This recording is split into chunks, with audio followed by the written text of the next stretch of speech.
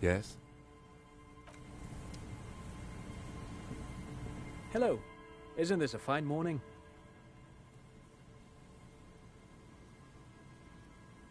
No, I'm afraid I can't help you with this one, officer. It's just a regular day off for me and Mikhail here. So you haven't seen anyone around? No, I'm sorry. As I said, this is just a day off. We just arrived anyway. There's something friendly and familiar in how he's telling the truth. He hasn't seen anyone. Sure. What's on your mind? But of course. What else?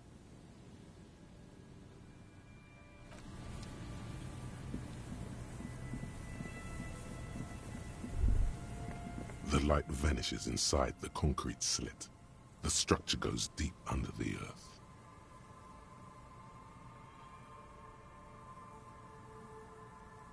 Maybe it's just a storm drain for the sewer. No idea. Could be connected to one of the buildings around here. We might find her down somewhere. There's an old storm drain system beneath Martinez that's mostly collapsed. Revachol's sewage system has been built and rebuilt 4 or 5 times now. In conclusion, she could be under any building. I hope not. There's no echo and no answer.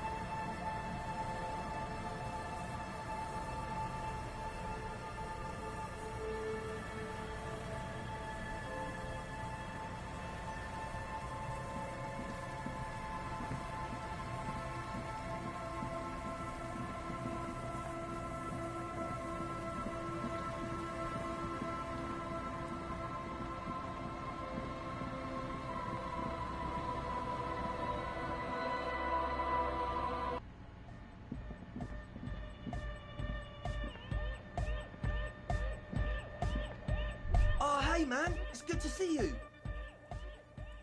Goodbye, off.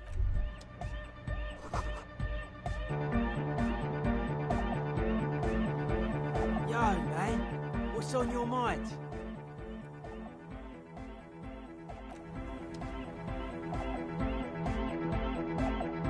Welcome back.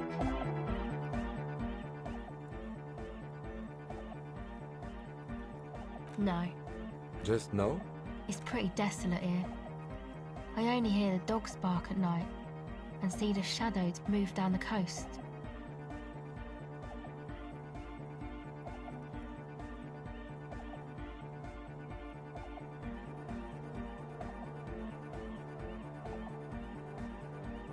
Exactly.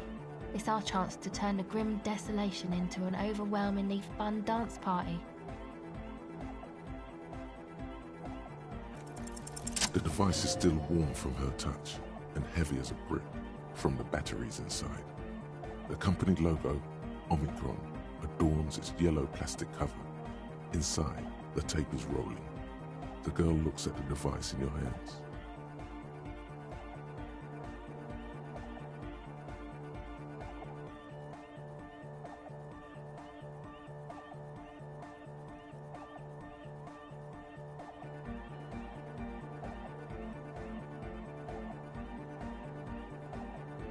She looks you in the eye, her pupils wide, surrounded by a ridiculous amount of makeup.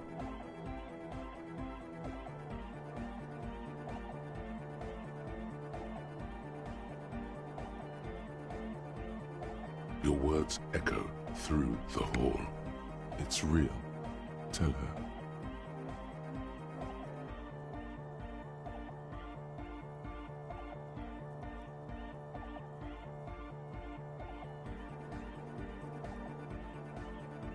What is?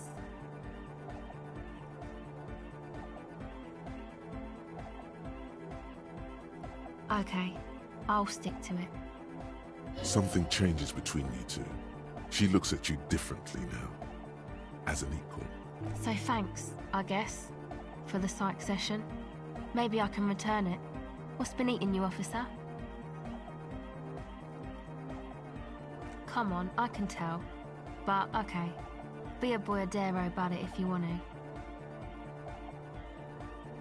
What is it?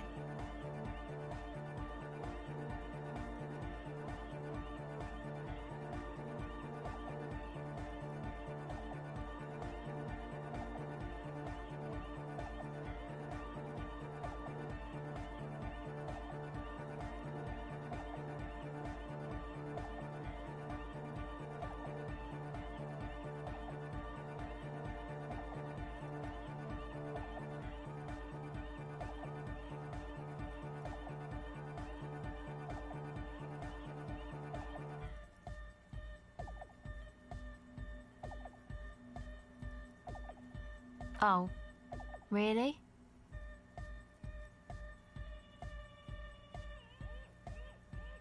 Wow, social justice really matters that much to you. That's commendable. It really had you shaken up there. Are you sure that's it though?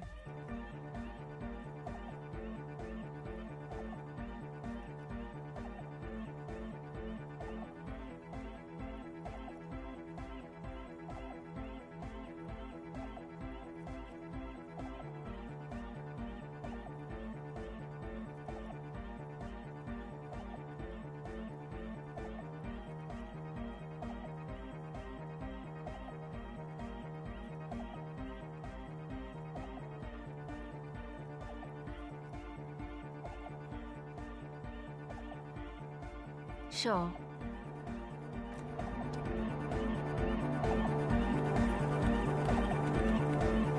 Yes, what is it?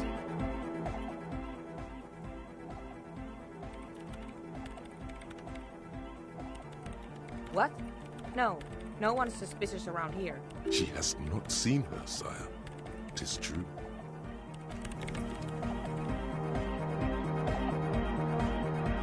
Good morning!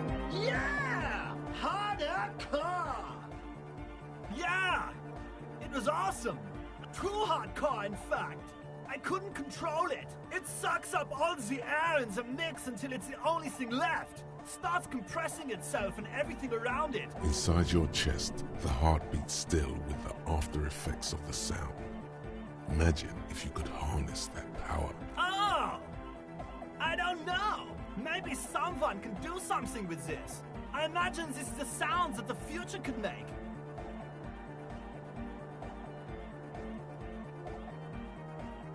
Can't escape the sound! Can't escape the future!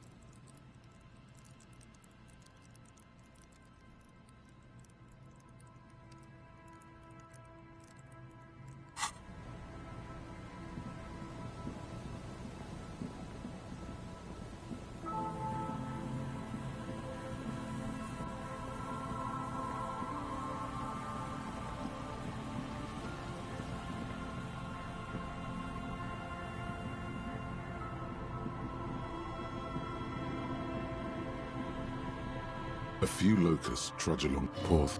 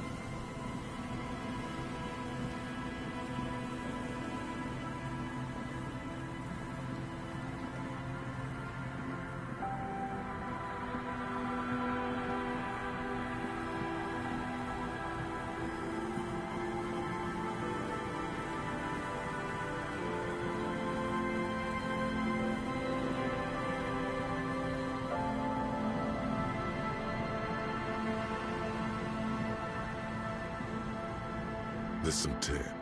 And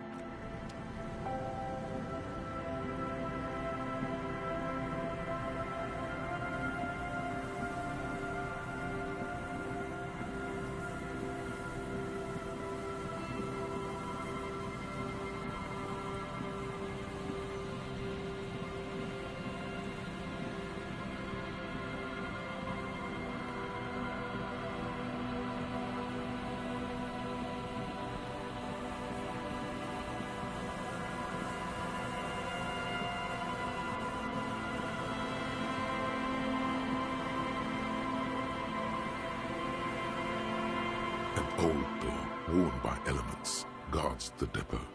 The wind has blown a sand dune in front of it. The door hasn't been opened in a long while. You see a handle. From here to the whirling, I can't see how. The church is in the way.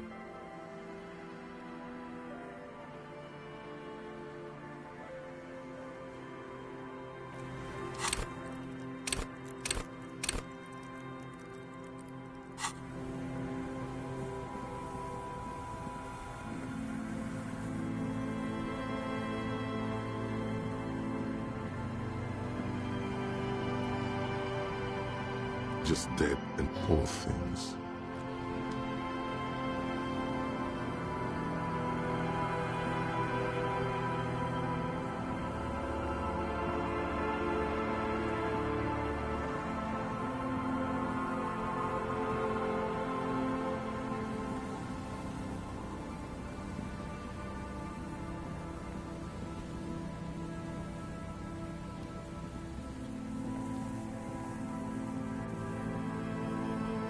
An old door, worn by elements, guards the depot. The wind has blown a sand dune in front of it. The door hasn't been opened in a long while. You see a handle.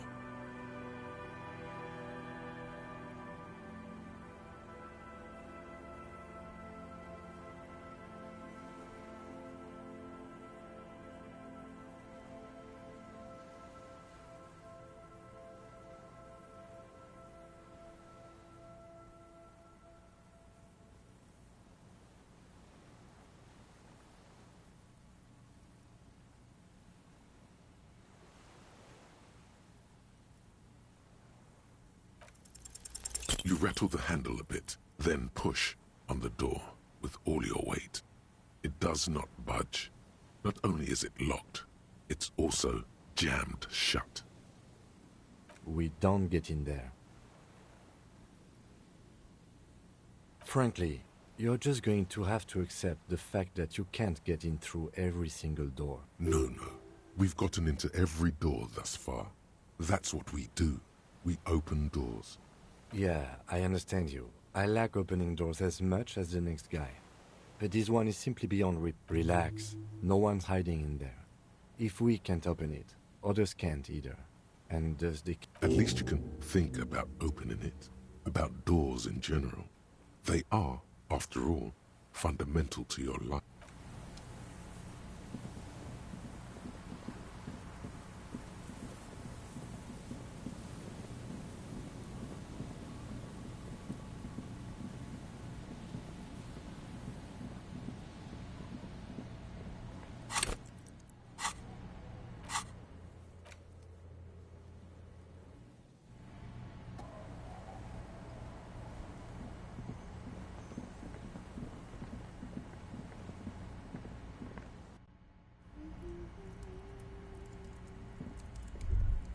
Hello, mister. Luby. Luby. My mom tells me I'm a big girl, but she doesn't know that I can't say Earl. Or sometimes I can, but then Uller. Kids.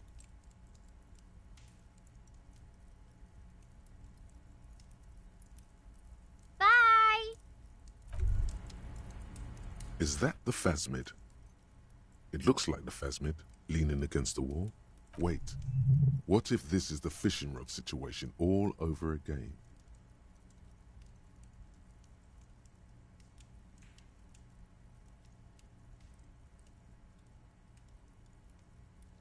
Fine. It's not a phasmid. It's not even organic. Just a fire iron resting.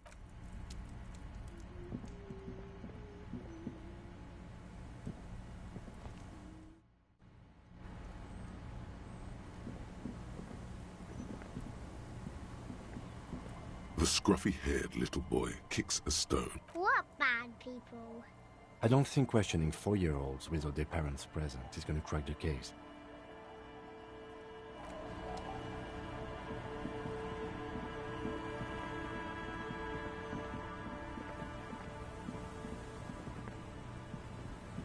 Tequila sunset.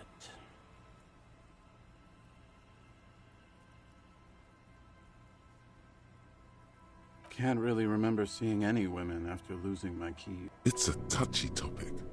He hasn't got laid in 8. He really has no idea who this Ruby is, sire. I do. But as you can see, my fuel tank is running quite low. If you catch my drift.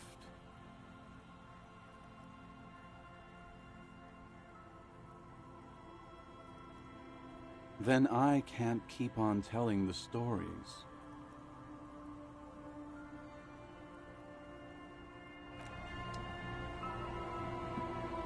The legend returns. You know the dance. Smokable smokes, pissable pilsner. Drink it, then convert it to piss. And there's spirits and speeds too. See, friend, it's real valuable. Worth every real, if you catch my drift. Got it from a bit of a business venture.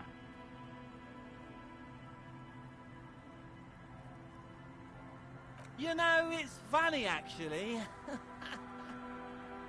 He's finding it difficult to focus his watery. What? Keep him talking. This guy. Conversation might bring a discount, no?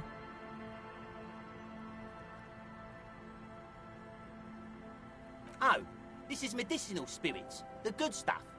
I got one of those scientific ampoules a few months ago. Torpedo, they call it. It's supposed to keep a man from taking a drink. Didn't stop me for shit, that's for sure. 5 lemons with half a pack of butter and you're good to go. It really isn't.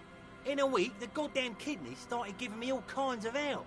Finally, the missus took me to a private doctor. Those arseholes charged me 4 real to remove the damn thing. But I came out on top after all. The idiots left me alone in there. Now, I used to teach high school biology. I know what doctors use to preserve dead things. Like 3 cans of this blue medicinal stuff from the back room. Threw the snakes out and voila. What's left is this... Snakes or intestinal worm. 2 I already sold to these fine gentlemen here. But this last one is yours for 3 real, if you want it. Yeah, you thought right. Don't even try to sneak anything past old Rosemary here. I got all senses locked on you, buddy boy. So what will it be? Aye, that's what I said just now. 300 real. Don't you try to trick me, buddy boy. So what do you want then? His tone is aggressive. You're getting on his bad side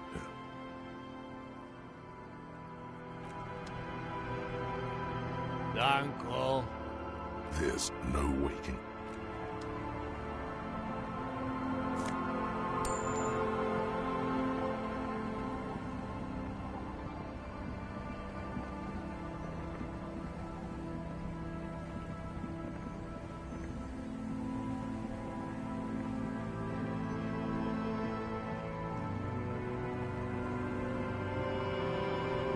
Our tenant, the policeman.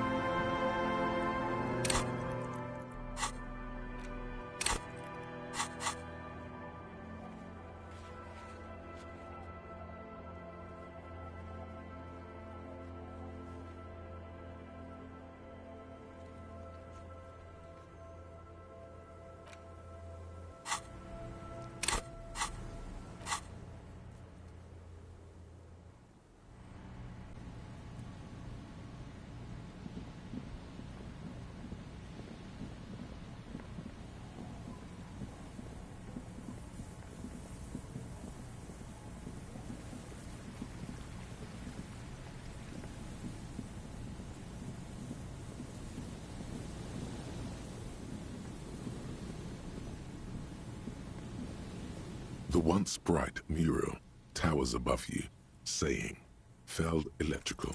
Oh, suddenly, there's a sigh, carried on the molecules around you, moving, flowing from high pressure to low pressure, like that of a woman emptying her lungs. She wraps the collapsing stone box in front of you in her breath. In through the collapsed roof, flowing down a concrete staircase to the basement, sweeping away footprints in the dust on the stairs, and then the beach below the boardwalk, its winding tunnels, a whisper away. She's down there.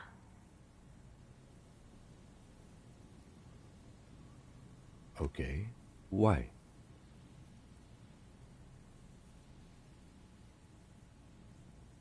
Right. How do we get in there? The doors were on the collapsed side of this building. They're gone, basically. Perhaps you can climb them. We are not climbing anything. I'm 43 years old, and I plan to live to see 70. There has to be a way to use brute force. Climbing sounds unsafe. Brute force is safe. Look around and find something to break if the ladder fails.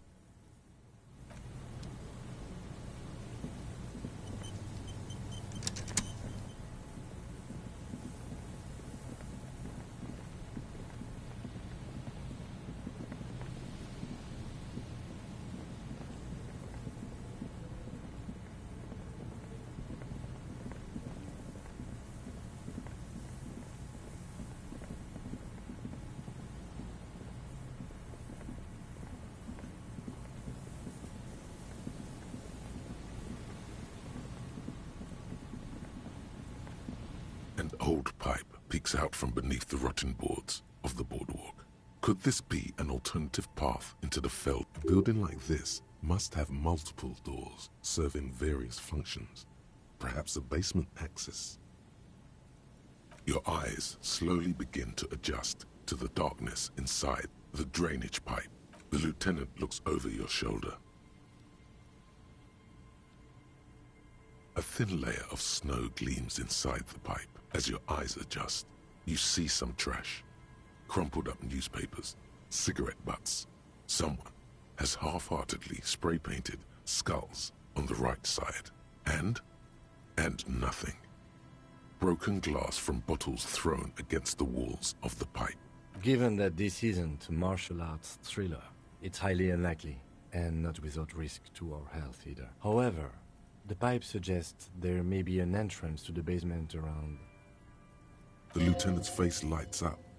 He doesn't usually notice these little... And it's right here. A maintenance door. It's jammed shut. The subtle approach isn't going to work on this one.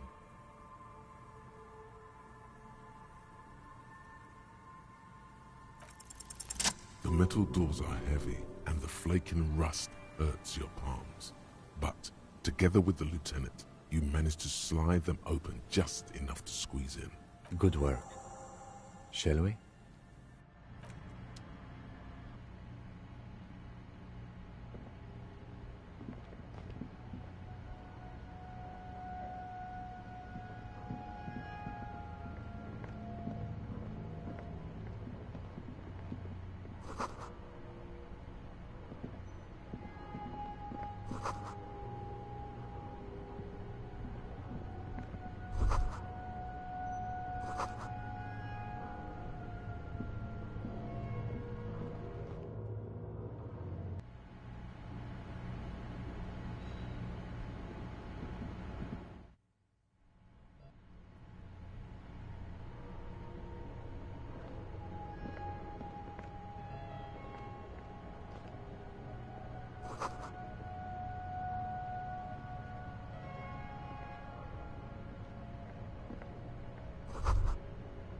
This isn't just glass. These are old computation yes, filament memories. From the time when wires were cast in glass, slides with an inlaid nervous system. The how was a closely guarded secret. Something that was locked in safes in human heads across the river where they were manufactured. As to why, your fingers don't know. So it is. I think it is used to form a single system, slotted in the wall. The rest of the building seems to have been picked clean. These? No. These are old filament memories. I hope you're not expecting to find that device here. All you'll find here is pain.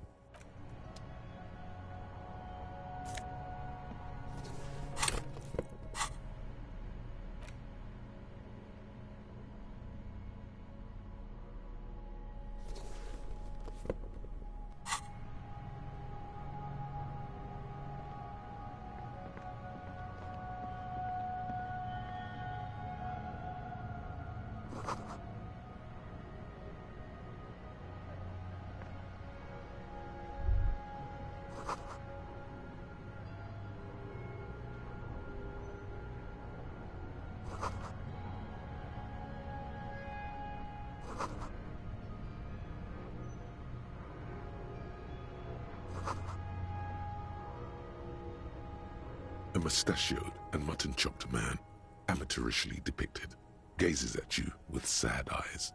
The plaque reads, K. Mazov. There is a spiderweb in the lower left corner of the portrait. Years' worth of dust is shaken off. The full head of hair, matched by an ample moustache and sideburns, look a bit silly. Yes, I can see that. Looks like some communists were hiding out here. The lieutenant does not seem to share your enthusiasm. Half a century? This was probably part of the network of defense posts the communards built against the amphibious landing. I think the purpose of this bunker was to produce propaganda. It would have had radio equipment back then, but that's all been looted. We have found a lot of those lately. I guess what most people think of as history tends to linger in rundown neighborhoods. Martinez being what it is, no one has gone through the trouble of cleaning out the old bunkers. I won't stand in your way, but only after we're through with this case. Millions of depictions of Mazov have been produced. They're not all connected. Besides, that looked like some student. The youths always go for this kind of stuff. You mean like Ruby? No, I think we've stumbled on a piece of history.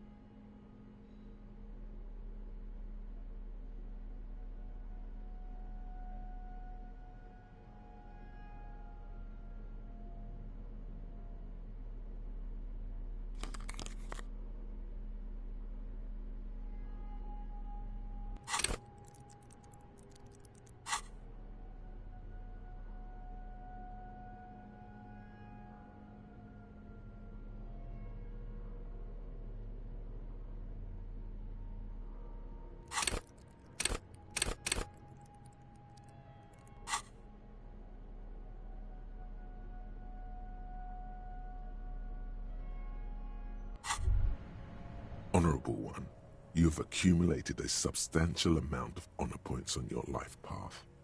You are a man most virtuous. Of course there were honor points. Did you think no one was paying attention to all of your honorable deeds, Honorable One? Oh, the modesty on this one. You are on the fast track to becoming one of the rarest, most revered of all police officers. An honor cop.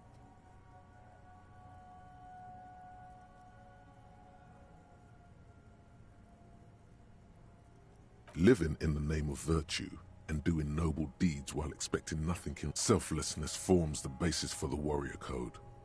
An ageless code, as fit for nomadic Ilmaran tribes traversing the vast Red Plateau in Provincia Gordi, as it is for your neighborhood postman.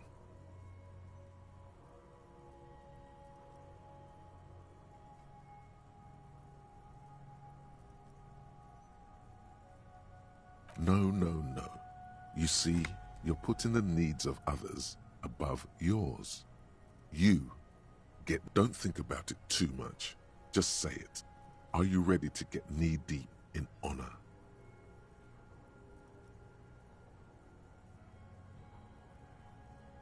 Yes, your deeds are spoken for you, Honorable One. But to fully drape oneself, even among the honorable, only the most dignified are deemed worthy. Honor comes from deep within you.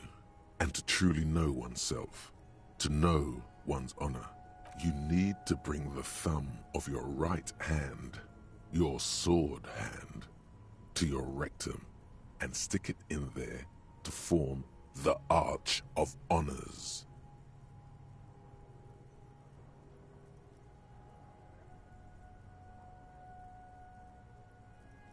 Then they will witness honor so great. It seems nigh impossible a single man can. Most dishonorable are those who have known honor, carried honor in their hearts, and then you brought much shame on your family today. Your name will forever.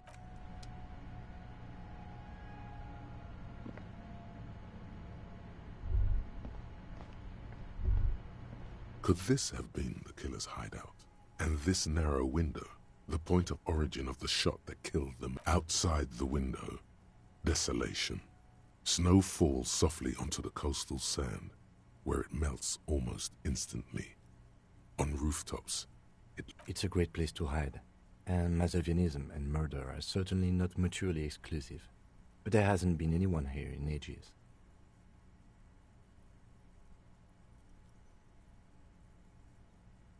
It's a great place to hide, and Masovianism and murder are certainly not mutually exclusive. But there hasn't been anyone here in ages. Indeed, no one could get a clear view. the lieutenant's voice betrays a slight disappointment, which he glosses over by reasserting control.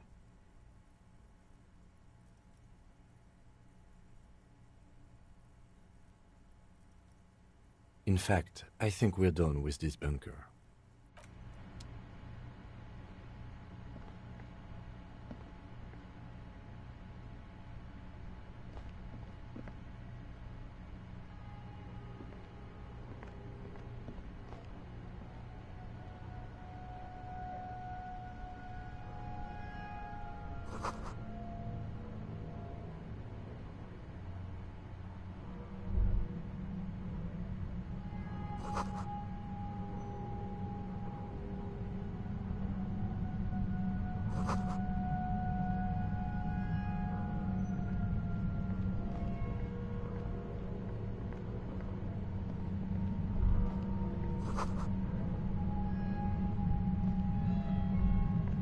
There it is again, like a swarm of hornets buzzing under your scalp. A strange tingling you can almost smell. No, what do you mean? I don't feel it, but we should still be careful. There were footprints back there, and I'm pretty sure they were fresh. Looks like our suspect. If she's in here, we need to plan our next step carefully. Once we detain a credible suspect, who knows what the Union and the Wild Pines will do? We'll set in motion events we have no control over. You will upset the balance of power in Martinaise. The deadlock between the company and the Union will destabilize. This part of town is a fine clockwork puzzle. Disturb its peace, and it will start breaking down uncontrollably. Keep calm. Go over the whole situation in detail.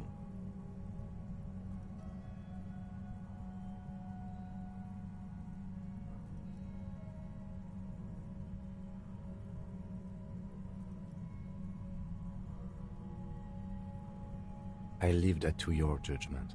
You already know what I think about cross-pollinating information like this. It's dangerous, but... He just can't be sure. Maybe it will yield something useful. Yes. There won't be time for that once things go down. Matter of fact, I don't think there's time for it now, but... If you must. We absolutely cannot skip that appointment. Consider that 100% confirmed. I fear you'll need your gun for this. His hand rests on his holster. It's not enough. You need a gun in your hand too. Your gun. Well, we are not responsible for what we can't predict, are we? I don't think the entire city will be razed to the ground. If you can't predict it, there's nothing you could have done. I think I see a cavern. Maybe more cellars? I think we've been careful enough. We still have the element of surprise. Or maybe not. Either way, once we go deeper, there will be no turning back.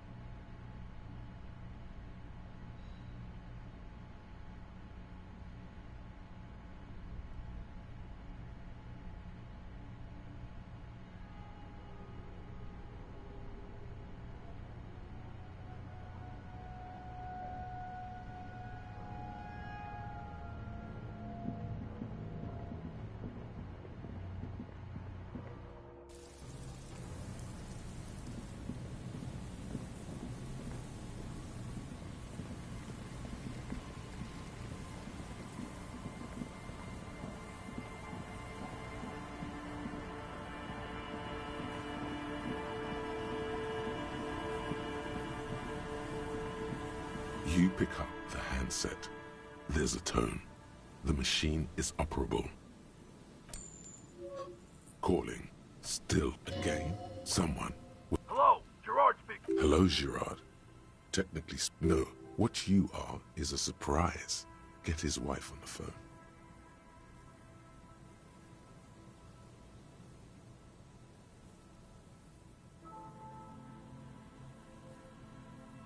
Who is this?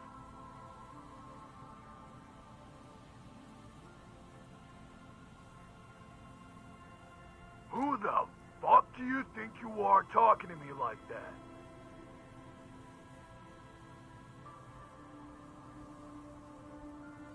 Just tell me what's going on here.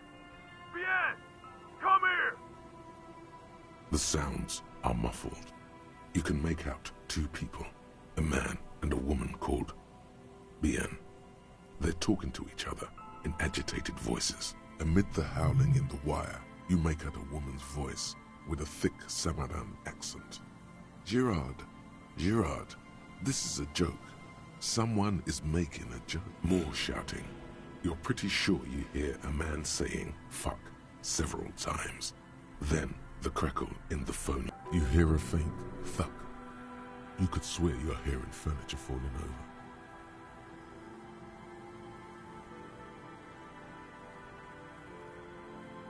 You can't make out a single word. Something hits the phone with a loud crack of plastic and microphone hiss. What the hell are you doing? You're right, you shouldn't have. He accepts your apology. Let's just go. I've had enough of this phone booth. You pick up the handset. There's a tone. The machine is... The lieutenant shrugs apathetically, then walks a little distance away to concentrate on his notes. Calling. Still... Stop calling me, man. I'll get you your money, alright? I just need till tonight. Let me work.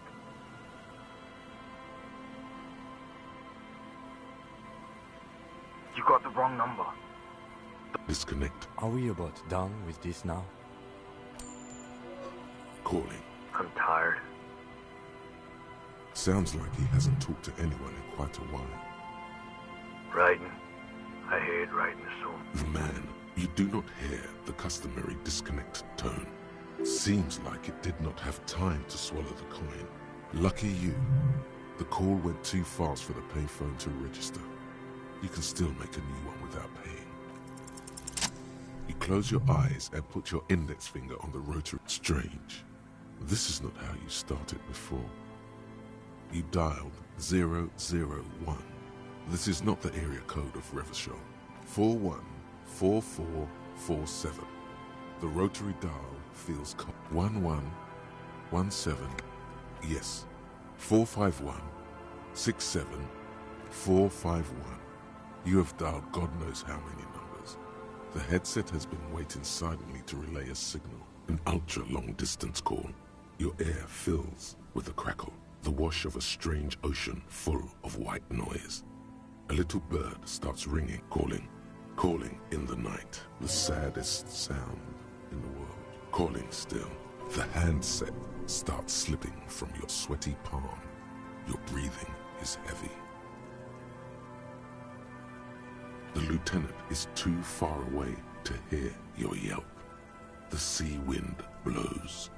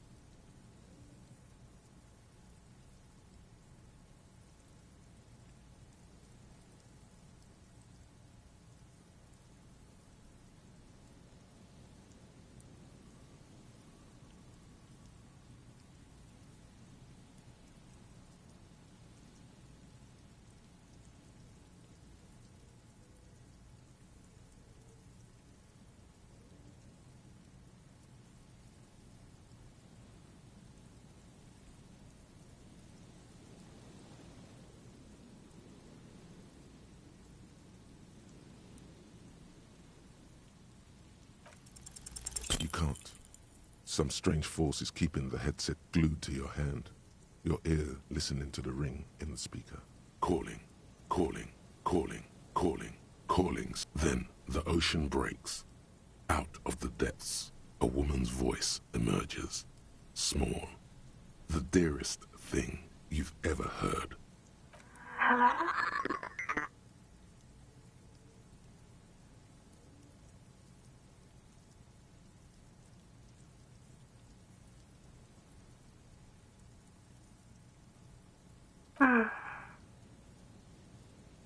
Who is this?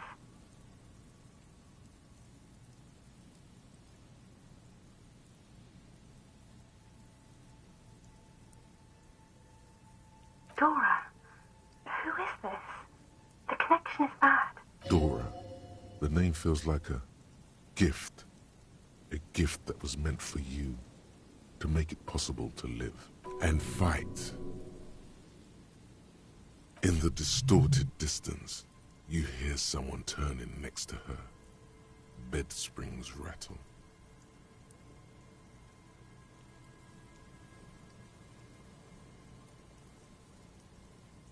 No answer. You're not sure, but you think you hear a man's voice in the background. It's covered in pain and white noise.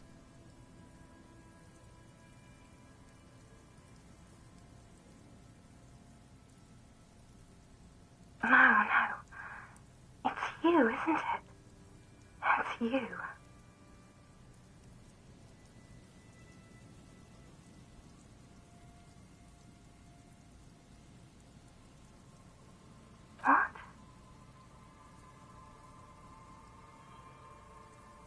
Oh no. Is that you? This is too much. You need to recede.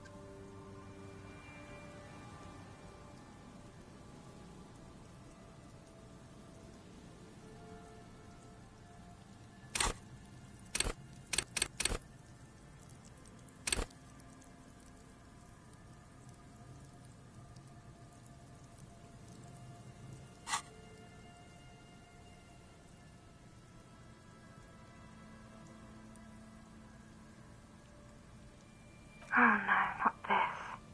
What time is it? You're not a revolutionary, Harry. You're drunk. You only have 2, maybe 3 things left to say before the change runs out.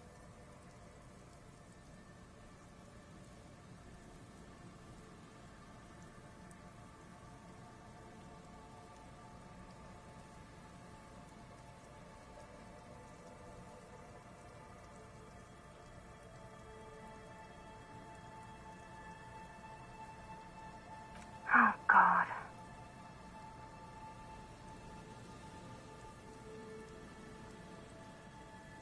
Do you know what time it is? It's so late here. It's 4 o'clock, Harry. I need to wake up in 2 hours.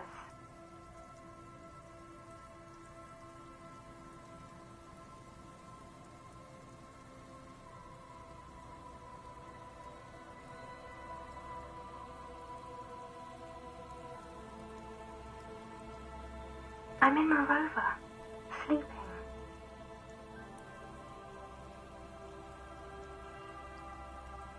What do you want to talk about that we haven't talked about already? This is bad. You feel your right hand on the handset cramping up with pain.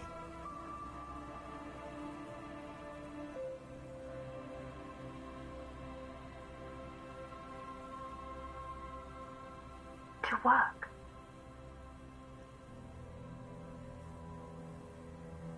The academy, where I work. No response, only a sigh. The connection crackled like burning paper.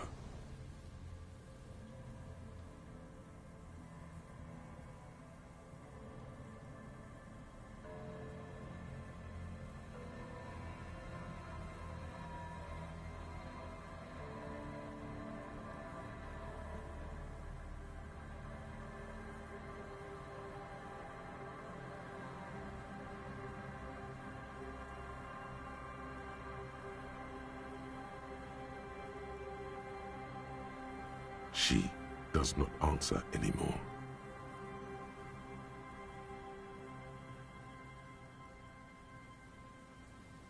Harry.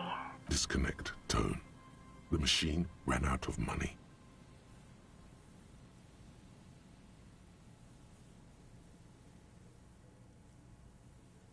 You dial the number again. 26 pulls of the rotary dial. In the middle of it, a familiar ring. Small calling, calling. Calling, calling, calling, calling, calling. It looks like she doesn't want to pick it up, Harry. Stop scaring her. Come on, you know why. Calling, calling. Harry, please.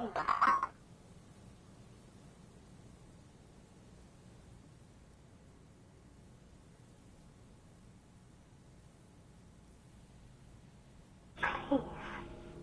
I'm going to hang up now, okay? Phone hanging up. Disconnect tone.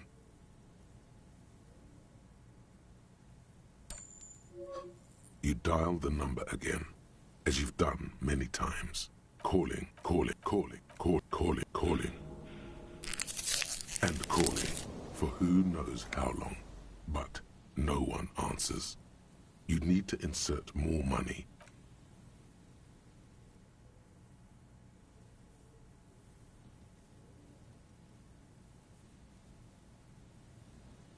The cold metal is hard. That's enough now, officer.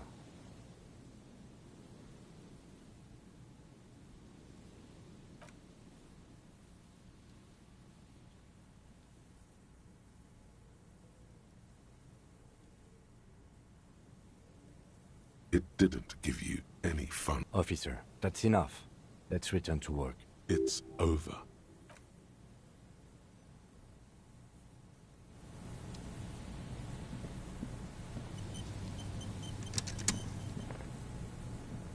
A metal payphone under a yellow plastic dome.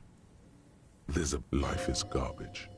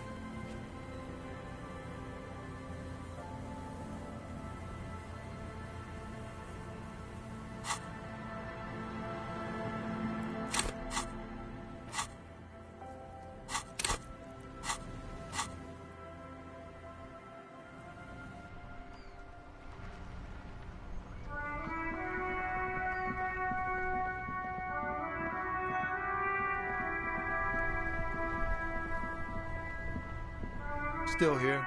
Stuck in this damn jam, my man.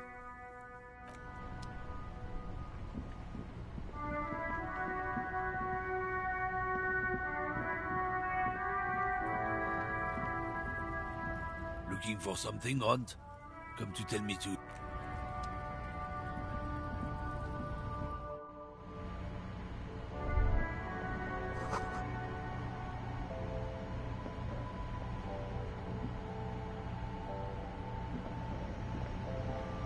The tear machine stands in the corner.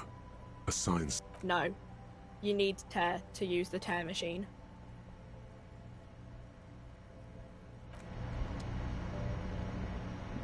A small cabinet on the wall is filled with various medicine bottles, nasal sprays, and blister packs. They all bear the Saint Baptiste Pharmaceutics logo. Okay, here. I hope Saint Baptiste makes you feel better or something. Okay, here. I hope Saint Baptiste makes you feel better or something. I don't know. Let's see. Nosafed is a nasal spray. Dramamine is a really good painkiller. Magnesium is a dietary supplement. Hypnogamma is... I don't really know what Hypnogamma is. I guess it makes you feel less shit. It's recommended to use after lots of partying, no, sorry. Nosafed heals +1 health. Dramamine heals +3. Saint Baptiste, you know. Saint Baptiste Pharmaceuticals. The one that sells meds out of Saint Baptiste. That one. Okay, here. I hope Saint Baptiste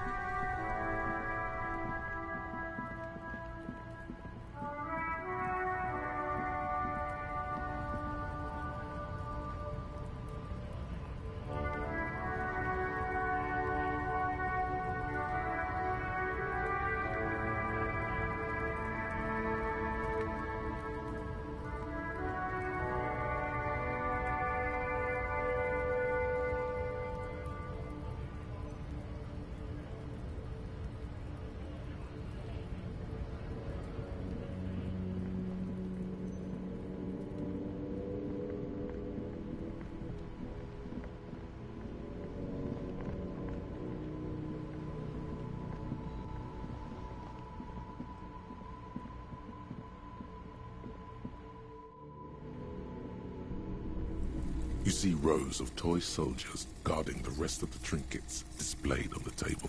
Why? What's this? A headless man riding a horse? A headless man wearing Oh, that's the Headless Phone Rider. The Headless Phone Rider.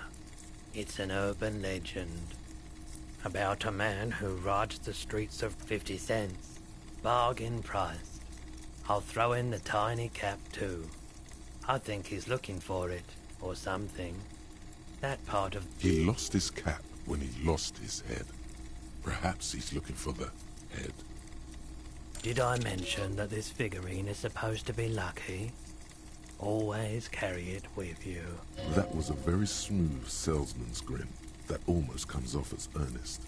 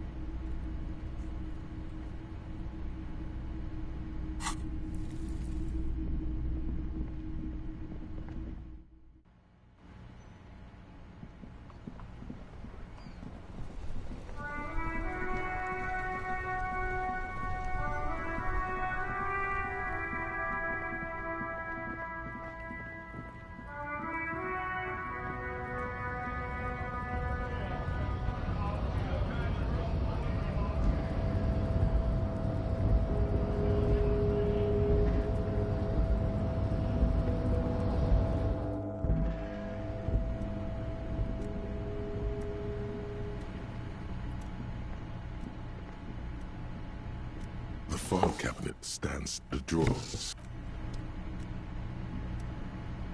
The already familiar cold touch of plastic welcomes you as you pick up the handset. Your fingers run over the dial pad. 005. That's calling. Calling. Still. Video Reversal, 24-hour video rental. You rent 8 and 10mm film for home use. This is Lammy. How may I help? The voice of a youngster on the other end. Video Reversal is a 24-hour video rental. We rent 8 and 10mm film for home use. This is Lammy. No. Sir, I don't know.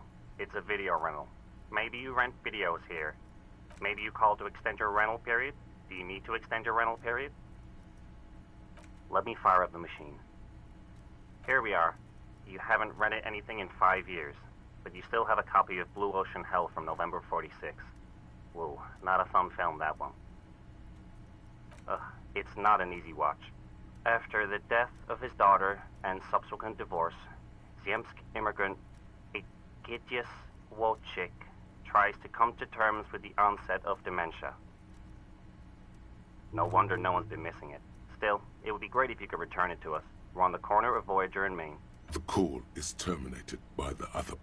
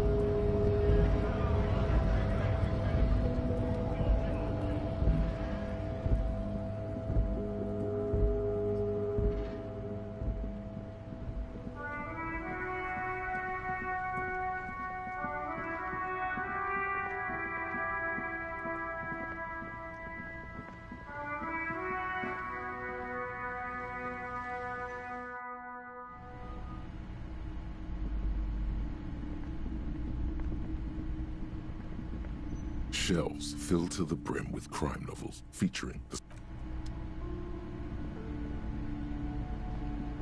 Shelves full of biographies of famous people, whoever they are.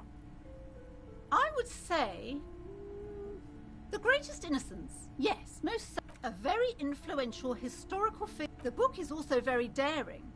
The author aims to re-examine the universal understandings of the innocentic system, creating a fresh vantage point.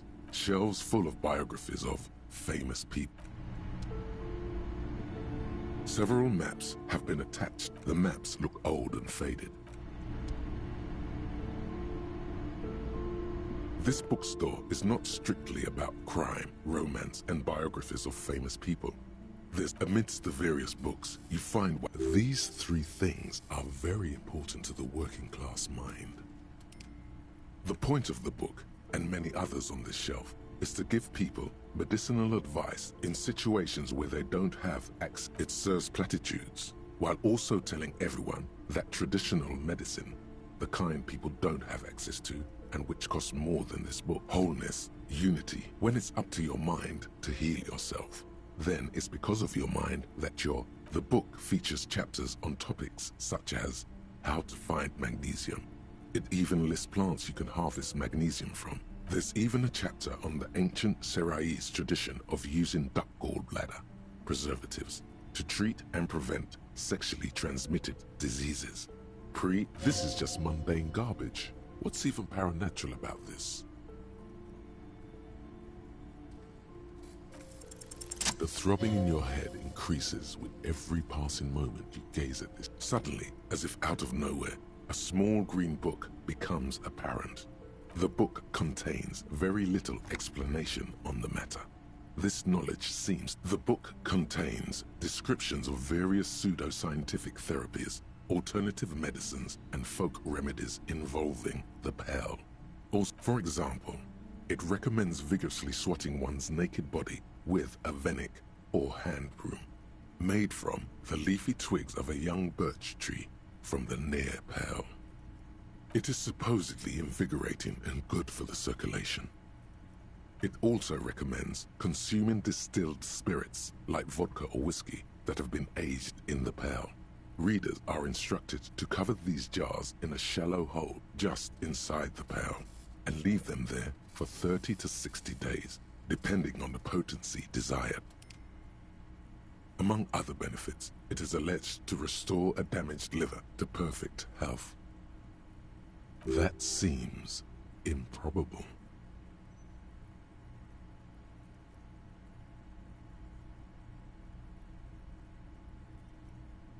Is it any more improbable than anything else that human beings put their faith in?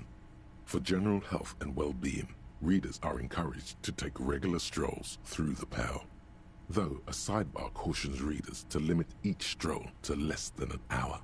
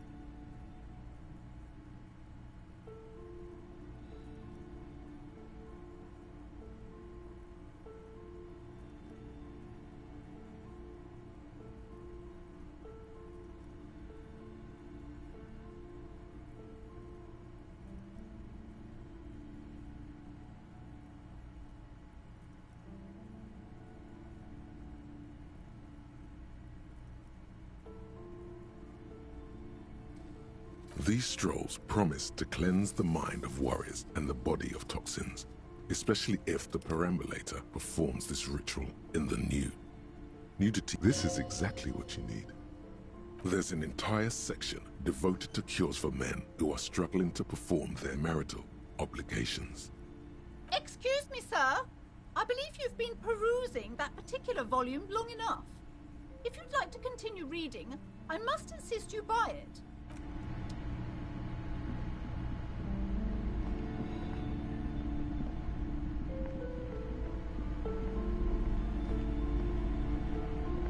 A small mountain of colorful board game boxes. There are numerous types of games for all ages. A lot of shelf space seems to be taken up by Wirral-related merchandise.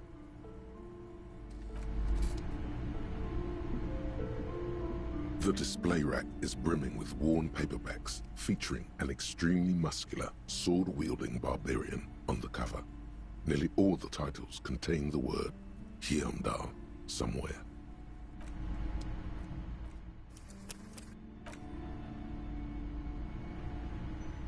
The display rack is brimming with worn paperbacks featuring a twinge at the back of your head makes you flinch. Your eye starts twitching. Your hand reaches toward a book with glossy cover art of the very muscular man from... She's laughing at him. But between the throne and the Hyundai man lies a bonfire, casting shadows on the wall. The shadow of the woman's headdress looks like a pair of devil horns. The display rack before you is burdened under piles of Man from Hyundai novels.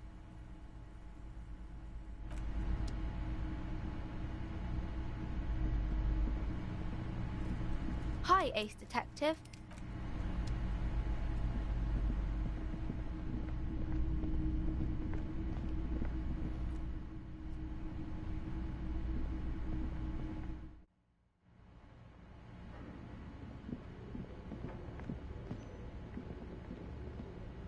The barbell waits patiently on the floor, like a dog for its master.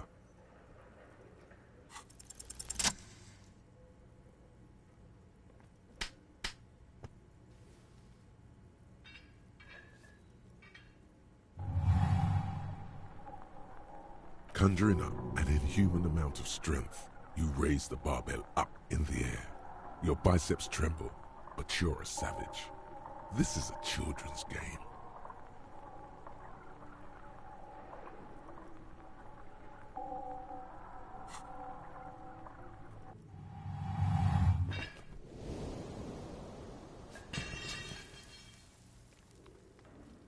A warm wave of accomplishment washes over your head as you drop the bar. Hey, but you're still in a ghost house.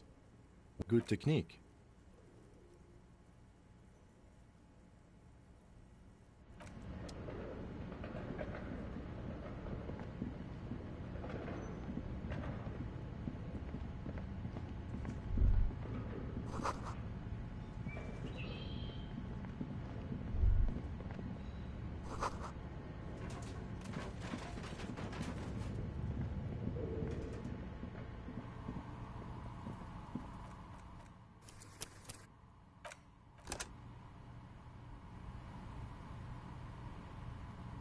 Oh, it's you again. Are you looking for a die?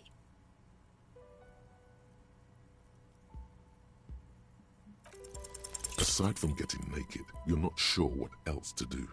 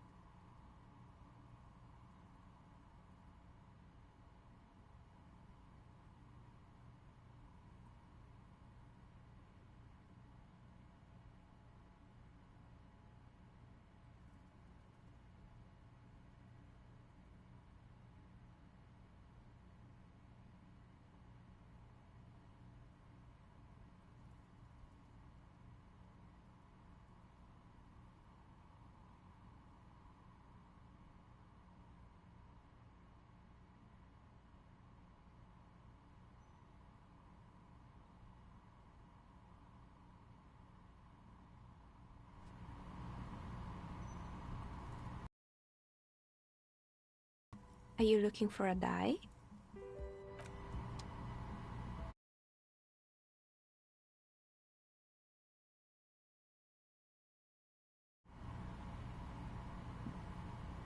Oh, it's you again.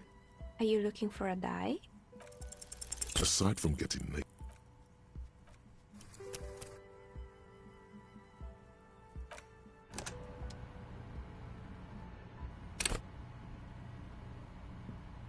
Oh, it's you again.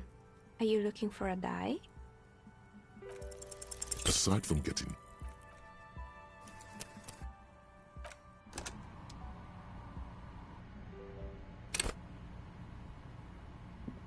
Oh, it's you again. Are you looking for a die? Aside from getting naked.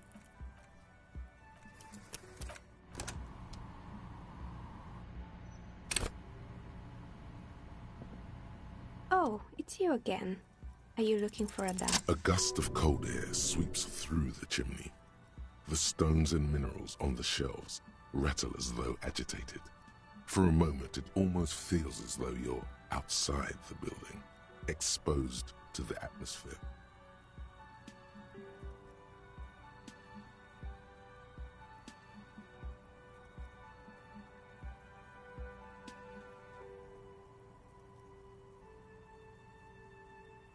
Didn't we already talk about this?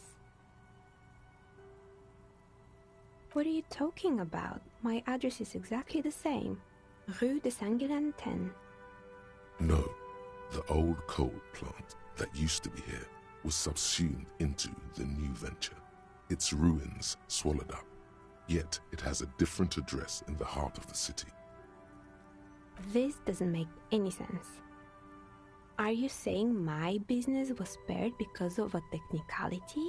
Where is this coming from?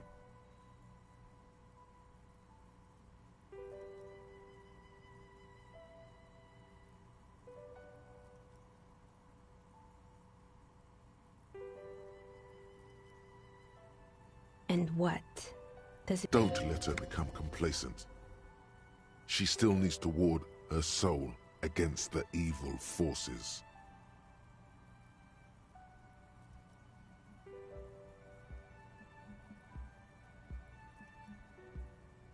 She starts laughing, her fingers trying to rub away the exhaustion from her face. Do you know what this is?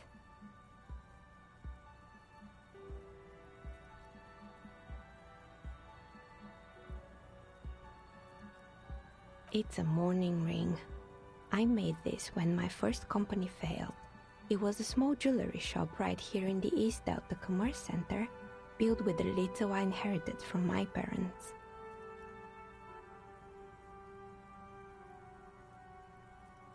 I drove it into the ground within a year.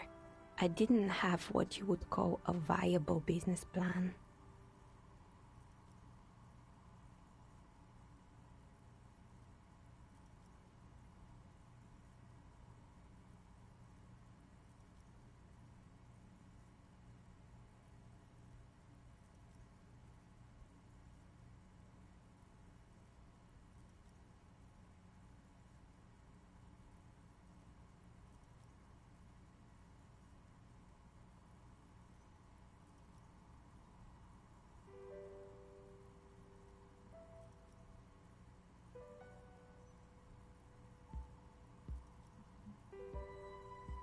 It wasn't just the jewelry shop either. I always thought that it was just the world that you were supposed to try again and again until you finally succeed.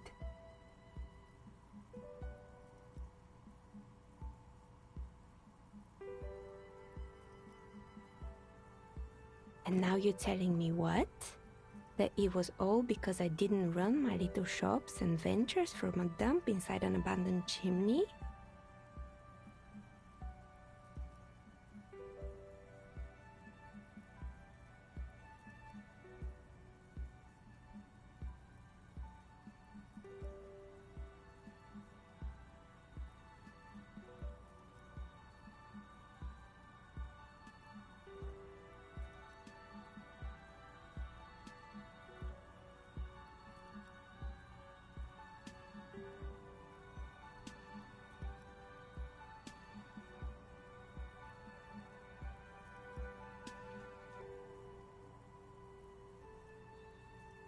Yeah.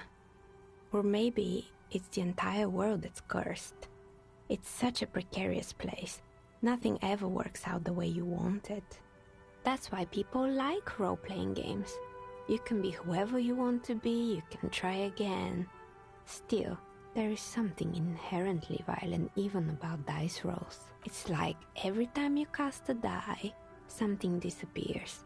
Some alternative ending or an entirely different world. But anyway, thanks for sharing your theories, officer.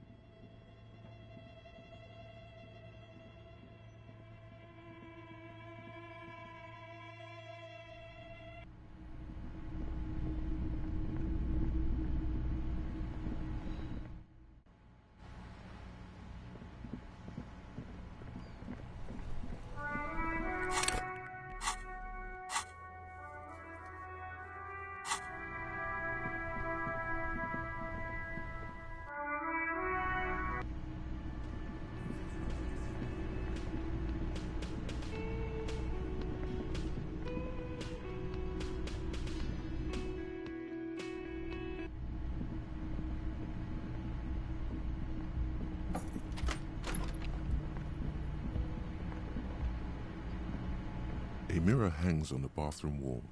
In it, your clean-shaven face, adorned with the expression. You're still not accustomed to it.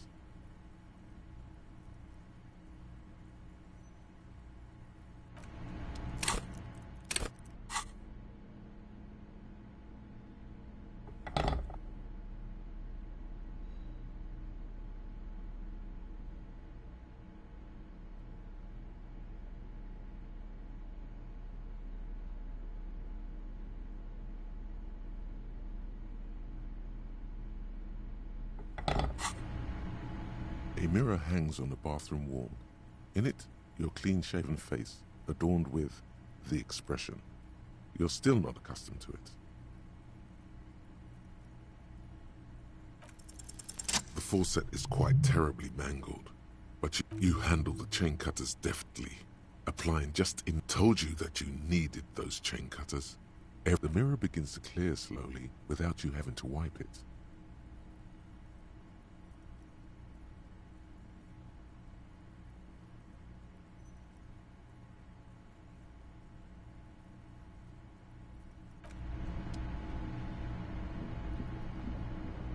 The fan stands still.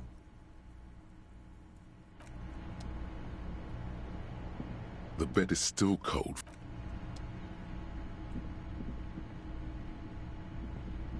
The window stands broken in its frame. Cold wind blows in. The shards face outward. Whatever broke this window came from the inside.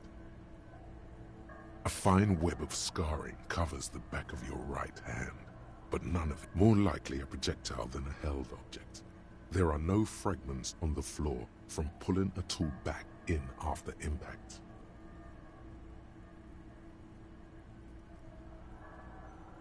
It is too large for a bullet, yet too small for a piece of furniture.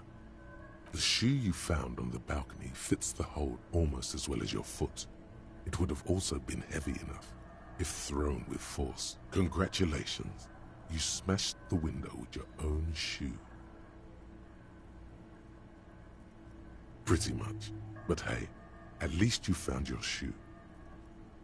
Not that it will keep you warm at night. The window stands broken in its frame.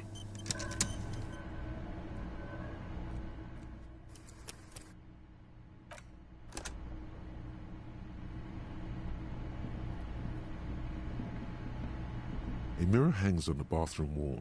It's barely covered in steam, like the rest of you. It comes from...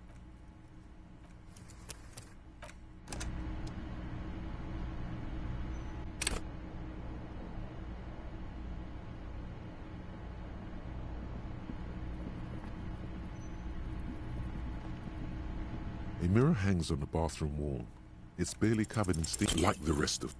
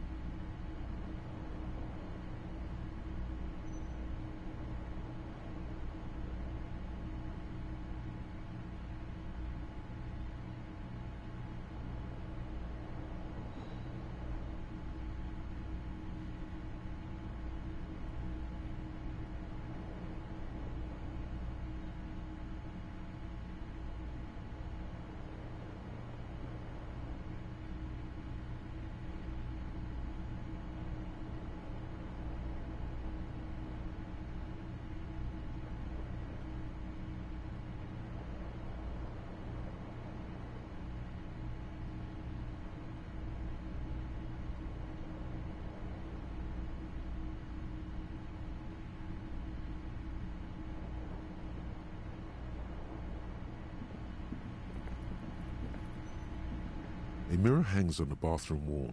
It's barely covered in steam anymore. Like the rest of you, it comes from a bad place. Still not happening. It won't come off that easy.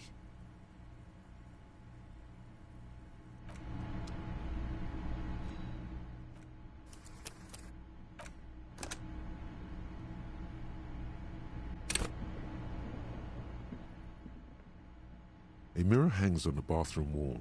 It's barely covered in steam anymore. Like the rest of you, it comes from a bad... Still not happening. It...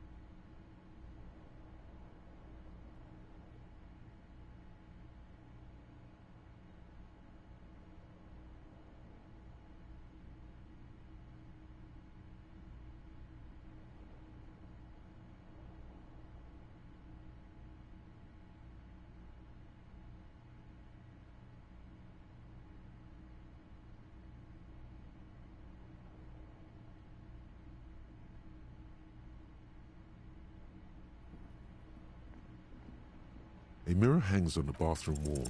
Like the rest of you, it comes from a bat still not happening.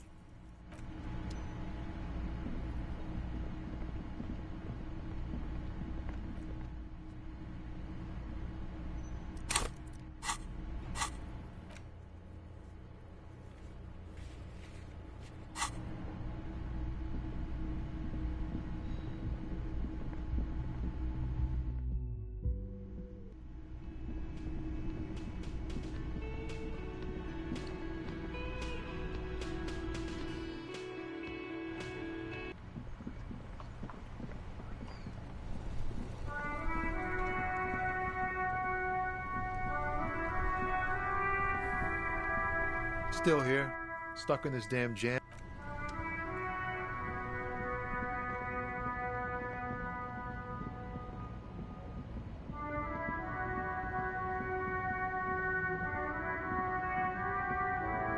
A lorry abandoned. The smell of cigarette. There's something odd about the passenger seat. Closed.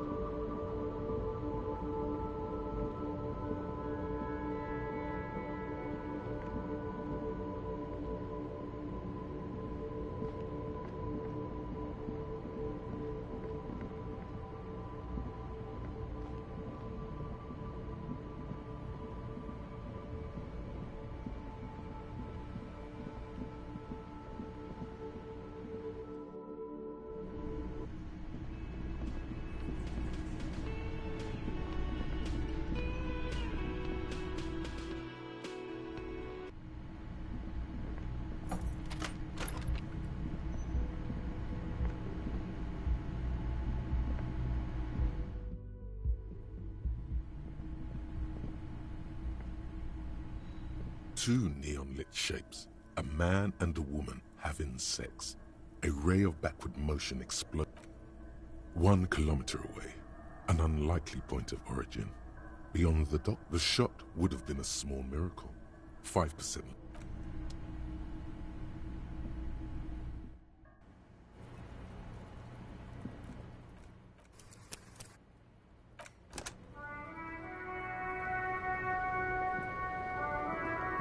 Officer, it's a fine day for questions.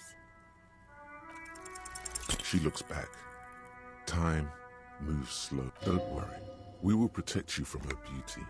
We will consult you through we will see through deceit. You are advised. There are muscles on long white bones that line her limbs. Just below nothing. Just time. You are not a fool. Anything out of the ordinary and you would be noted. Air moves in your windpipe. Your heart beats. You're a detective. Get back to... She presses her elbows against her waist and slowly turns her head. Her hair brushes her shoulders, making a small hissing sound.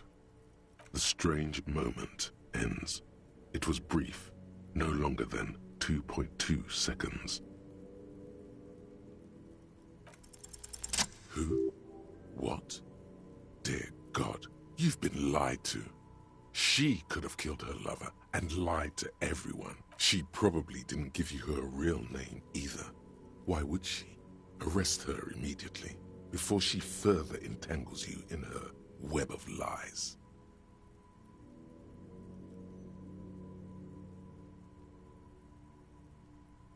There may be grounds here, at least for an extended detention. A little whimper. The young woman hears you. She's looking around.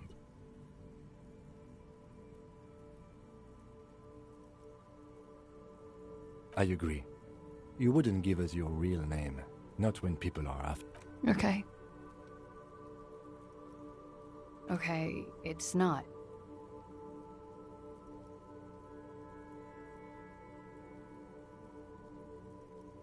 You log your work every week. It's all transmitted to Commencer. I couldn't just... Like I lied before. Like I did at LCSB. I have to lie all the time. I'm so tired of it. It's Katarzyna Elysium.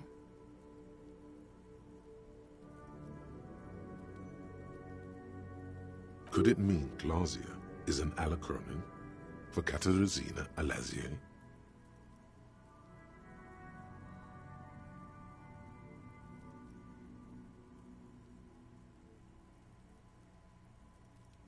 It was a sentimental thing. I wanted to be more me here, this time. So I used my nickname. A nickname? Who gave you this nickname? A teenage boy. 1,000,000 years ago. That's cool. She doesn't feel like a Glasia. She feels like she nods, her back straight, ready for what? Glasia. It was my first real boyfriend who gave me that name. He never recovered from the shit we went through. Because of me. He was a writer. He made Oranislet. And I destroyed him. I know I'm shit. I know. But I haven't done anything. At least nothing illegal. Failure to aid a police investigation. She purposefully misrepresents fucking mine. That's right, gang. Stern and merciless now. Stern and merciless as we reel her in.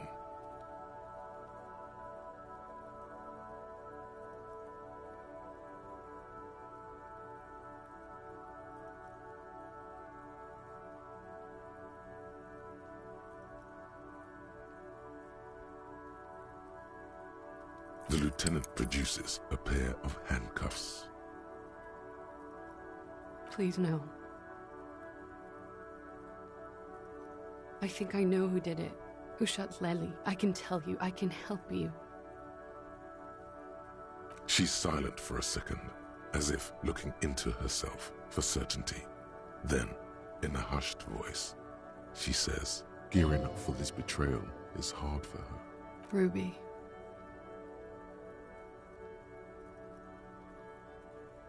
She has this thing for me, ever since I met her and the boys downstairs. She's been pretty frank about what she wants. Sex. And more. I made the mistake of confiding in her. I told her I was on the run. She started protecting me. It became an unhealthy relationship. When I started spending time with Lely, she told me to end it. Said there would be shit if I didn't. It was not a good meeting. We stopped talking after that, but... I don't understand. What exactly in your relationship made you think she is romantically interested in you? She said she's in love with me. She even asked me to run away with her when I told her I'm a fugitive. She started developing notions about our relationship. And you led her on? A little. I was flattered, you know? But then I had to let her off, and it was not easy. I came to regret being friendly with her. We maybe kissed, nothing more. Yes, but what was their relationship outside this unequal power dynamic? We spent a lot of time together, listening to the radio and such. She had great milieus, and she was good company. I was sorry it had to end. What was that question about? She's feeding her friend to the wolves here. This is just an assumption. I know what it sounds like. That's why I didn't want to tell you before. But she knew what had happened when I came downstairs. Somehow, she knew Lely was dead. She wasn't surprised at all. When we came up here, she was calm as a stone, too. She cleaned it all up like she had a plan. This is a familiar theory. You had it too, remember? Could it be that Ruby was covering up after herself? The lynching?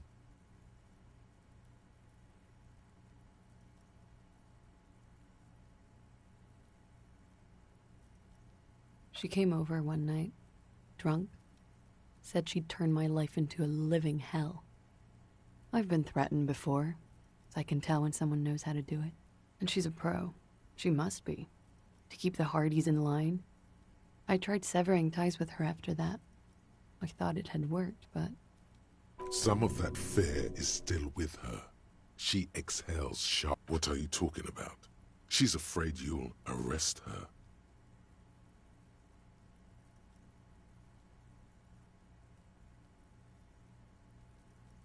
You said there was a secret route there, right? She could have come up through there, then taken this shot, right here, where I stand. It was too dark outside. I wouldn't have seen her. Interesting theory. Did she know that door exists? Had you been out there with her? Yes. She's been up here many times. She used to come to drink on the roof when,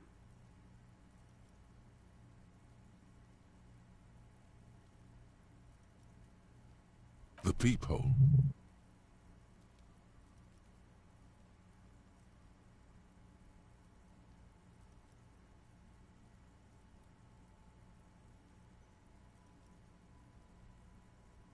She would have seen us. My bed is right next to... You mean to suggest she made it? No. No. Why would she do that to herself? No, I just remembered you told me about it, and... She's not really sure. It was right above the bed. She could have seen all sorts of things from there. Okay, and what? Arrest the liar. Don't arrest her. Push her a bit more, but then let her off. That Ruby theory was solid. And she's beautiful.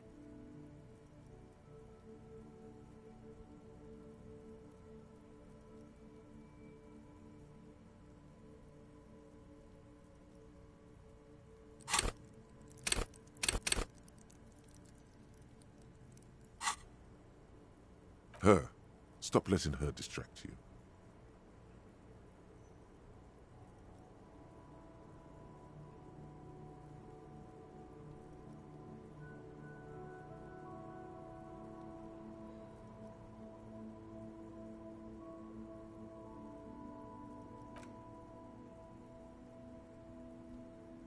Thank you. Thank you. You won't regret it. Something tells you you will.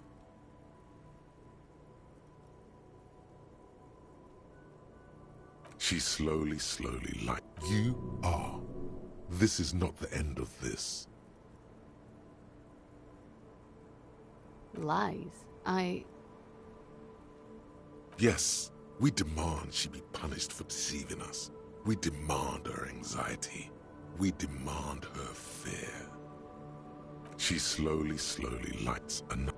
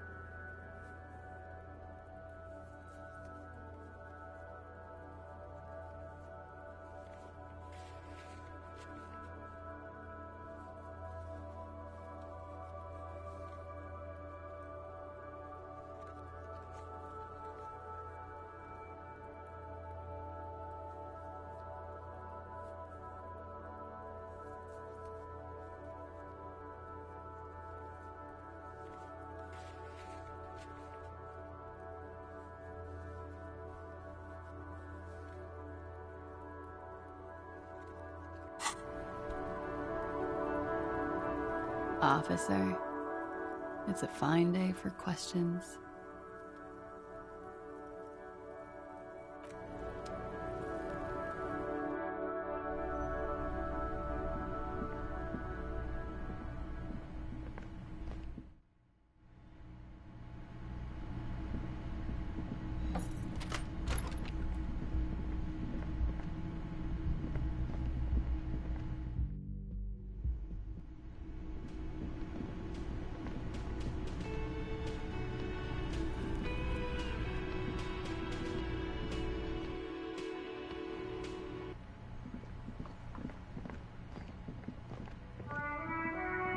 An old called East Delta Commerce Center.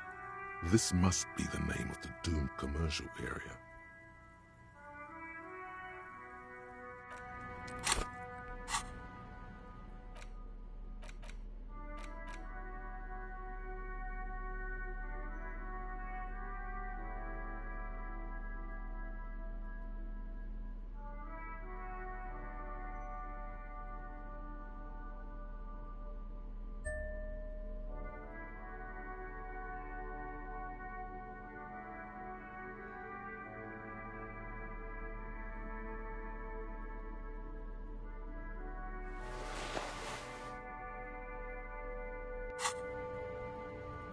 An old East Delta Commerce Center. This must be the name of the doomed commercial area.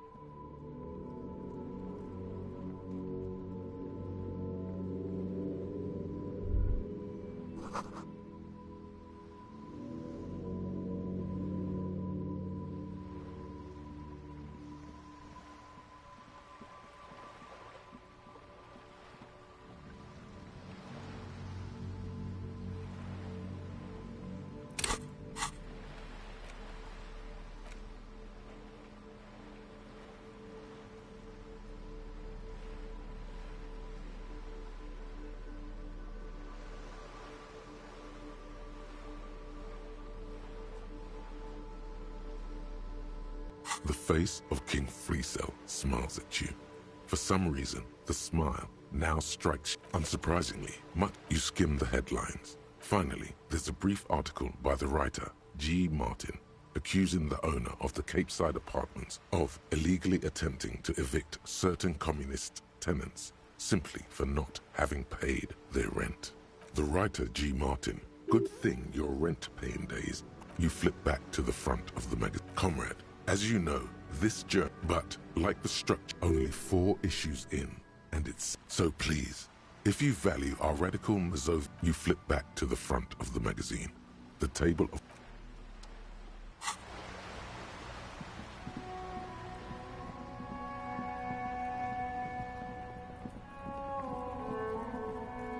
Trying to sneak up on me again! Trying to...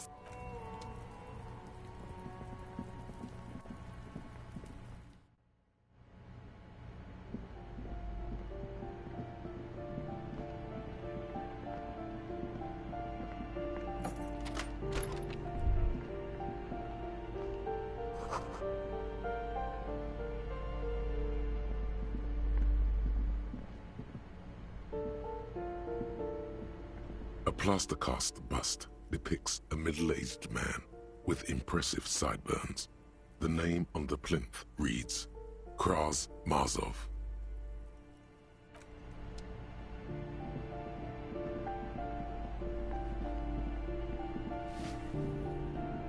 Give me a moment. Give me a moment. Ask away, policeman. She mumbles.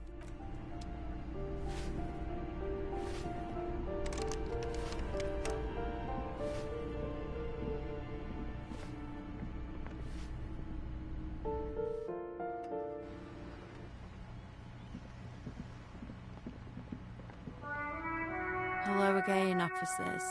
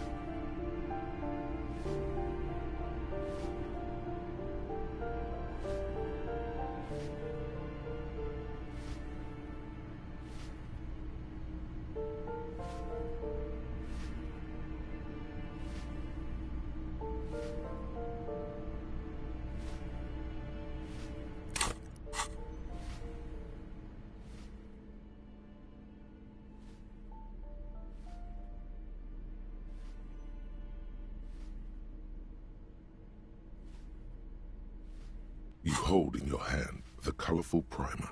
The type, This book will show you the score. Get you oriented with those basic concepts you appear to be hazy on. The anthropomorphic, the alphabet. This book will show you the score. Get the alphabet. Every page has one word designating one letter of the alphabet with a faded illustration. Most of them are scientific and A is for azimuth. B is for Boreas. C is for cosine. H is for homeboy. I is for econ. J is for Eura. K is for collapse. Q is for quasar. R is for rhododendron. S is for sinus. T is for tricolor. U is for ultra. V is for vector. W is for Wahrheit. X is for xylophone. Y is for Ustava. Z is for zenith. That's it. You know the alphabet now. Good. I also know the alphabet.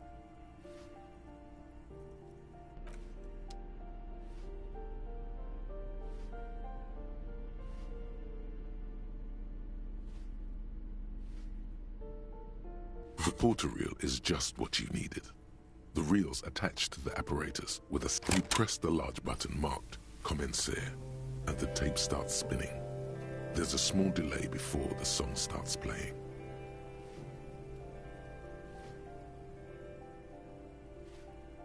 Then the organ starts playing a simple, melancholic tune echoing in the hallway. A lone singing voice joins, telling you about the tiniest church in Cessons, surrounded by even tinier yard. You almost feel, within seconds you know, this is the one, the real shit you've been looking for. The one you trust your room to that Clasia told you about. Perform it. A click, then silence for a bit. Then the tape stops spinning. Of course you could sing this.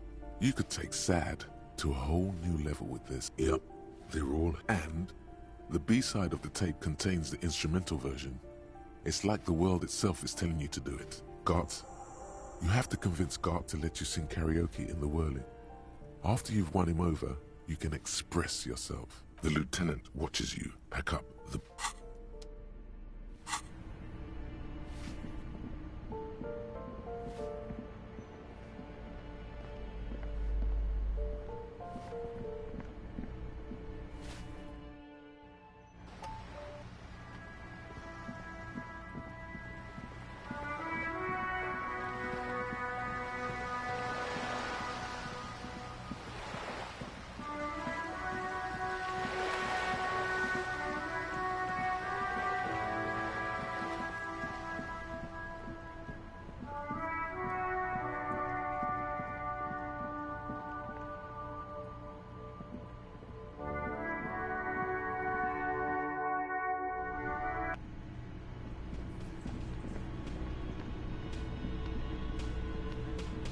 Hey, was there something you needed? No, you don't. It's not happening. He tries not to look at you. It's dangerous to acknowledge. You need to approach this situation logically. Ask him why he has the PA system installed if you can't use it.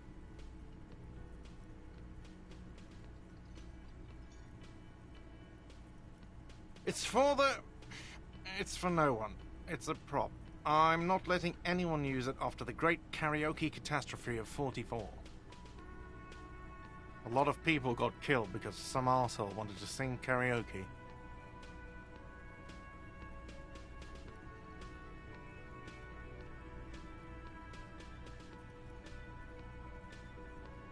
It's not for bands, it's for clients. Some clients, okay? Not you.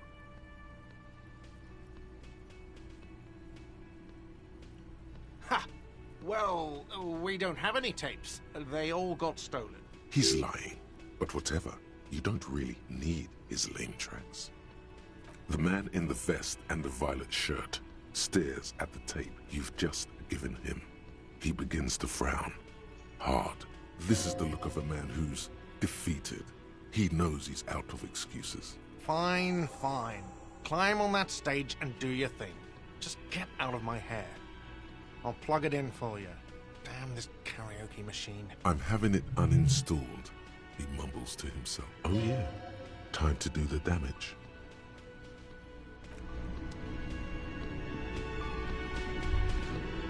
The stage is all set up for your performance. So, are you ready for your thing now? Let me know when I should turn on the karaoke carousel.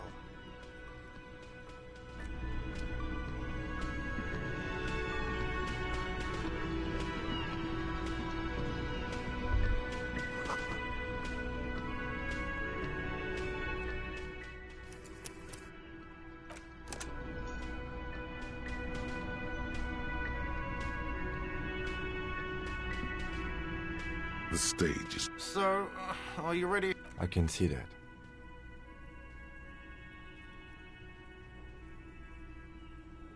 Immediately, a loud feedback noise startles the room. You hands. Where do you put your hands? There are some people out there, but mostly a post-meridian slumber has fallen on the premise. Not super lively. It would be wiser to perform in the evening, no? But the choice is yours.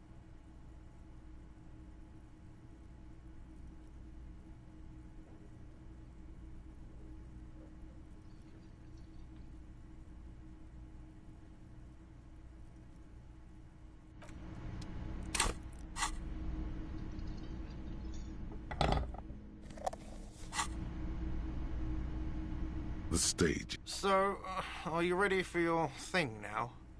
Let me know when I should turn on the karaoke carousel.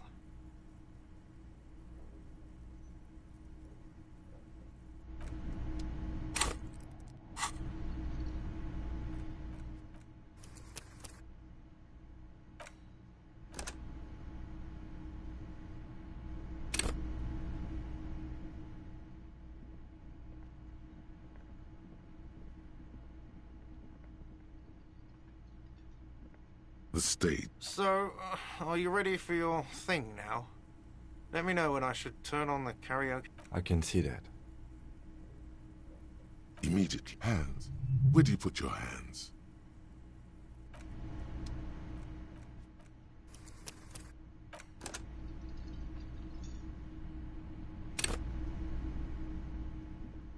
The stage. So, are you... I can see that.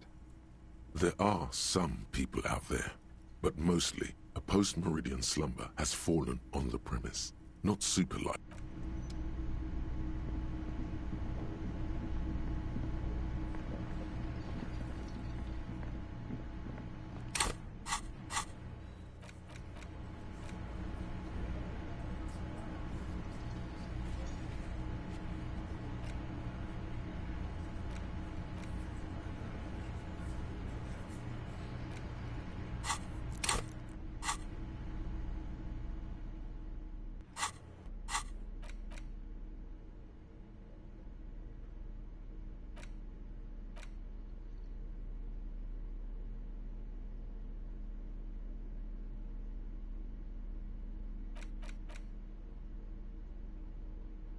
It's the ledger you found in the trash. A cabbage of papers hanging from the board. With the permeables drawn. Arson, petty theft, spousal abuse. You don't exactly. It takes about half an hour to piece one together. Using the system you've devised. Which one do you want?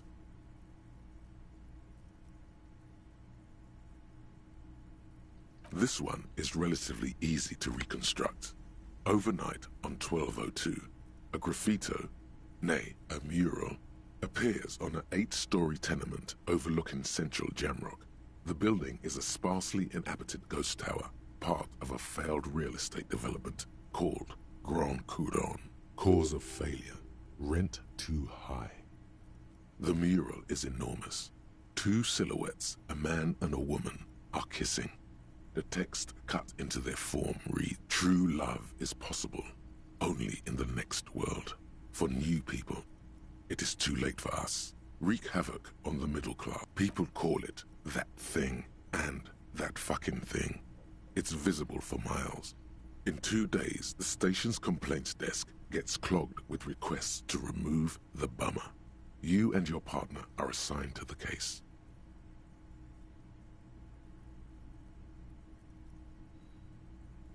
The graffito crew is easy to track down. Only the bell lecturers have the literage of industrial paint to cover the surface. One of the graffito artists is rumored to be rich. They take responsibility for the execution, but not the design. The ideologue of the Next World mural, as the crew calls it, remains an unknown. The case files do not show you finding the author of the design. The crew agrees to clean up after themselves. However, your partner, JV, is against the removal, citing public support for conservation. This leads to a debate in Precinct 41, which then spreads to the streets of Jamrock, ending in a rare plebiscite organized by you and the rest of Row 3. The 9,000 people subjected to the mural's message, all of Lakeside, Central Jamrock, and Villalobos, plus half of the eminent domain, participate in the vote. Although the case begins with what appears to be a lot of rambling on the streets as to how juvenile and stupid the mural is, given a choice between 2 options.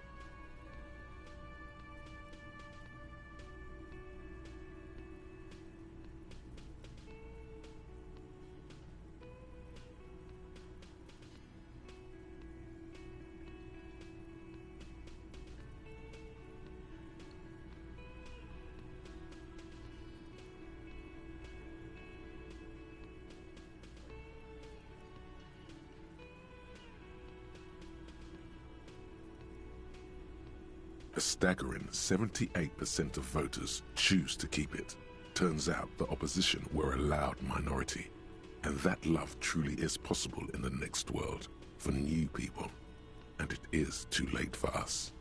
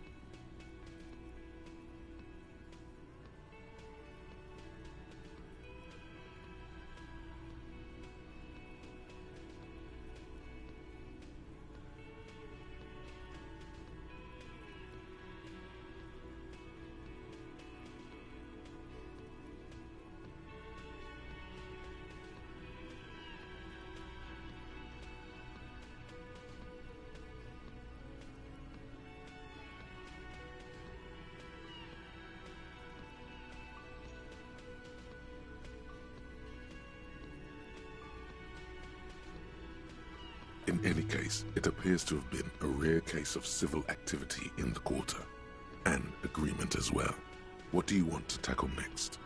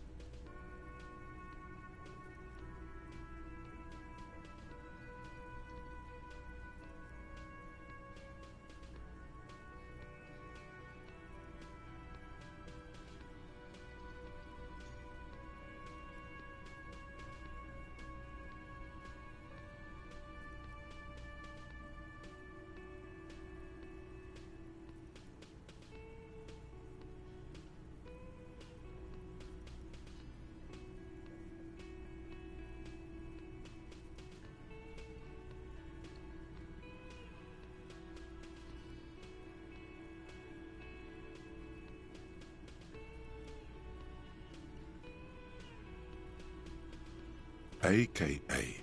Leslie and Burke, A.K.A. The public indecency drunk and the property damage drunk, is a cursed case. It has been passed from unsuspecting officer to unsuspecting officer for 10 years. On January 29, the unsolvable case made its way to you. Why you accepted it, it is unclear. Every officer, and indeed most civilians in Jamrock, know it's unsolvable. Leslie will always take his pants off when he's drunk. Burke will always trash everything. It's just what they do. It is their nature. You cannot change the nature of a man, and you can't lock them away because public indecency and small-scale property damage are not punishable by incarceration.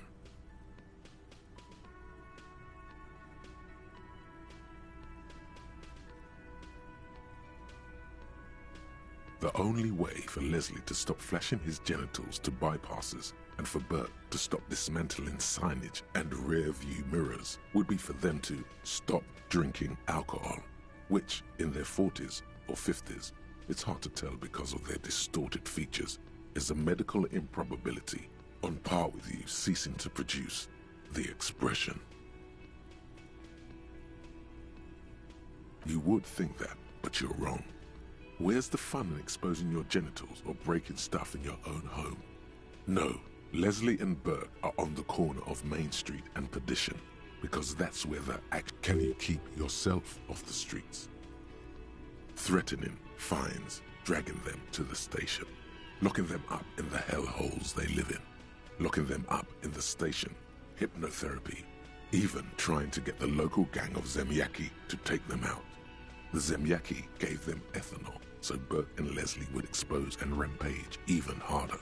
You tried it all, and still the complaints wouldn't stop, as they hadn't stopped for 10 years.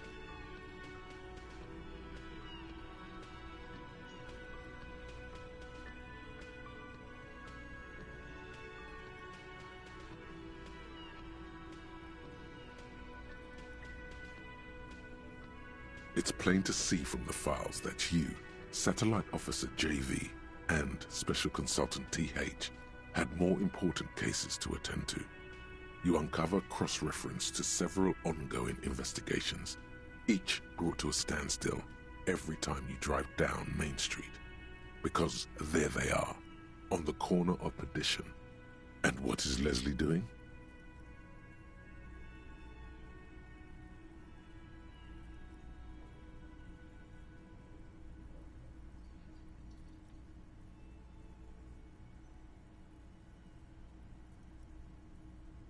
Good, you're learning. If the files are to be trusted, that's all there is to it. That and Burke breaking things, and the fact that they're both drunk. But then again, so are you. The case becomes considerably less comic one day, when Burke takes a swing at your ledger.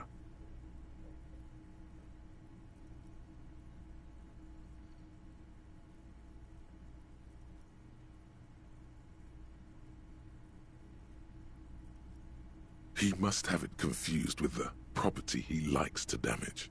But the joke's on him. The officer is also drunk. Way more drunk than Burke there. And let's be fair, you also have party eyes. You slam the hardened plastic board in his face, then proceed to beat him unconscious with it. In the process, the ledger sustains damage. The compartment within, reserved for permeable documents, is jammed shut. You stop your assault on the now unconscious Burke to open it, but are unable to do so. The officer began to cry, reports Leslie, who, at this point, is tending to Burke. He came at us, and at us. I think he was trying to kill Burko. While trying to kill Burko, you slowly come around.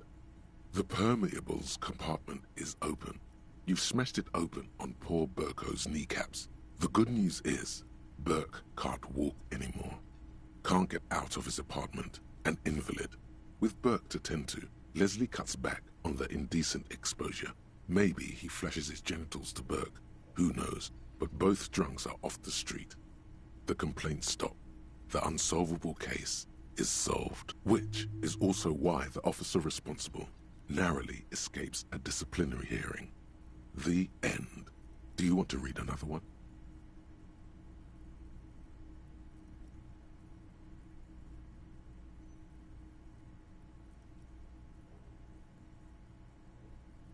It would be very interesting to read about these, wouldn't it? I mean, there seems to be a square-shaped entry wound in the victim's forehead. She's been sitting there for weeks, on her rocking chair, with a square hole in her skull, staring at the wall, her mouth agape.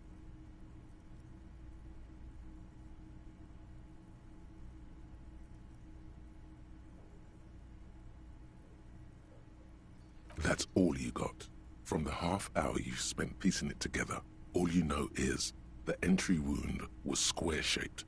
You never found the bullet. And then another body showed up, also with a square hole in his forehead. Who knows? Those pages are missing. Don't worry. One day you may still catch the man with the square gun. Some assholes brought their couch outside and hung out on it. In the middle of the street, on the roof, on the hillside by the motorway. You know, at an unexpected location. They were young, and they thought they looked cool on it.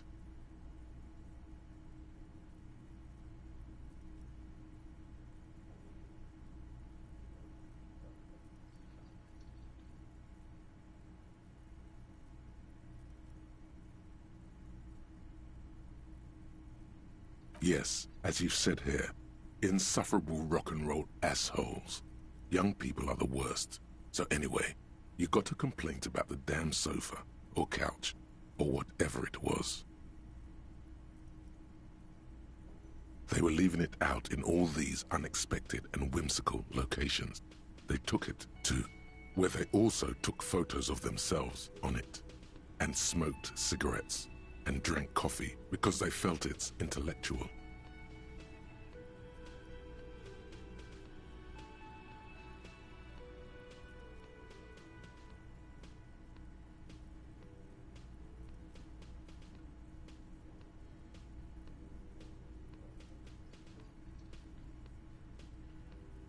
Cigarette butts, coffee cups, stupid couch. You had to clean it all up, and you did. So congratulations to you. Case solved.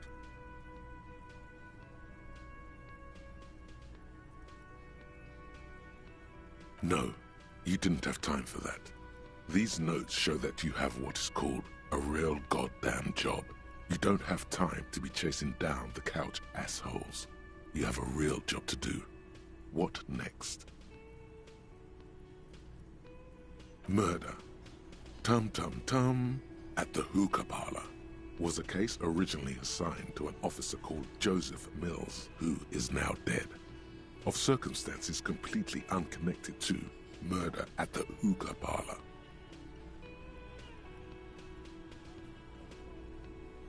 Beaten to death by a throng of Villalobos gang members when him and his partner J.M., only initials mentioned, answered a call one night.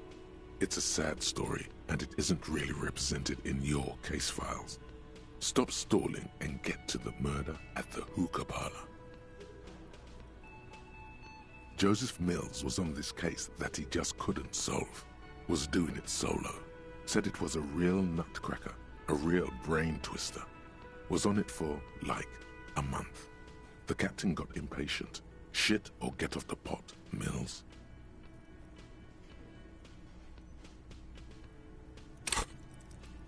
Mills didn't get off the pot. Not yet. He kept at it for a couple of weeks more, racking his brains, running with every theory, as outlandish as they seemed. Still couldn't solve the murder at the hookah parlor. Tough case, he said. Toughest he's ever had.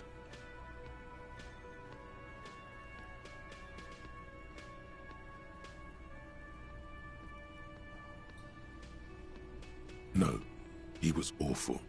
Awful sense of humor, too. The worst jokes you've ever heard. Really rapey.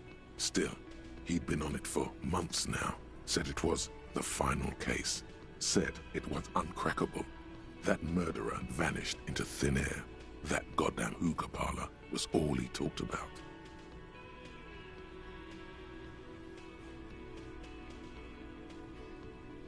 Okay, so the case is handed to you because Mills isn't getting anywhere, and you look into it. Here's the setup. A young man is found dead in a hookah parlor. You know, those places where you go and smoke bubblegum-flavored vapor all day. No, it's soot and water vapor. It doesn't do anything. Yeah, really lame. So anyway, young man in his 20s found with his skull busted open, right on the floor of the hookah parlor, in the middle of the day. No one else is in there, only client that day. In perfect health too. No one enters, no one exits. He's just sucking on his watermelon hookah all morning, all noon, like he usually does. Mills has no idea. Invisible assassin, movie deal gone sour. Girl at the counter did it.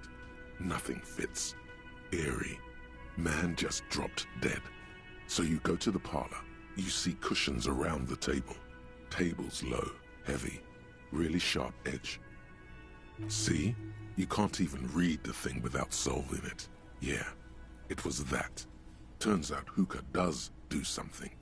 It turns off your brain's oxygen supply, and you don't notice it until you get up to go to the bathroom.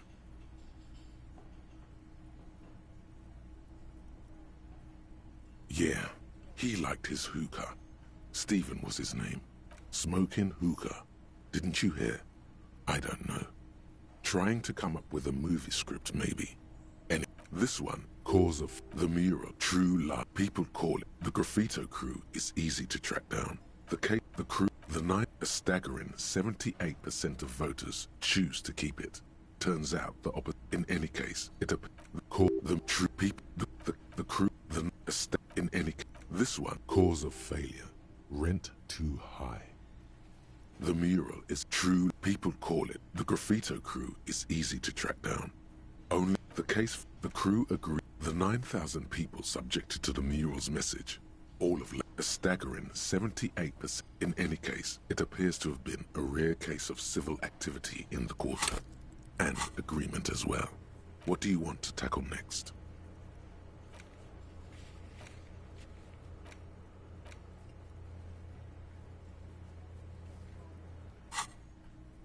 Call the true people. Call the true people. The cause of the true people. The 9,000 people subjected to the mural's message, all of Lakeside, Central, a staggering 70. In any case, it appears to have been a rare case of civil activity in the court. Not much has changed in the meanwhile.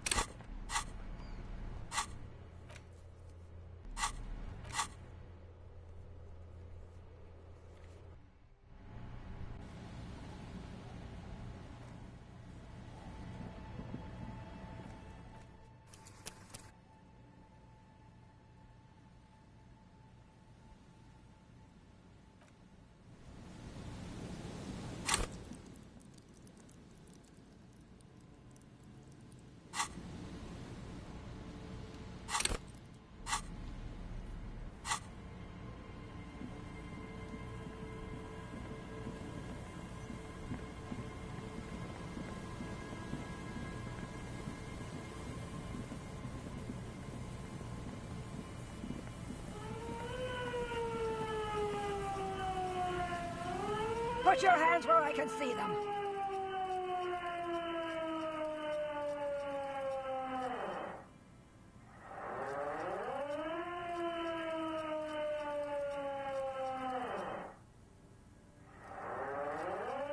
Show me your hands. This is the pigs. Show me your hands. Right now! Show... Scavenged, battery-powered police lights protrude from her back. The flickering light show reveals a gun. in her shaking hand. Her hand is trembling from some sort of neurodegenerative disease. Madame, please drop the firearm immediately.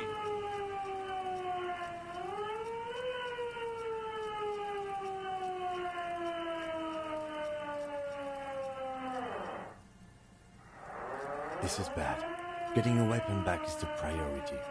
We can't have an unhinged civilian running around with a gun. Comply, or I will light you the fuck up!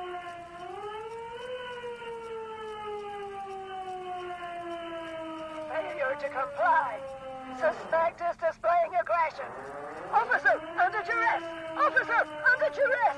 I am the police. Don't move. Don't move. Hands on your head. Suspect is armed and dangerous.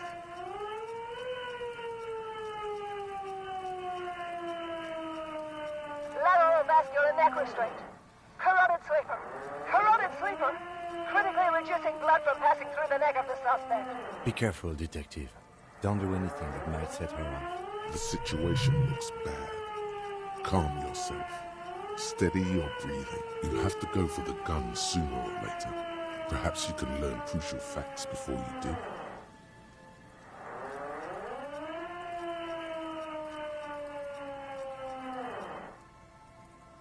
Officer in need of assistance! Suspect alert! Get on the ground!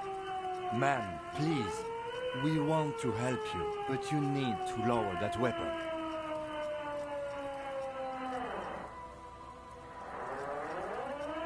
Disturbance reported. Authorized deadly force. Sector, take the shot! Big red key! Big red key! What happened to make her like loneliness? Yes, sure, but also in a less abstract way. The neurodegenerative disease I mentioned earlier.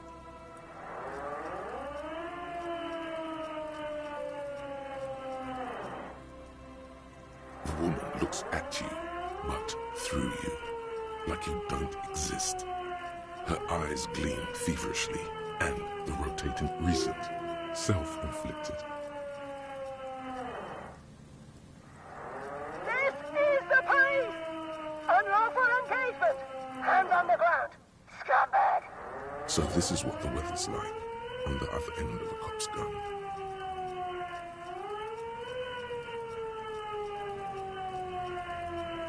Fascinating. His shoulders relax, and a look of realization appears in his eyes. Did he... See? This is what happens when we're not around.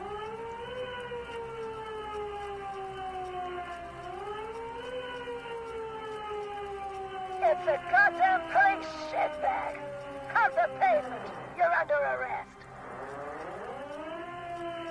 As she waves her hands, you notice familiar-looking ampoules and packets sticking out of the mountain of police gear on her back. Medicine or drugs?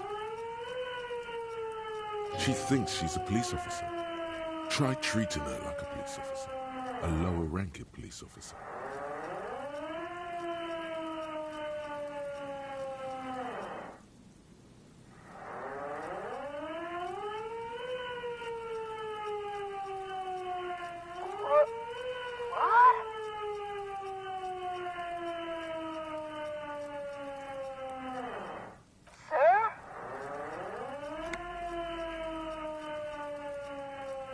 In this moment of hesitation, she almost doesn't seem disturbed, but like someone suddenly waking from a deep sleep.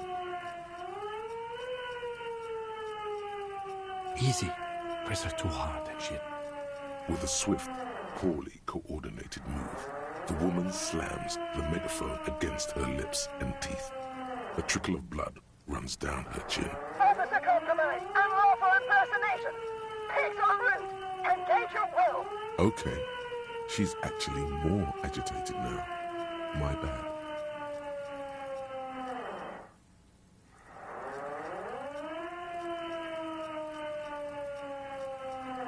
Back up! Back up! Back up! Status unconfirmed!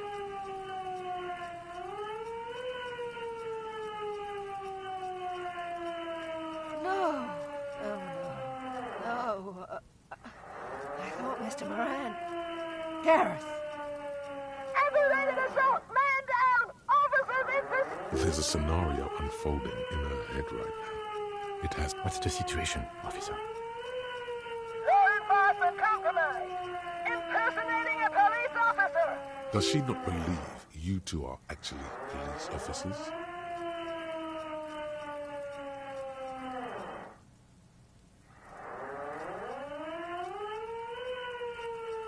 License and registration! License and registration! It's not a code, just disjointed words. Confiscated contraband! Restricted access! 2 kilos missing! Eyewitness report confirmed! I don't think she's on drugs. Being off drugs might actually be the problem here.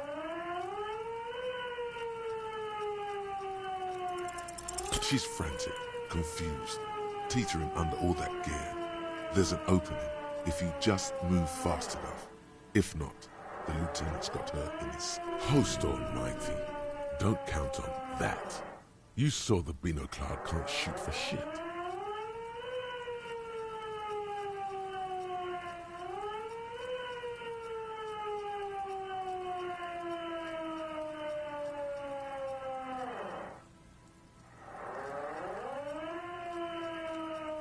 Suicide by cop! Split-second decision! Eat lead, scumbag! Oh my god. For a moment there. I was 80% sure the gun is empty, and still the instinct almost took over. What is this? This isn't police issue. Police weapons have bullets.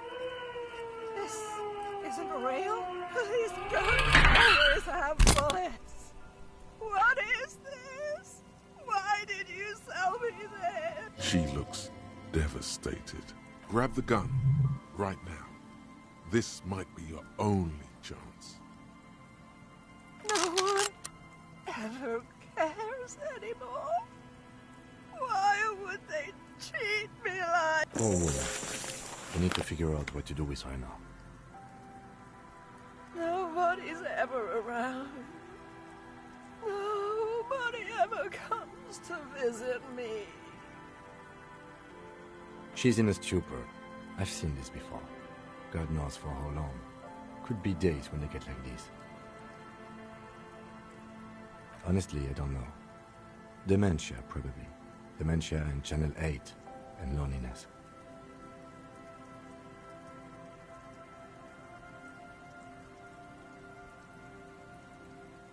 There's a bit more to this than that. But right now, we need to decide what to do with her. The woman stands in front of you, motionless. In there she is alone. Trapped. Her children and their children, if there were any, stopped coming when it got really bad. I don't think there's any need for that. In her current state, and without a gun, she isn't really a threat to anyone. We could let Titus know. This is a perfect problem for the local peacekeepers to handle. They might even know her family.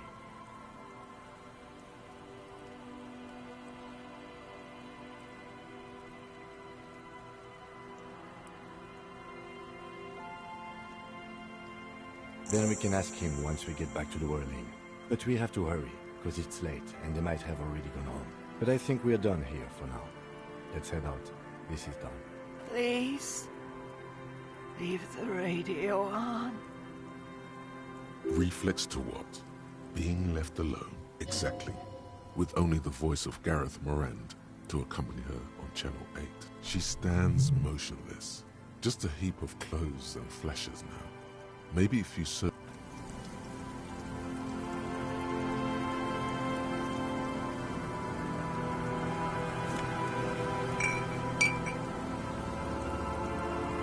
The woman stands slumped. She looks catatonic. Is one of those things a police cap? There were narcotics in there, too. You're thinking of taking them. Do.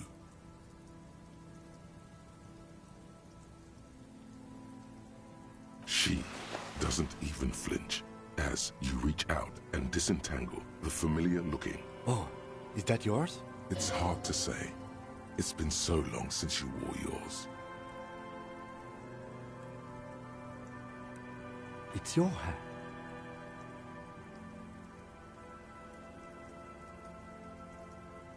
old woman doesn't react to your touch.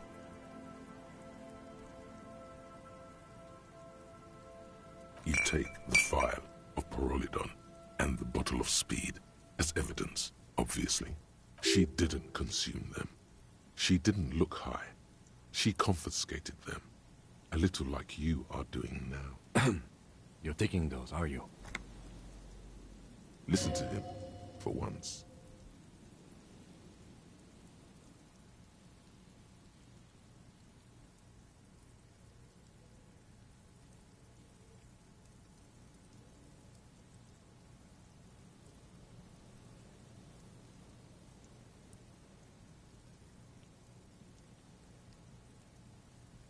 Sure. I guess that's fine.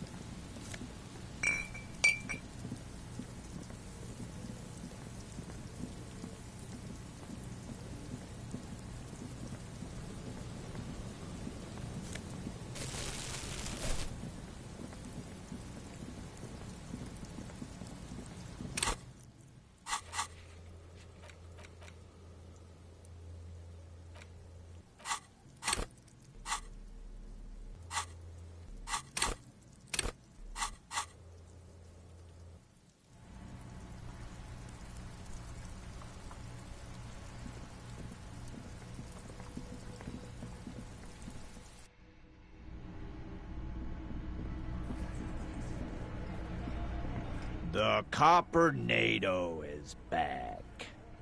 What do you want?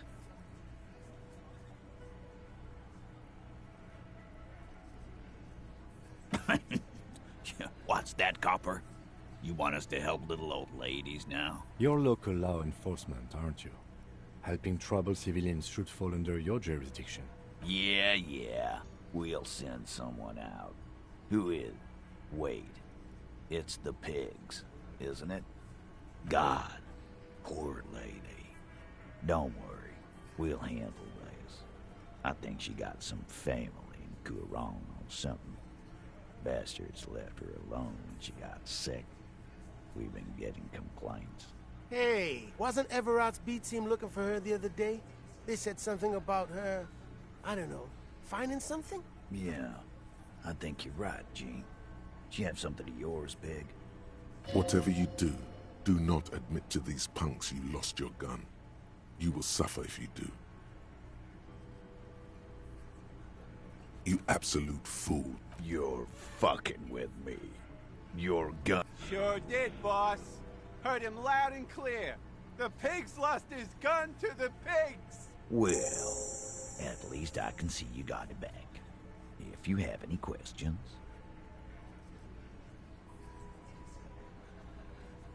Auntie LaPlante, we always called her. Something LaPlante. Marianne, amigo.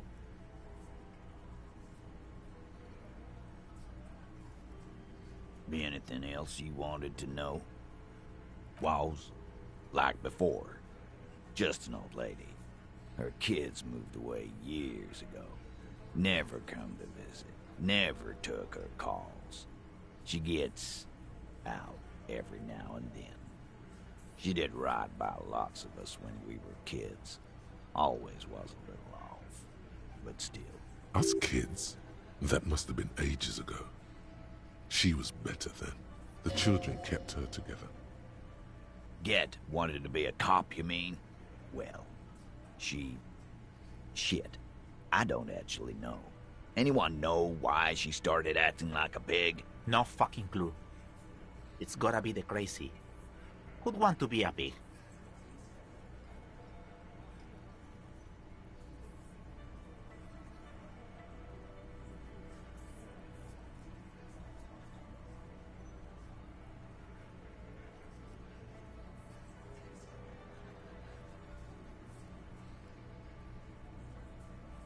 No, I didn't. Because I'm not fucking Yeah, Carl. That's some pretty fucking weird shit to say. The pigs level weird. But whatever gets you through the day. Dunno. She lives by the water. Shit washes up all the time on the beach. Police paraphernalia doesn't just wash up on the coast, people. It's not like we dump it at night. She bought it, collected it. No problemo, cop man. We take care of our mentally ill here in Martinez. Ain't that right, boys? Sure enough, we're the real heroes on these streets.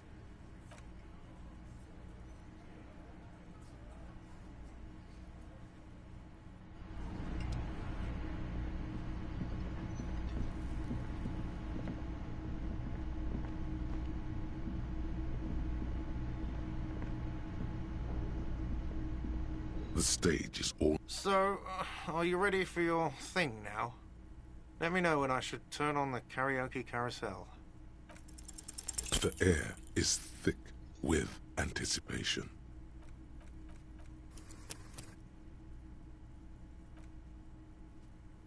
Someone dims the lights as the music starts. A lump's in your throat suddenly.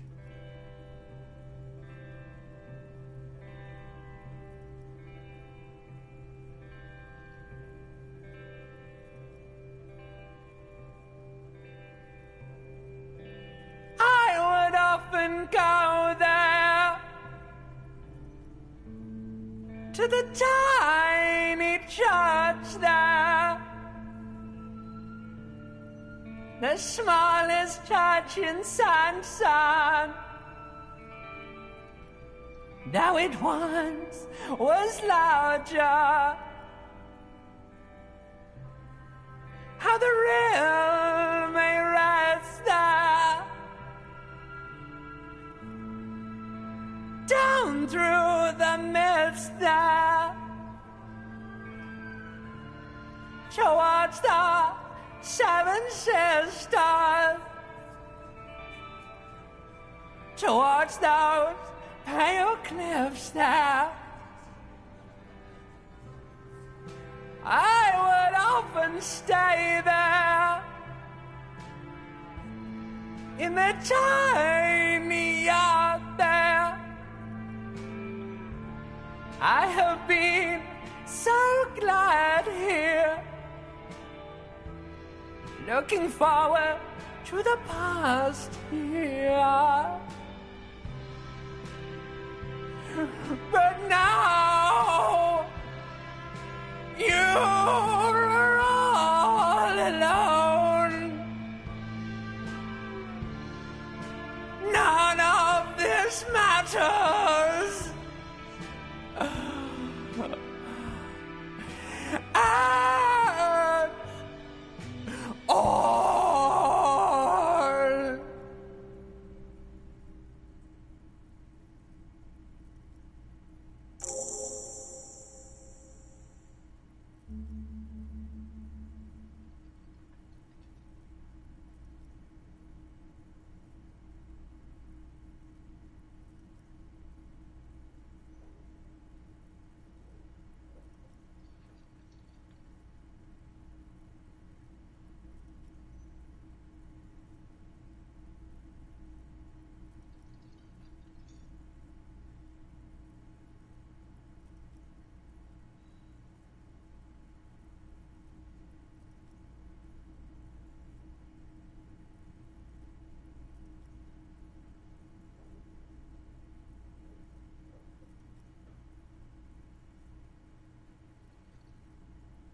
Do you hear that? It's the most pathetic applause in the world, Harry. Made of pity. No one liked you.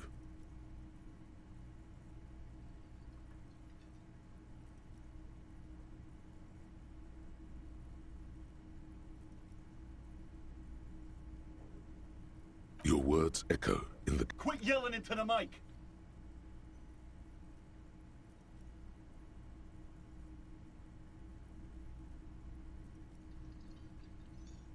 Someone walks out of the room by the front door. Some woman. Is it because of you?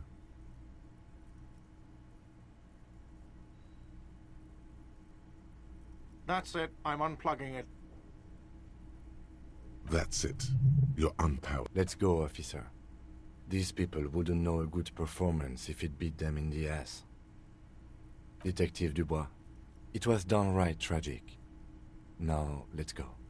I mean it, he thinks. To him, being a cop in the RCM was truly expressed in...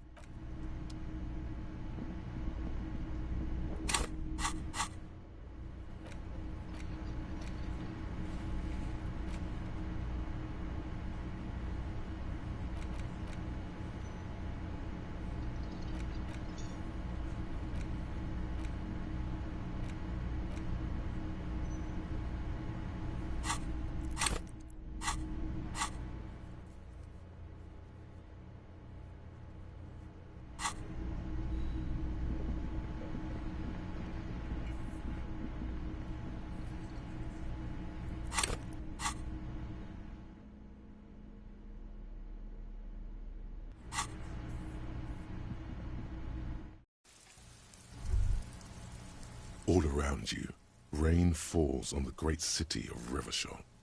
Rain drips from the eaves and floods the gutters, washing the filth away.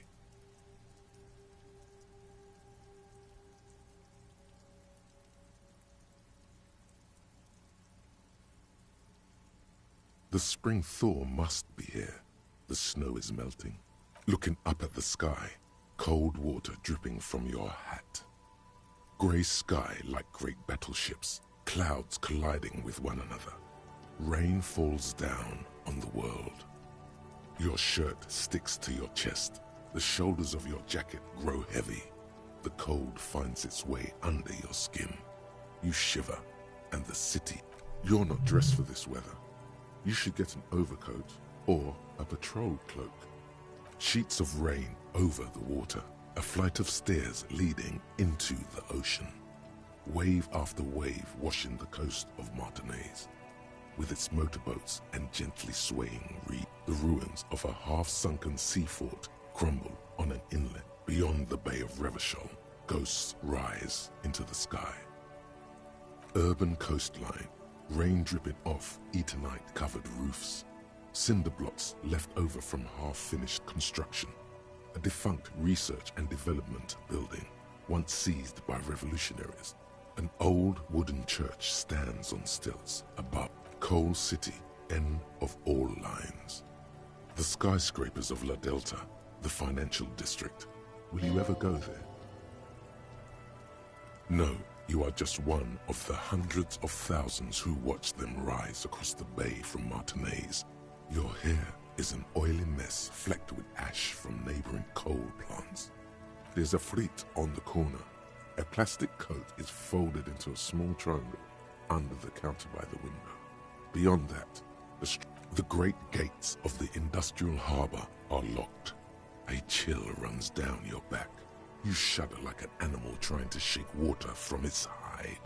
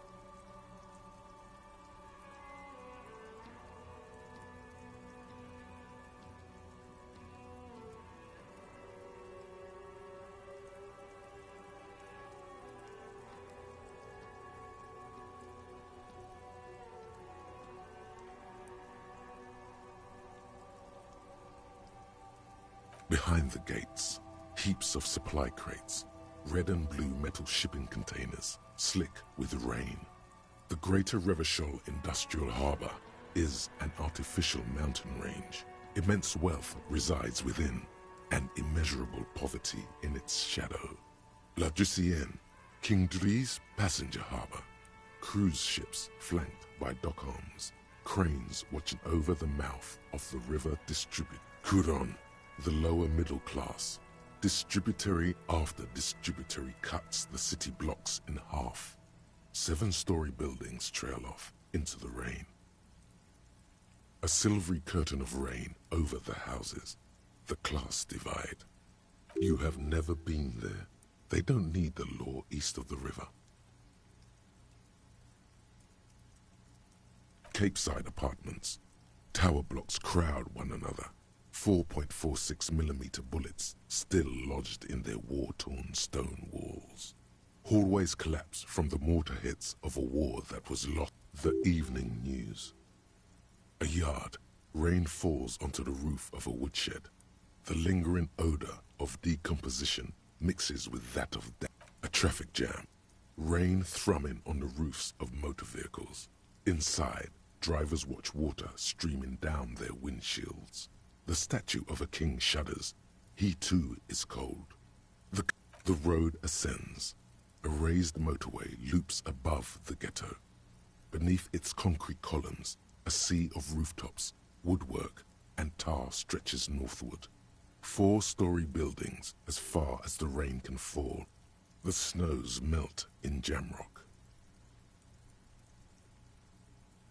To be in Martinez, where no one goes, at the runoff point of a long-forgotten canal, standing in the rain, looking north, where Have a brother in the cut. Where the wood at? In the rain-swept distance, above the rooftops of Jamrock, a repurposed silk mill stands perched above the motorway exit. Your vision blurs. You wipe your face with your hand. The rain stings your eyes. Coalition aerostatics hang like apparitions under the cloud cover. This rain will not let up anytime soon. I'd recommend you put on your coat.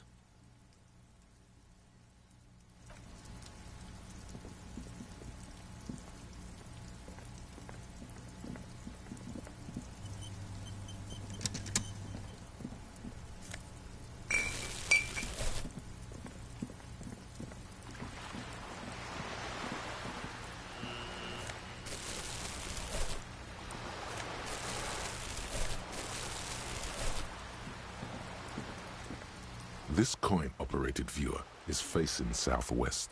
Its coin slot is full of fossilized. The metal feels cold and wet under your... A thick layer of graffito covers the lenses. You spell out the word Onuk, written that's Kuno on the lens. Under the graffito, a sea of blues and greys appear. Behind the wall, the church looks old and weather-worn. Around the large wooden building, you see chunks of sea ice gathered on the beach. Probably some kids. A simple but clever solution.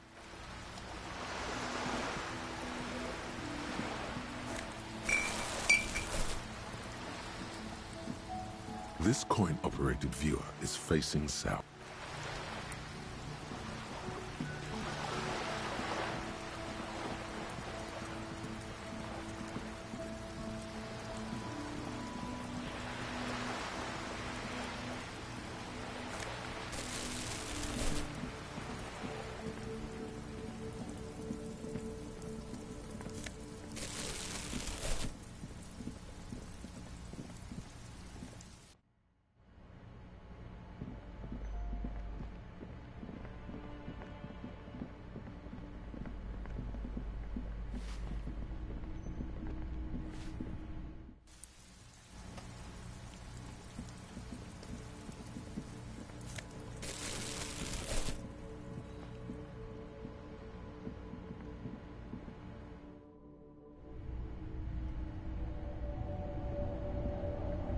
The gendarme returns. What do you need?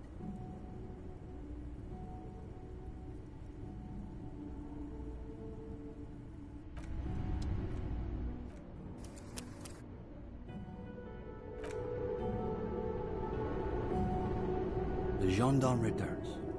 What do you need? Take a deep breath. You've done some reading these past few days, but now, chin up.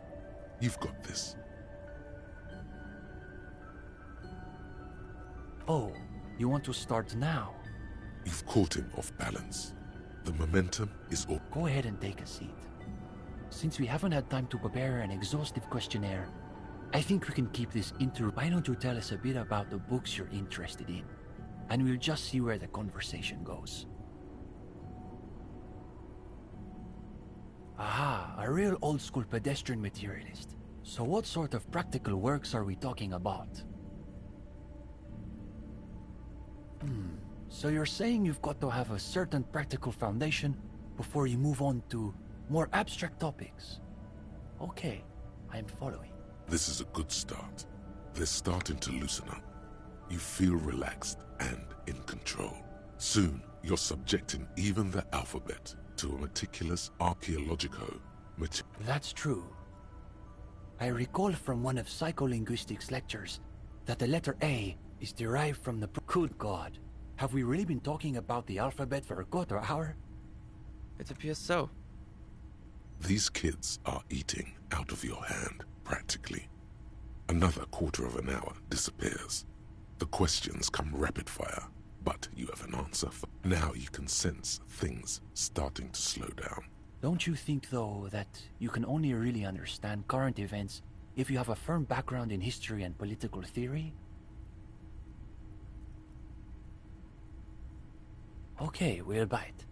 What sort of stories are we talking about? A real-life procedural, complete with gory details. How about a tale of adventure, intrigue, and daring-do?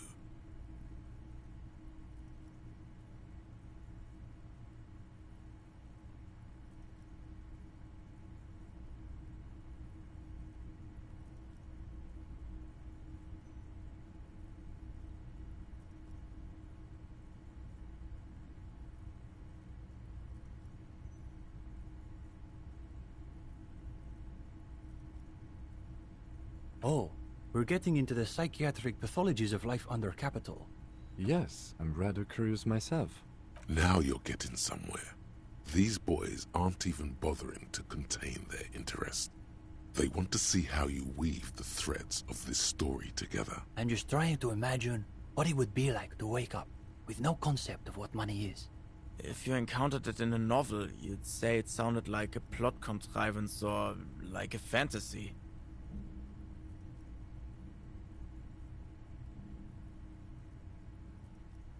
Perhaps. But it's a fantasy that pays for things. Like your hostel bill. No. It's just like Mazovro. The freeman of the future will be he who awakens in perfect ignorance of capital.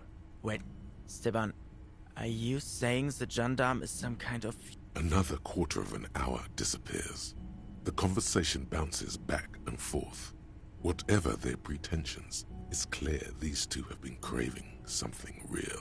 Now you can sense things starting to slow down. Time to wrap this tale up.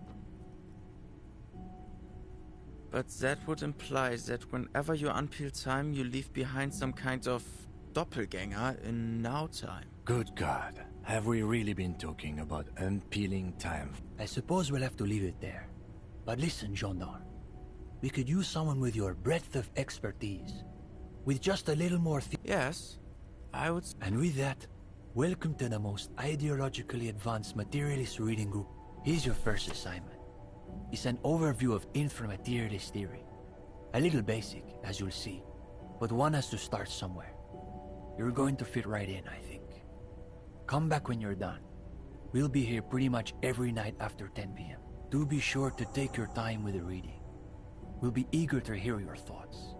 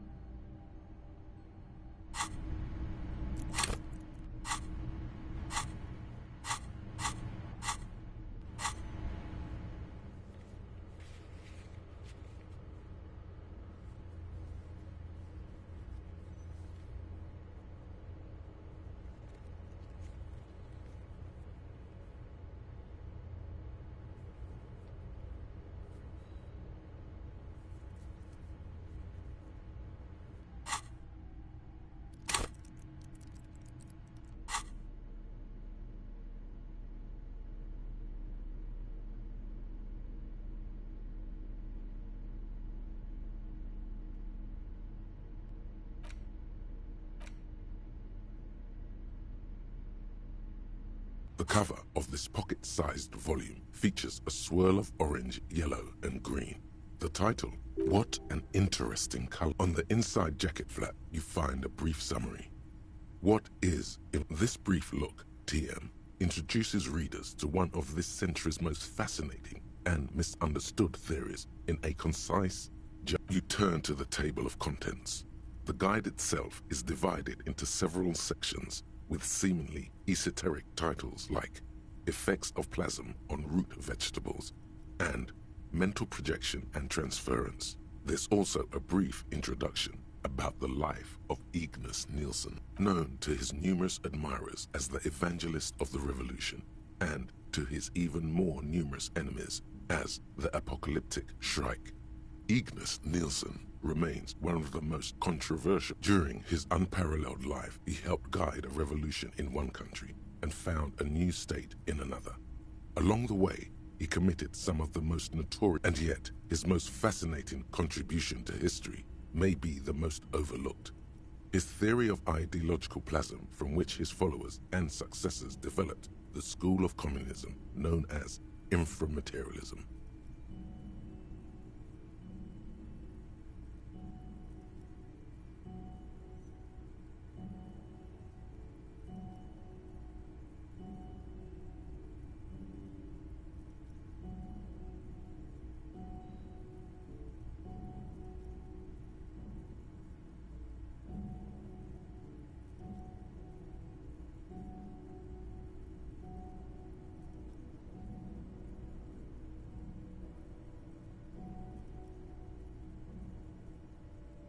If you're like most people, you probably believe that your thoughts reside in your brain, right? That's not right at all. Thoughts don't exist in the brain. They float through the air. Your brain is but a fish swimming through them. Wrong, at least according to Asmazov's devoted comrade and leading theoretician. Nielsen was responsible for during his final years in exile. He produced, among other things, an early guide to home brewing, instructions for raising revolutionary children, plans for a universal pictographic language, and a detailed materialist critique of a true man of ideas. But one subject he returned to time and time again was the fundamental relationship between thoughts and matter.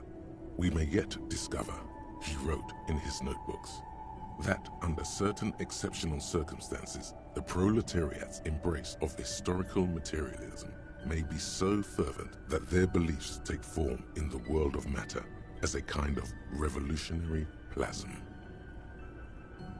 Woe is right. What's more, Nielsen speculated that this plasm, when it becomes powerful enough, might begin to influence the material realities surrounding it. Hence the name Infra. Unfortunately, Nielsen passed away before he was able to develop these initial ideas into building on Nielsen's basic insight. These theorists reached a startling conclusion that a sufficiently revolutionary state might begin to exhibit certain extra-physical effects based on the amount of plasm generated by its citizens.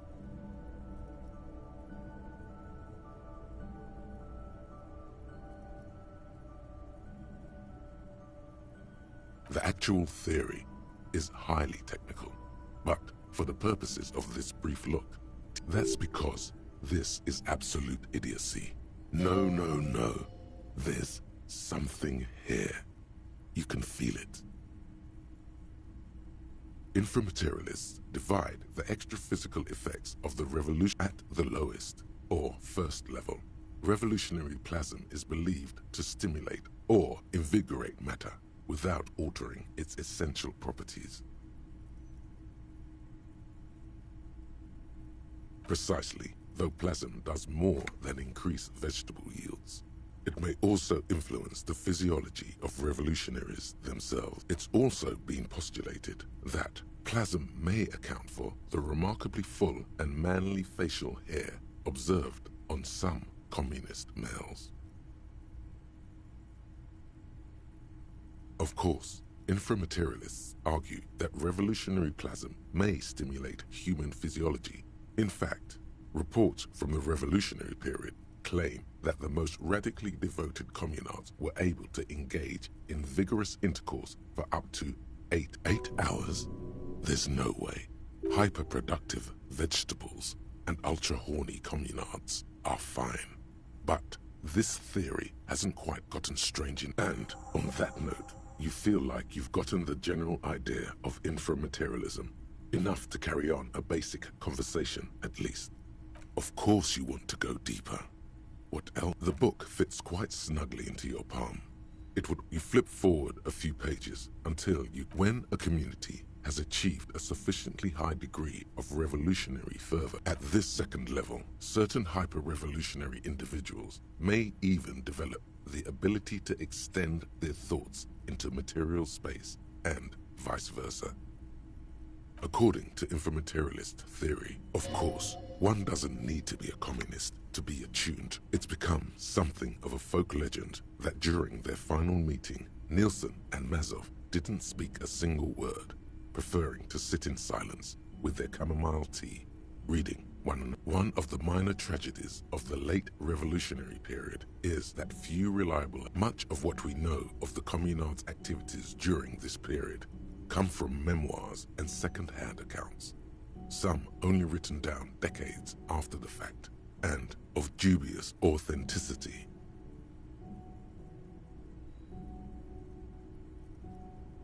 I suppose we do work quite well together. Your words hang in the air as the lieutenant scribbles something in his notebook. At some point, he realizes the lieutenant looks at you evenly for a moment, then returns to his notebook without... Did I? My bad, detective. Won't happen again. As we were saying, it's generally believed that these effects are only exhibited by certain because plasm has never been directly observed. The exact mechanism behind these effects remains entirely speculative. In other words, there's no evidence that any of this might... Why are you getting hung up on mechanisms? Open your mind's aperture just a little wider. You're so close to true understanding. Most inframaterialists would argue that the inability of skeptics to detect plasm is simply evidence of their own insufficient... There you have it. A perfectly unfalsifiable loop. The theory meaning is hardly this should be more than enough for a stimulating discussion. You must. Everyone knows. Books save their best parts. You breeze through the next several sections until you arrive at the final. When a society's revolutionary fervor reaches the third and highest level, inframaterialist theoreticians have postulated that the laws of physics cease to be laws. More like suggestions, according to some of the what exactly happens under these conditions. No known society has ever achieved the levels of revolutionary enthusiasm the theory seems to require. Some inframaterialists have even argued that it might require more plasm than humanity alone may be capable of producing. In the SRV, there have been attempts to organize certain species of aquatic mammals, as well as a few of the higher, but as of this writing, only human beings have demonstrated the intellectual capacity for revolutionary communism.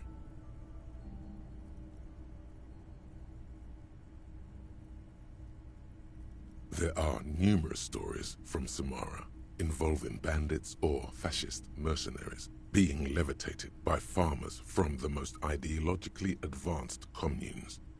Of course, among known attempts to channel third-level capabilities, the most well-documented is the curious case of Coalition War. It concerns an interesting series of events that took place during the invasion of Revachol.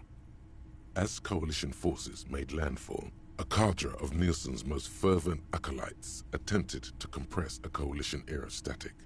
According to communard law, these acolytes positioned themselves at the top of a redoubt just over the bay of Revachol. From that vantage, they proceeded to visualize pinching Coalition warship debutante between their fingers, a gesture believed to assist in the extra-physical materialization of their thoughts.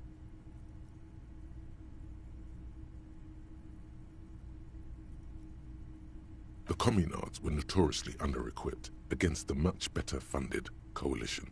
In any event, the acolytes, along with the redoubt, were vaporized in an artillery strike before. It's been said, though, that in the weeks following the battle, the captain of the debutante noted an increase in incidents of crewmen striking their heads on Of course, colorful anecdotes only scratch the surface of what inframaterially. Some have theorized that such a society would be fundamentally unrecognizable, lacking many of the institutions we typically take for granted in advanced societies, including organized governments, financial institutions, and law enforcement.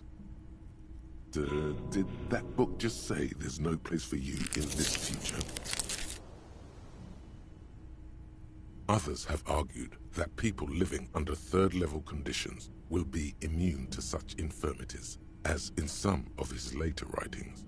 Nielsen himself speculated about the potential for an extra-physical architecture that disregards the laws of bourgeois physics, and Nielsen called it the highest expression of communist principles, a society whose on the following page you come across a few black and white reproductions from Nielsen's own notebooks. One sketch depicts a government ministry shaped like a great inverted pyramid, a hectare in width at the top, balanced atop foundations. Another depicts a leaning tower wrapped in a dramatic helix. The caption beneath it reads, "The Tower of..." Something about that tower looks awfully familiar. Could it be that's what the students were trying to recreate with the matchboxes?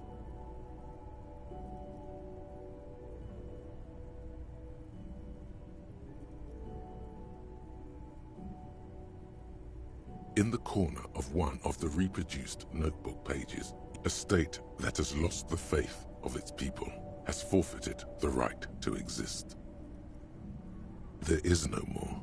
You've reached the outer theoretical. If you'd like to read further, may we recommend a brief look at Occidental architecture?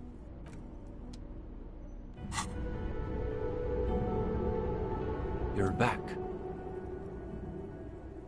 Yes. His companion leaned there, impressed that you dove right into the most advanced parts of the theory. Half an hour evaporates and the conversation is still wending its way toward new and unexpected places. A cool breeze coming off the bay wraps itself around the Capeside apartments in a nearly forgotten part of that glorified construction site, surrounded by rusted pieces of scaffolding and walls of faded tarpaulin. A detective of the RCM debates the intricacies of... But if it's true that this individual possesses so much capital that light literally bends around him, then that must mean...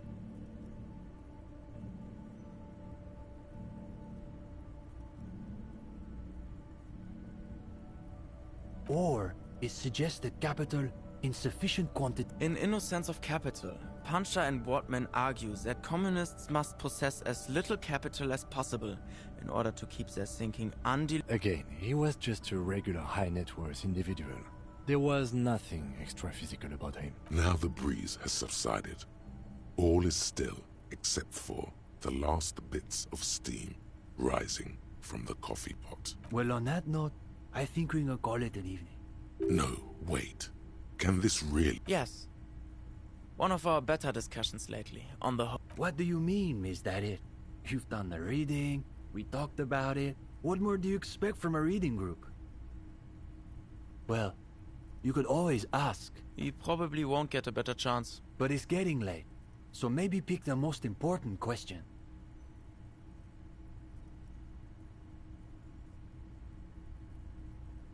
Detective, how should I know what questions you have about communism?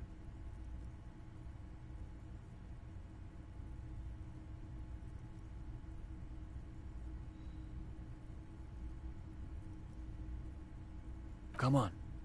We have things to do in the morning. All right, here we go. We're devoting all your available brains, maybe in another life, but not this one. Face... No. This was supposed to take your mind off the other thing.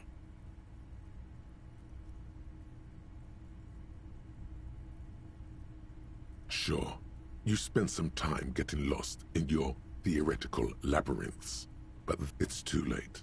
You've already opened your... The young man gives you a slight... Somehow, it sounded even worse out loud. He wants to know if women are bourgeois. Yes, I heard him. What makes you ask that question above any other?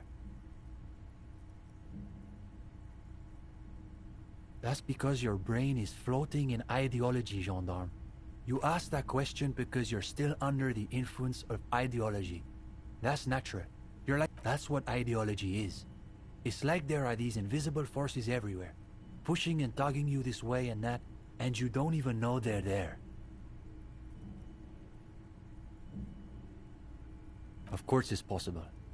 Just extremely difficult. You practically have to be a world historian. Do you know the story of Dobrova and Abadanais?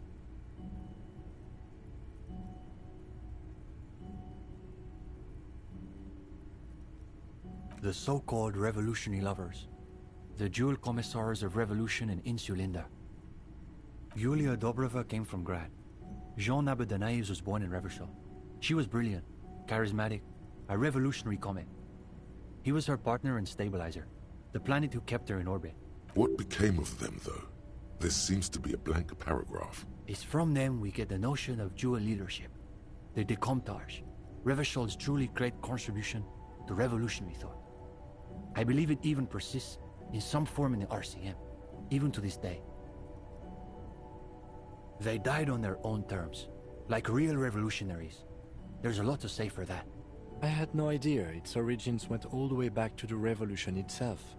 But it makes sense, in a way. Yes.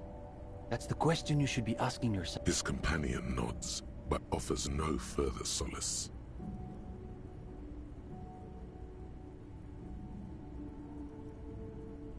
The young man nods, but says nothing.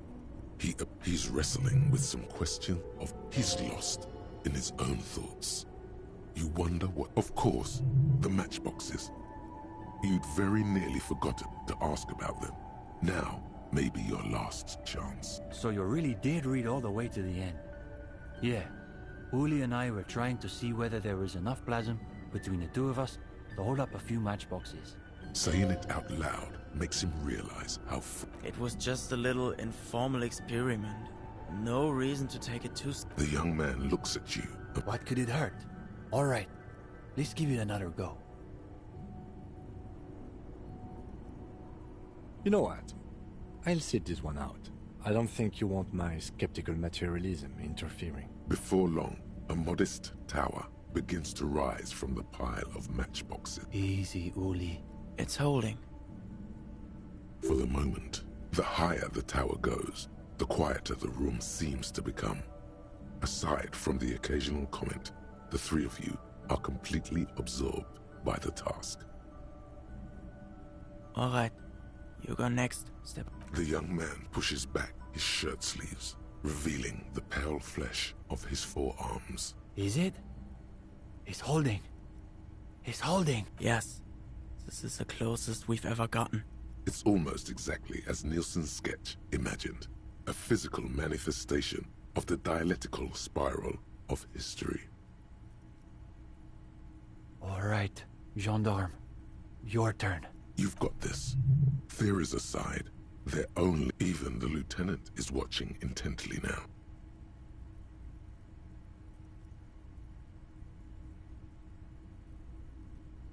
It's...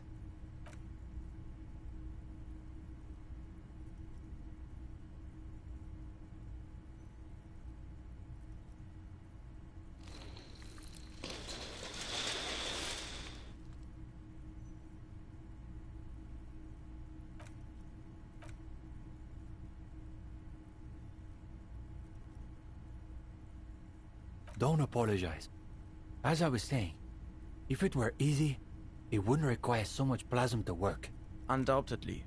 Alternatively, it could be that our own ideological fervor is still insufficient. Yes, the problem is almost certainly your lack of commitment, and not, say, gravity. Harder to believe, but... Either way, that's enough parlor games for one night. Thanks for humoring us. We should probably clean up.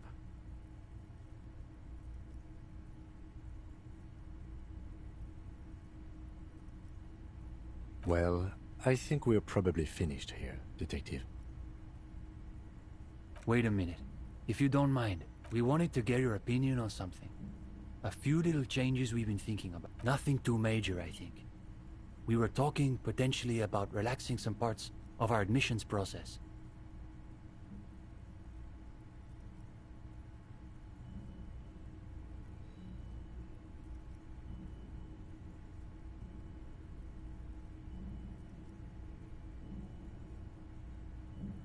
That's interesting. I thought people loved... I thought so too, but perhaps there was another thing. We were also... Though some of us maintain that advertising is an unacceptable... That's what makes it so beautiful. The irony is unbeatable.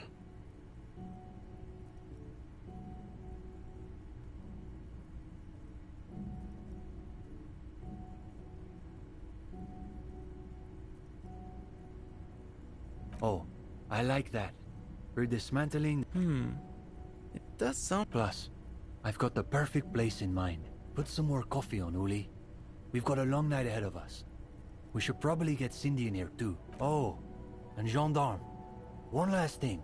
I've been thinking about what you asked before. About women, you know? Not that it's any of my business. But it sounds like this question is really tearing you up inside. It is tearing you up. It's like there's a tiny, hateful beast shredding. So, good luck with that, I guess. The gendarme returns. What do you need?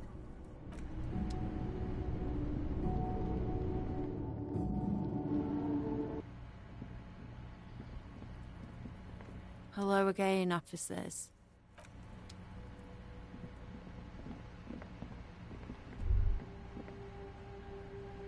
Ruination has come.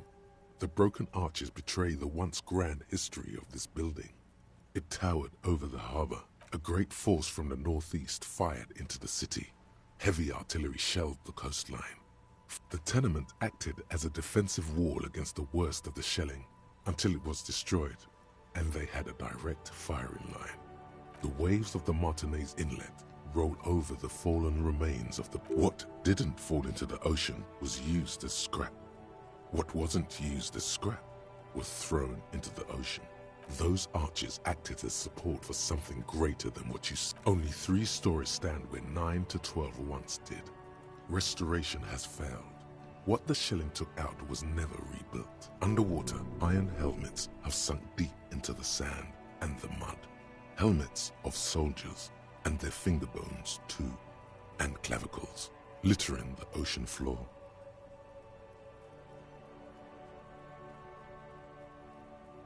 A fleet, the combined armies of Oxid, they massed airships further down in the Bay of Revachol. The artillery, many are still there to this day. If you the coalition, but that was a long time ago. He does not like talking politics of this kind.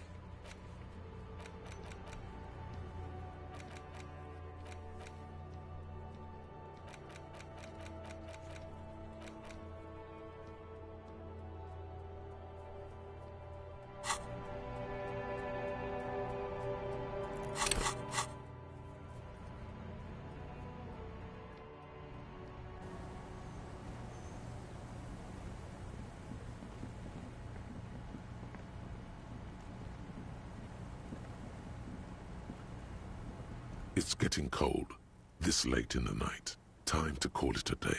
Good night, officer. We'll meet in front of the shack in the morning. A brisk coastal wind still howls against the window of the shack. Occasionally, the waves crawl in under the foundation, producing a low hum.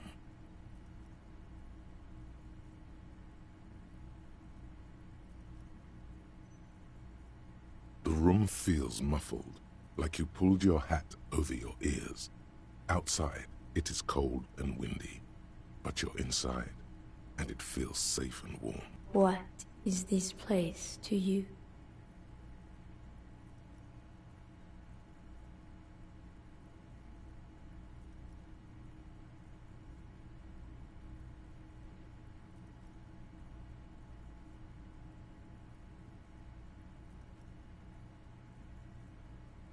Overhead, you hear the forlorn shriek of seagulls.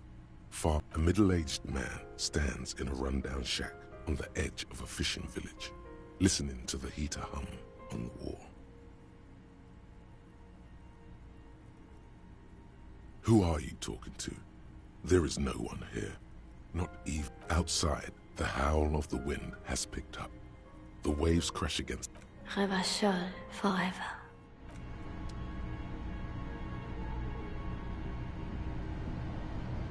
The bed is comforting, if a bit run down.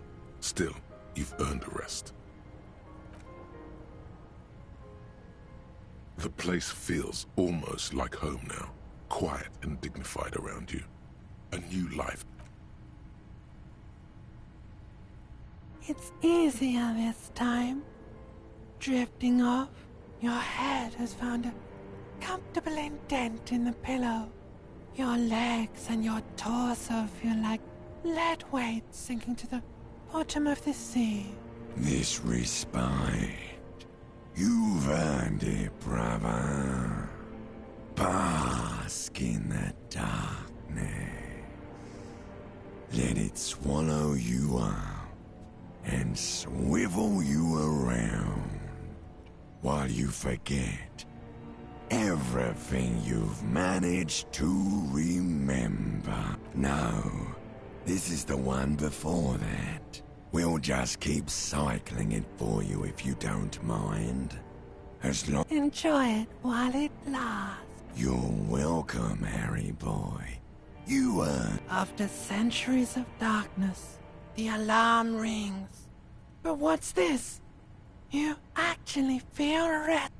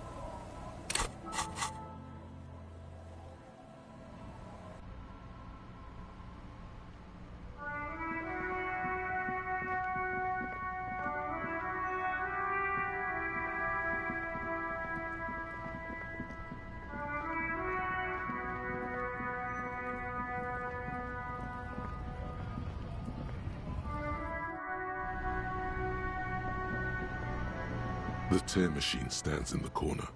A sign says, 1 bottle equals. Your bottles clunk into the machine, and the money appears with a satisfying jingle.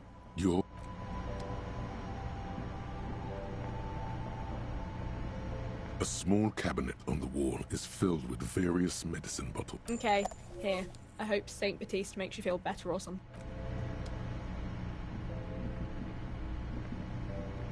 You see several. The packages are small, discreet, sloppily stacked, making them easier to take unnoticed. No need to worry about knocking over a dispute.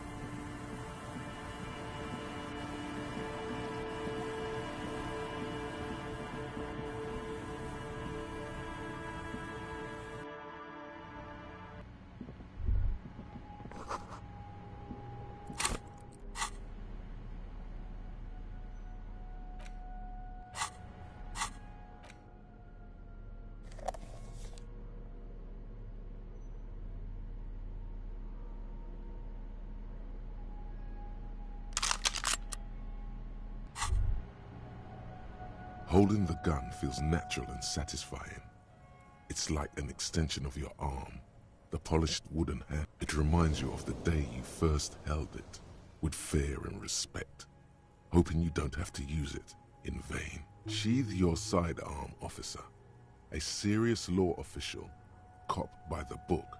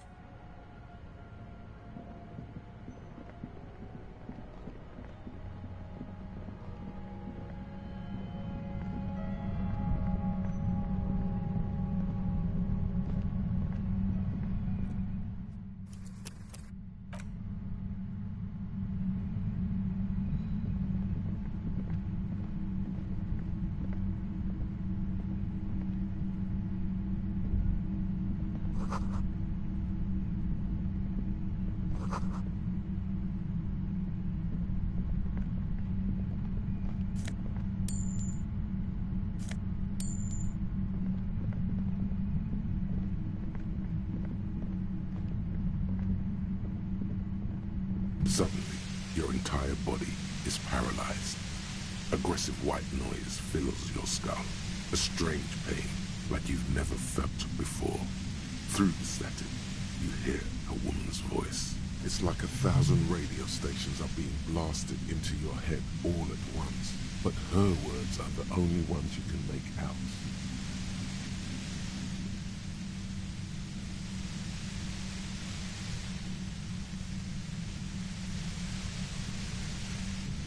I know you're feeling pretty uncomfortable right now.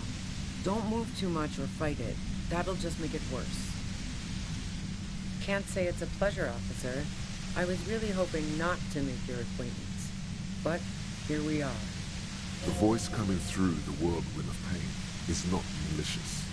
She doesn't want to hurt you, but she has to. Doesn't wish to hurt you. Not according to your ear canals. Wait, no. Not even your ear canals. This is going directly into your neural pathways.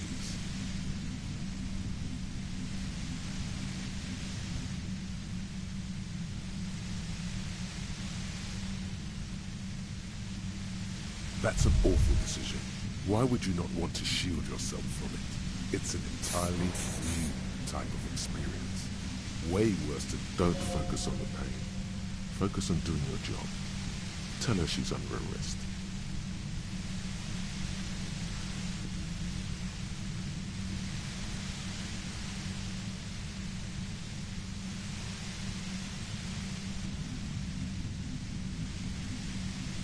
I'm using a pale latitude compressor. You and your partner have been caught in its field. The explosion of static you're hearing is the ULAN frequency, blasted from that pale emitter that Angus mentioned.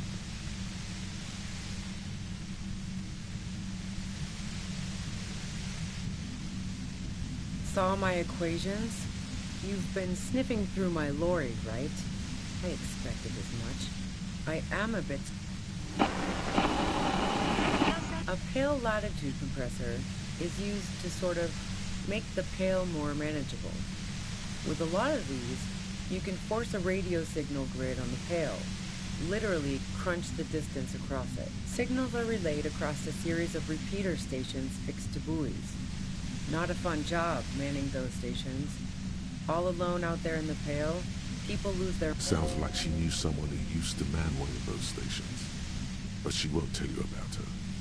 Boy, you're one So, what we are experiencing is a concentration of radio waves. Precisely. This is an industrial strength paraboloid. It's meant for forcing dimensions on something that doesn't have them.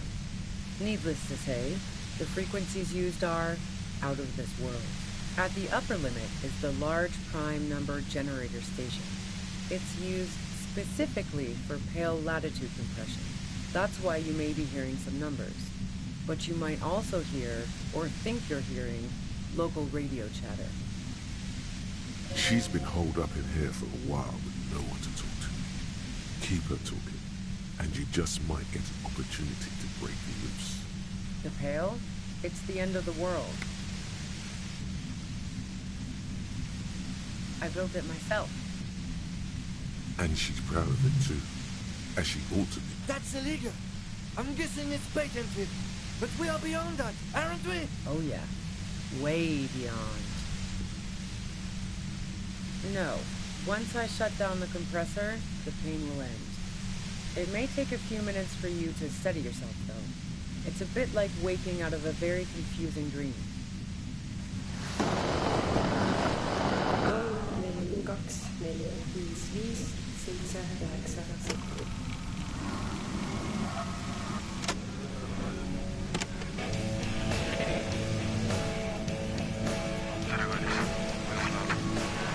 Yeah, I stuck my head in there before using it on you.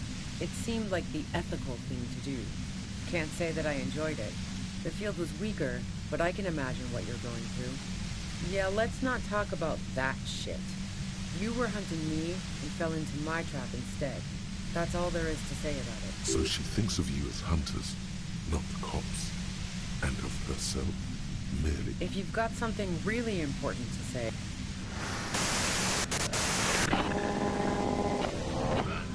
Damn this. God damn it.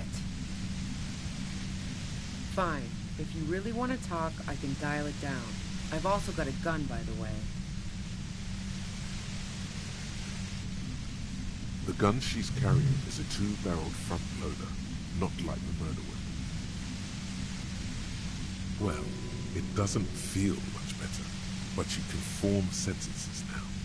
Thinking doesn't seem to hurt as much. Just keep her talking, and you'll get through this. There's only 3 meters between you and the machine. If you keep her distracted for long enough, maybe. Be careful when you make your move. That'll be it for questions. Bide your time.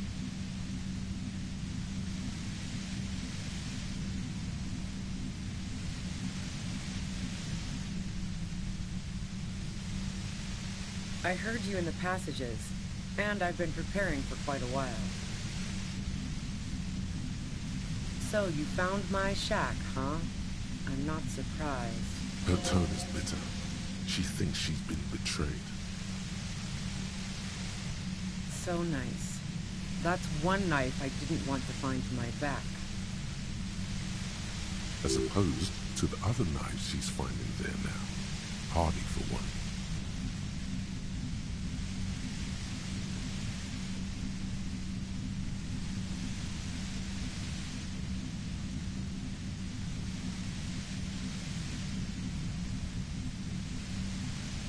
I was, before I caught you in the pale light. That's her admitting the bullet was an emergency exit.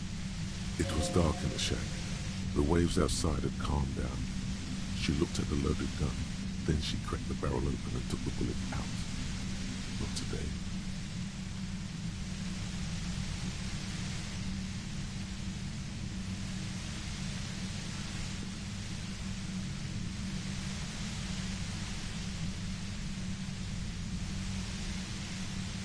No, I didn't do it. I only helped stage the lynching, though I doubt that makes much of a difference to you. Who ratted me out, by the way? Was it Titus? No, he wouldn't have broken first.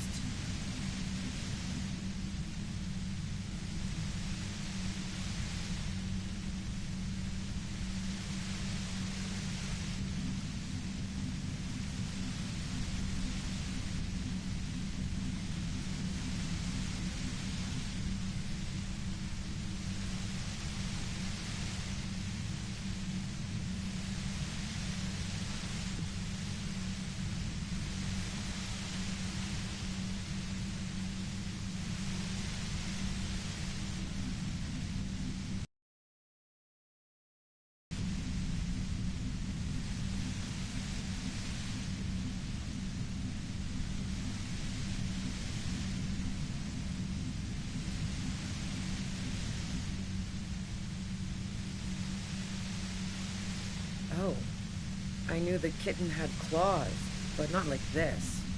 But she couldn't have known I was on the coast. How did you find me?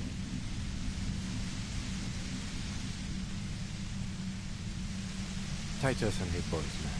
He told us you were on the coast. Even now, Kim is a paragon of professionalism. He is trying to make a clean cut of telling her she was betrayed. Well, fuck. Those guys liked me, I know it. If this is what happens to people whom people like...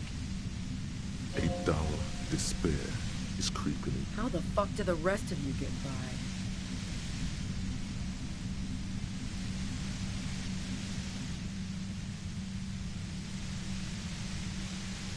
I did, didn't I?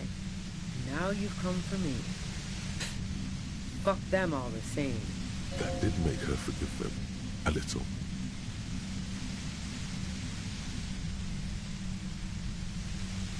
Like what? I already told you I didn't do it. A strong moral compass.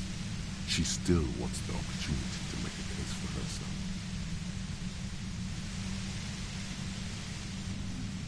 I didn't like him. Hardened mercenaries aren't particularly likable types.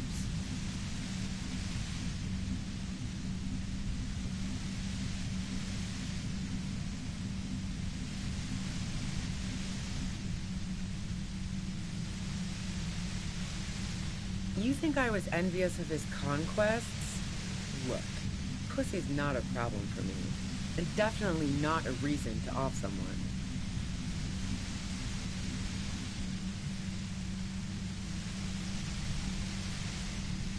Yeah, sure. And I didn't like Wild Pines sending in those foreign hirelings. Me and a fuck ton of other people around here. I hate to be the bearer of bad tidings, but I don't think she's perjuring herself. She didn't hate it, okay?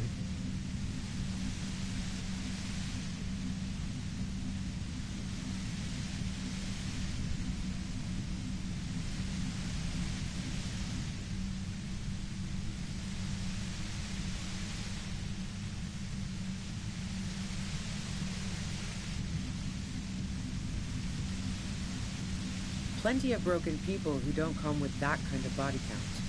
Besides, they're paid well for what they do. I'm listening. Man, I was with the boys the whole night. I hope they at least bothered to impress that upon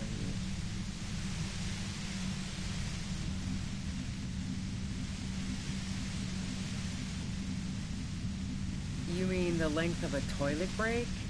That wouldn't even have been enough time.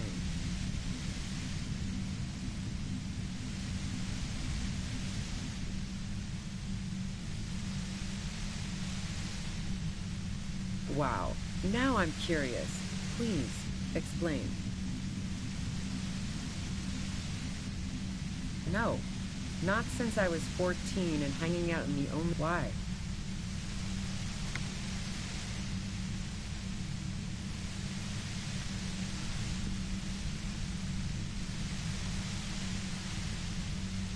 Yeah, and probably some ghosts from the time of the suzerain.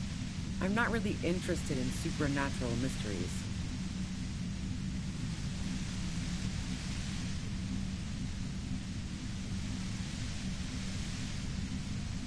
Not murder mysteries either, if that's... She looks you in the eye, impassively, making it clear that she's not planning to comment on the matter any further. The fuck do elevators have to do with it? Not particularly.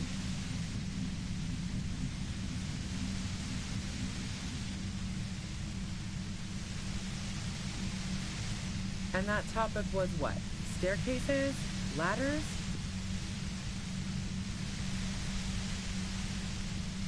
Don't know it, but also, the shot couldn't have come from the roof, or we would have all heard it downstairs. She has a point there. No one mentioned. That didn't go super well. You've got to lay something better on her.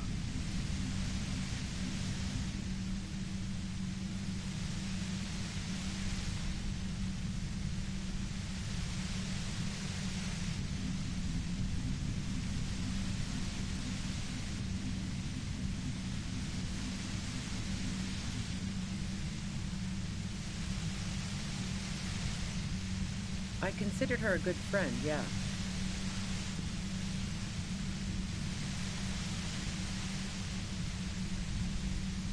Oh, so that's where you were going with this.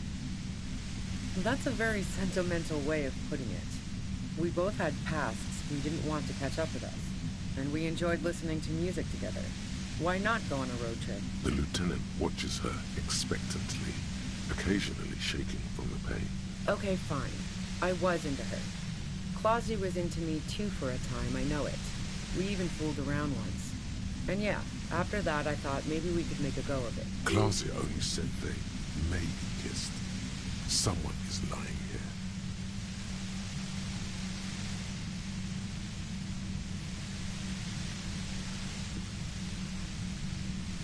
If that's what she wants on the record, so be it. I'm not about to go into details for you to jerk off to later. Seriously, just move on. She rejected me with some wishy-washy bullshit about how she was confused because she felt so close to me and valued my friendship so much, and how guilty she felt for leading me on. I knew that wasn't the whole story, but thought, fine, I'll take it and move on. No ill will there. It wasn't a problem for her. Wow.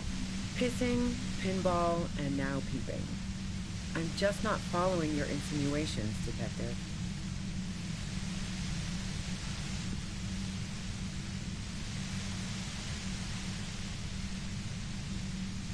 Look, I'm not aware of any hole in Claudia's wall.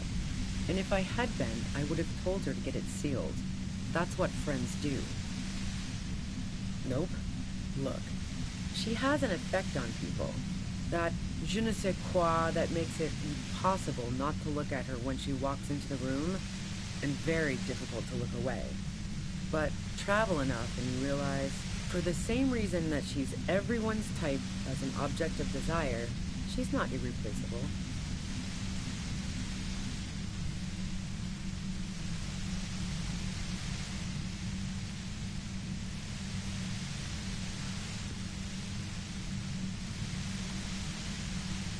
Yeah, one time when we'd both been drinking, I said some heated things about how dangerous her patterns with men were. I was a little worried she'd blow it out of proportion in her head. All the drugs she was doing can make you feel like you're living in a DeLorean tragedy. Yeah, the girl seemed terrified. The merc was beyond caring what happened to his mortal coil. It was a no-brainer. Go ahead. It's your body. And mine too, he thinks. But keep on. This must be done. So, Heart of Gold Tommy fucked me over too. Never trust a musician. That really comes as a blow to her. Maybe twist the knife, just in case. Make her more desperate. Okay, great. You got into my lorry on your own. What now? You're going to arrest me for drug trafficking? Beneath it, she's relieved Tommy didn't betray her.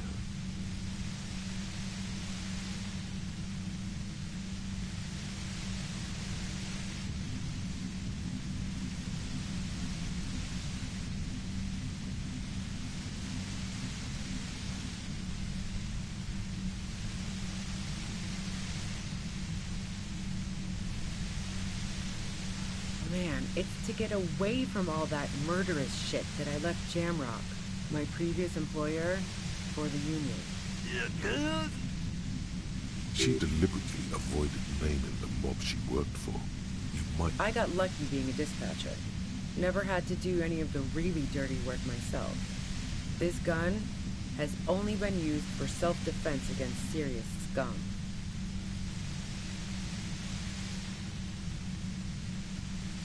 Based on what I've heard about you, you are serious scum.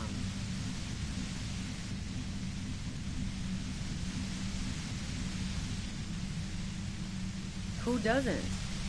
Oh, you probably mean Clausia's rooftop. Sure, I've hung out there. She's got this great antenna.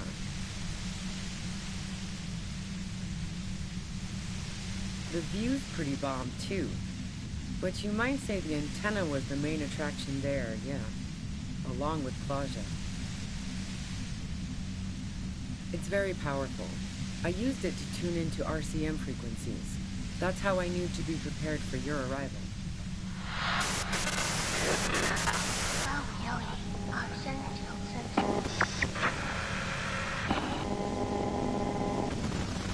Yes, I'm sure.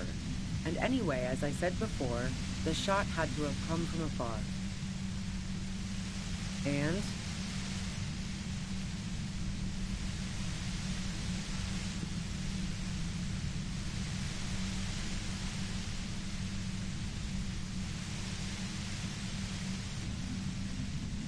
No, they're not practical. Break too often. The gun store.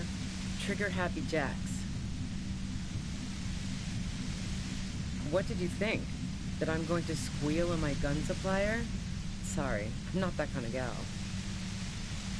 Sure don't. The breech loader? No. This is such a wipeout.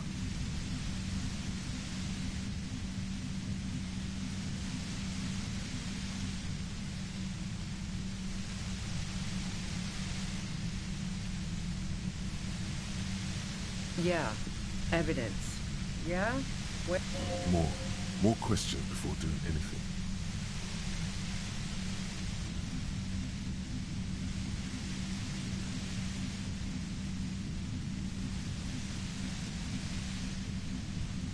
How should I know? As I keep saying, he already had a bullet in his head when I got to him, and there hasn't been any useful gossip over the radio. Those rings around her eyes, her tired voice. Police radio? You've been following the case? Who hasn't? You know, I can still see him there, in Clausia's room, lying on his side.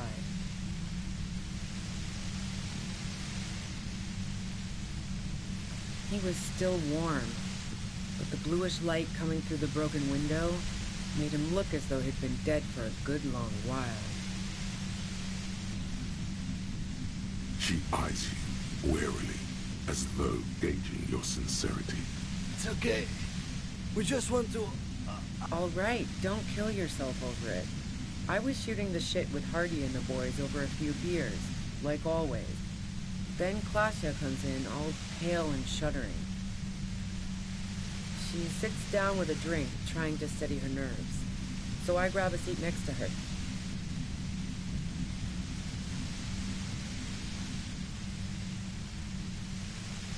Oh yeah, super. But I didn't think too much of it at first. I'd seen her party hard before. No, I really didn't. She's not that easy to read. I just assumed she'd done too much blow. It wouldn't be a first for her. But no such luck. She was in some deep shit. She asked me to come upstairs. The merc she'd been going with was lying on the bedroom floor, dead. I knew she couldn't get the authorities involved, so yeah. You made it look like he'd been hanged.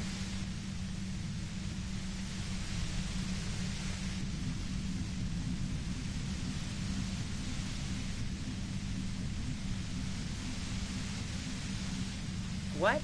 No. Faking a lynching was her idea. Yeah, in cold blood. It really surprised me how quickly she was able to get a hold of herself once we got up there. It was like she was another person. The party girl was gone. She asked me to help her drag him into the shower so she could wind the shower head around his neck to fake lividity. Then she dressed him while I went to get the Hardy Boys. She lied to you about that, too.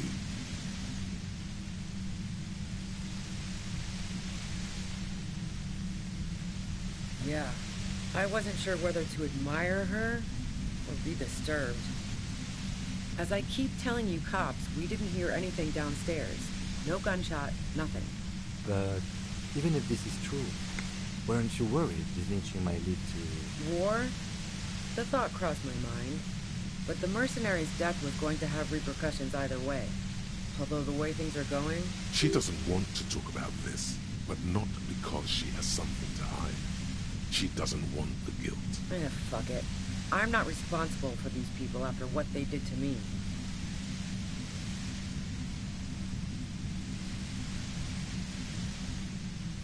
I saw you roll into town. I wasn't about to stick around for questioning by a goddamn La Puta Madre agent.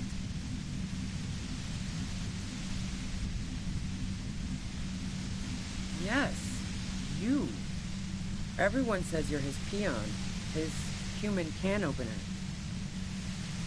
Through the sudden sharp pain in your head, you hear the lieutenant mumble something to himself. Fucking hell. And why me? You hear through the white noise. It's especially bad suddenly. Felt like a vein exploded. Everyone in Jamrock, the cops, the criminals. Why do you think I'm holed up in here with a goddamn death ray waiting for you? If she knows that about you, she must know your real name too. Harry Dubois. One corrupt motherfucker with the disco pants and a funny tie. Agent to La Puta Madre. So she knows your name. That doesn't mean you're on the tape. Criminals make up bogeyman stories about cops all the time. All of this just means that you're effective. Criminals know you and are scared of you. Is that a joke or a threat? I'm guessing both.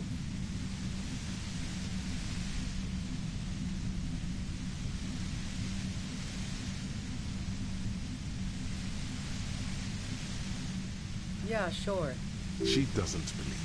I'm sure La Puta Madre himself will explain it all to you soon enough. You've been to my lorry. You think the biggest player in Jamrock appreciates competition? And now I have Harry Can Opener in my lair. Fucking Titus. She's not going to change her mind that easily. She still perceives you as a threat. Wait, one thing, possibly small, but she said you rolled into town. Was that you singular or plural? She might know something. Yeah, you had your death squad with you. What happened to them anyway?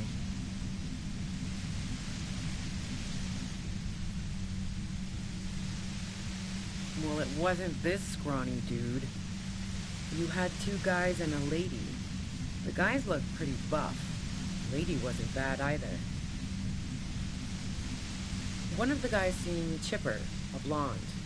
The other had a brooding something or other about him. And the woman was the only one in uniform. All were carrying.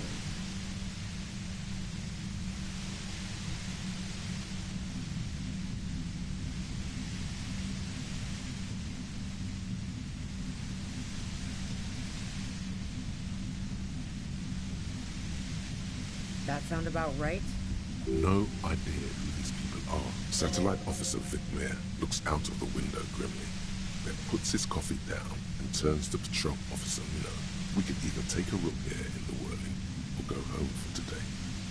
Let's go home, Jean. Nothing's going to happen today, she responds quietly. Jean takes his blonde wig off. Call Heidelstam. He can give us a ride.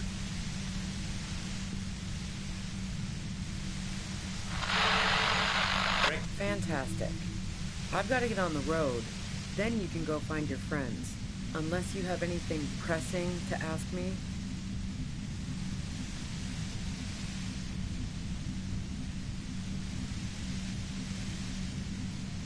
What bunker?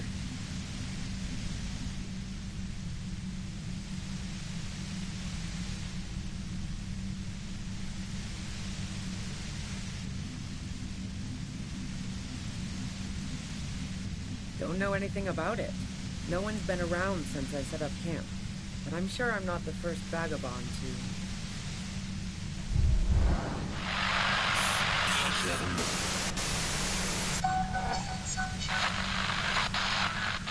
I'm going to do something.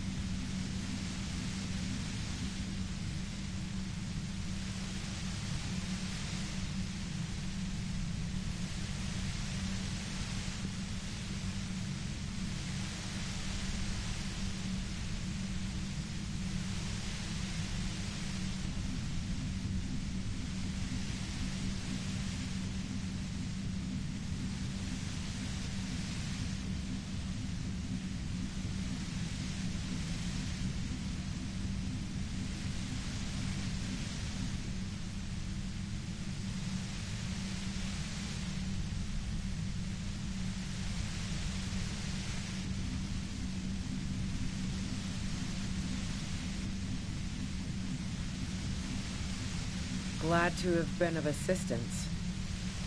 Best of luck to you, officers. Revishal's a bitch. The woman runs past you and disappears into the darkness of the tunnel.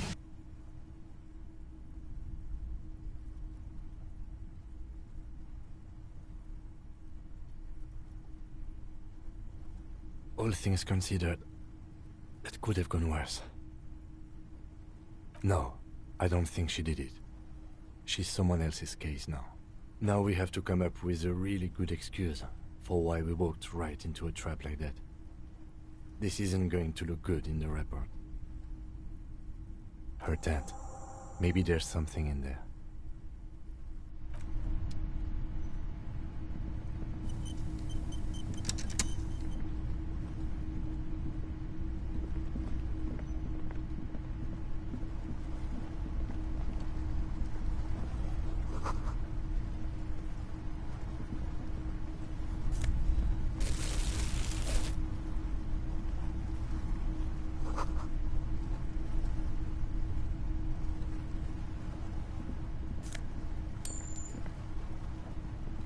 The plain red tent stands by dispassionately. The tent looks old, but well maintained. In the darkness of the tent, a rolled-up sleeping bag, cooking utensils, some books, and a kerosene lamp. It reeks of cigarettes. Assorted soft covers, mostly pulp horror. A motor carriage lies buried in the snow on one cover. On another, a ghost airship. You also see a collection of radio enthusiast magazines. See anything? Rager Monthly, Journal of Material Science. More Technological Digest. One of the magazines doesn't have images on the cover. You pocket the worn brown leather journal. A trusted friend left behind. We should read this immediately, like right now.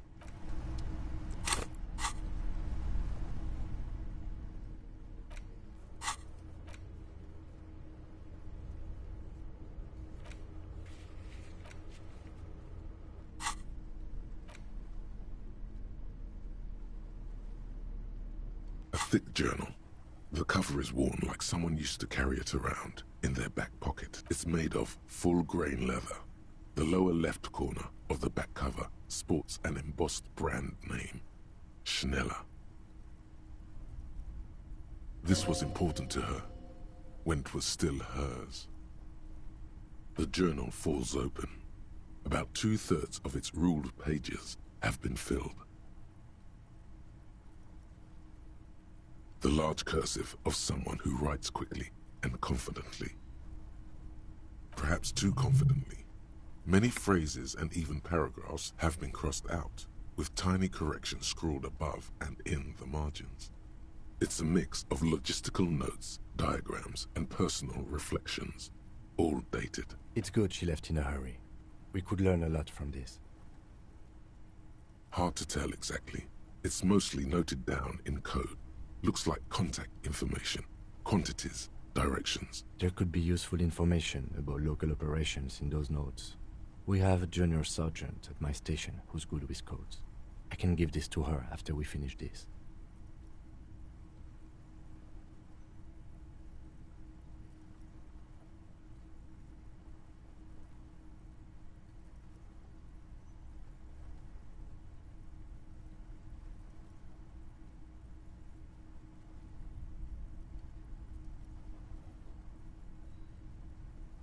Esoteric radio technology. The most recent ones probably pertain to the latitude compressor, sketches, calculations of distance and density. Short, wry observations of people and places, probably a way to pass the time on the road. Also, what appears to be attempts to sort through some difficult decisions. There are a few passages with many questions in them. Staff issues, always tough on the leadership. You smell traces of betrayal. The first entry is from August 2nd of last year. It reads simply, I know my position is precarious. All I can do is make myself as useful as I can while looking for a way out. Remember, no one is indispensable. Nothing on March 4th. March 5th, though, well, that's bound to come back and bite me in the ass. I'm bad at this. Loyal to a fault. But that's another matter entirely. She is referring to betraying a previous employer. Does this suggest she did it in self-defense? That name isn't mentioned as far as you can tell. Small wonder. Would you talk about La Puta Madre in your journal? You do see an M, though. La Puta Madre. M is mentioned on March 9th, and great. M's peon is coming to town, no doubt to investigate the lynching, but also, I feel it in my gut to finally put a bullet in my head while I'm napping in my lorry or on a smoke break. Well, I won't stick around just to twist my own neck by constantly looking over my Then again, isn't that what I've been doing ever since I got the call? Were you supposed to find her, even apart from the investigation then? On M's request? No, you wouldn't do something like this. This must be a mistake.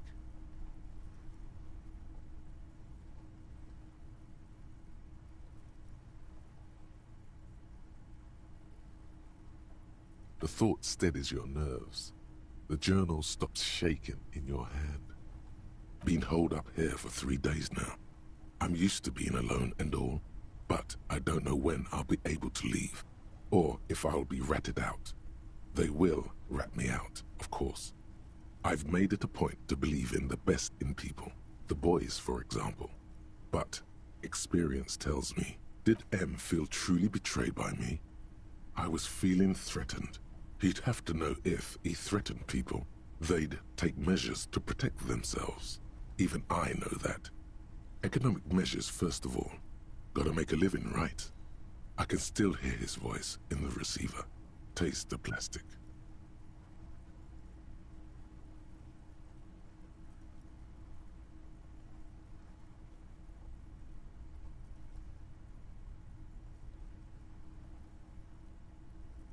The entry ends abruptly.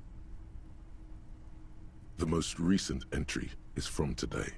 It reads, even when I leave here, if I leave here alive, what's my next move? Staging a lynching is a crime, even if I'm not accused of murder on top of that. Forever on the run. Not really my idea of the open road. Man, I was really looking forward to winning. It looks like she might have been framed? That would be a first, or a fourth. But who's counting, he thinks. Very rarely does anyone actually get framed. I wouldn't go so far as to say that. We have other reasons to arrest her. Besides, I'm not sure her life as a fugitive is going to be much better than we does. Especially if she has problems with the Madre. No, I don't think you are. Ask someone in your precinct if you want to be sure. He truly does not believe you are. Perhaps he shouldn't be so trusting. Claudia was the one who pointed the finger at Ruby. Perhaps she was trying to steer us away from herself, or maybe she had an accomplice. Either way, we need to keep an eye on her. One thing is for certain. We have business back in the whirling and rags. Questions to ask. We should get to it.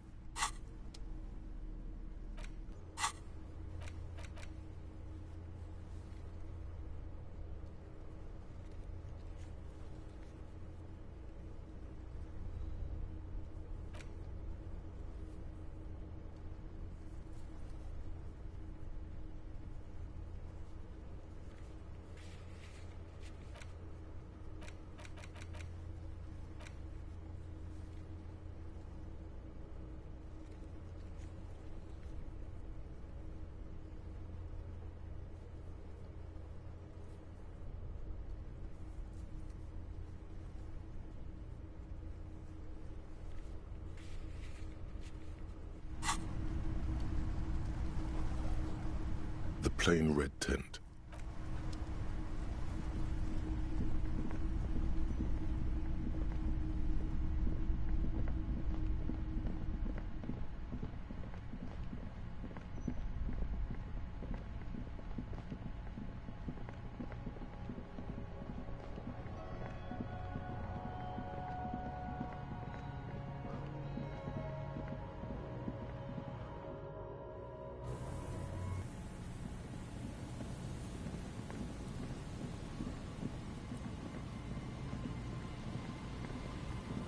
A few locusts trudge along the wall of the trap. Poor thing.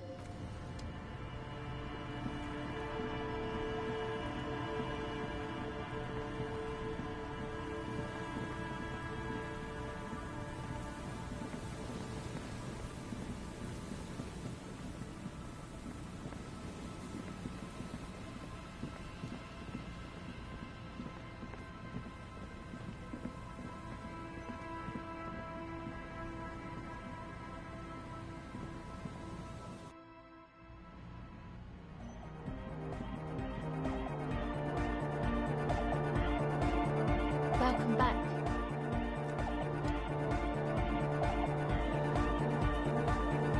Yes, what is it?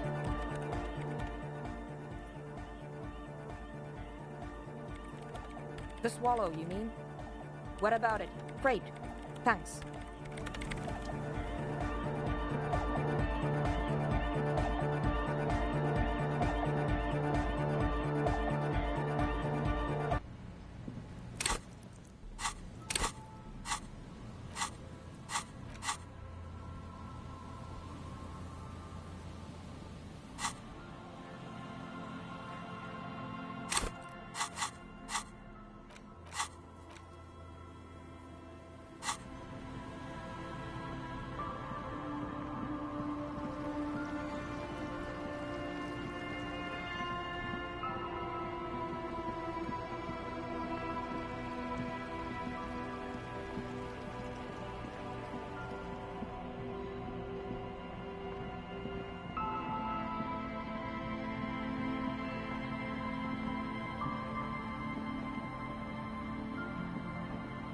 Our tenant, please.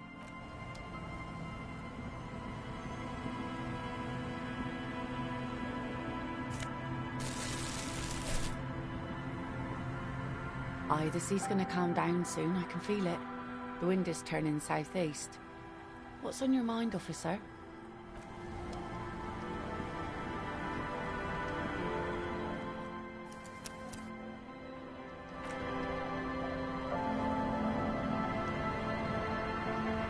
You're back. Good. What can I help you with?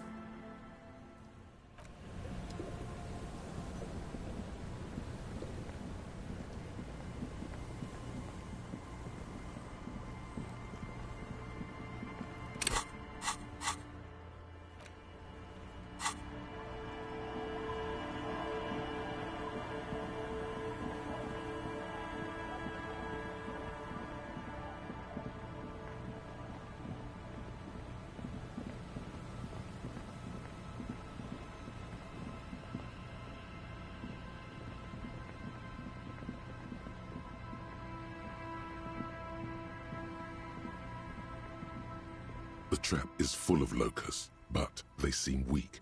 Poor thing.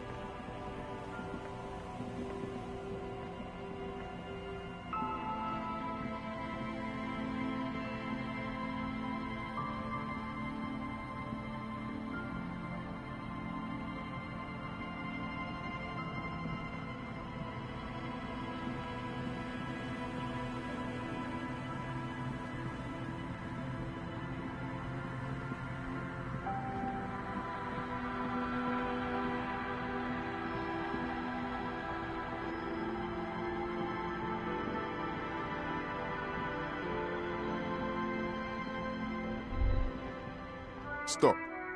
Now. It is time. Crisis. Death. You can feel it in your blue soul. Be prepared. Make sure you have your pepper box in your hand. Your fingers reflexively reach for the Villiers 9mm pistol in your pockets.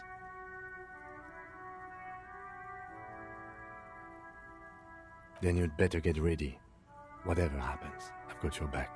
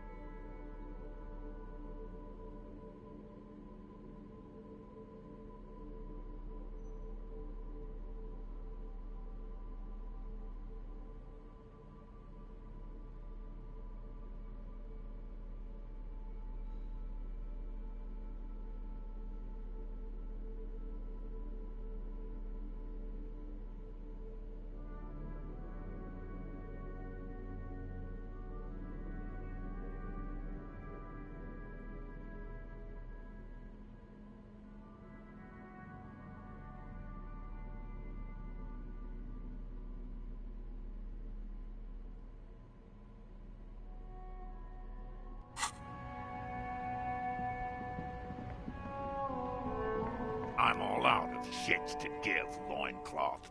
Welcome to the fucking reckoning.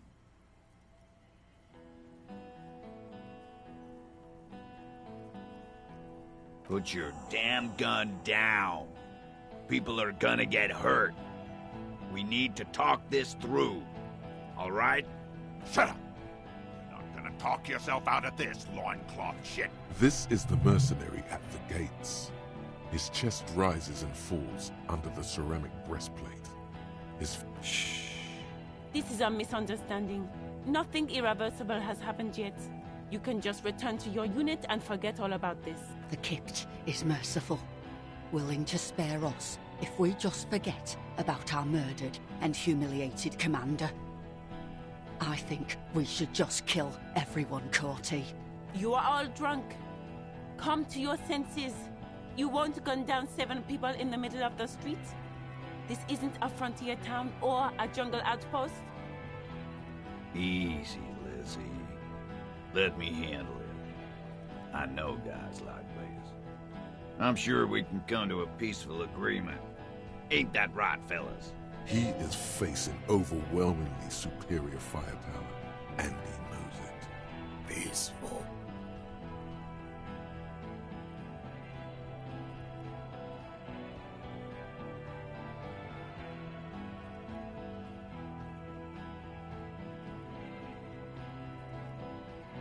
Nest in your abdominal cavity like a little wild mouse. The masked man's words are barely intelligible, but you can hear them. Fuck, there's a third one. How did we miss something like this? The lieutenant is genuinely worried for his life. You should consult him before getting in there.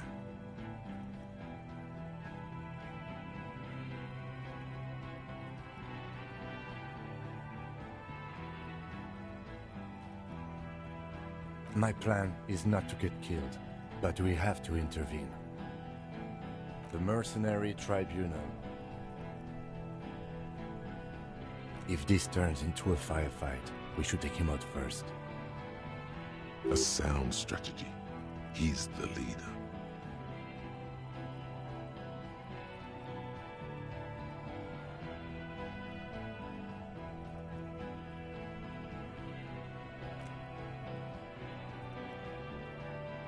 Get lost, comedian.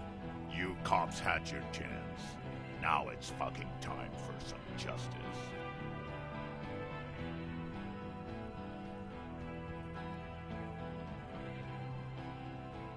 I think he's calmed down a bit. Pig fuck!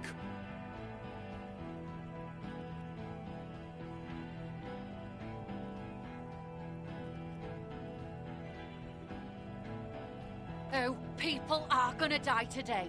We're not leaving it like this. These tribals hung him up for everyone to see. No one is going to kill anyone.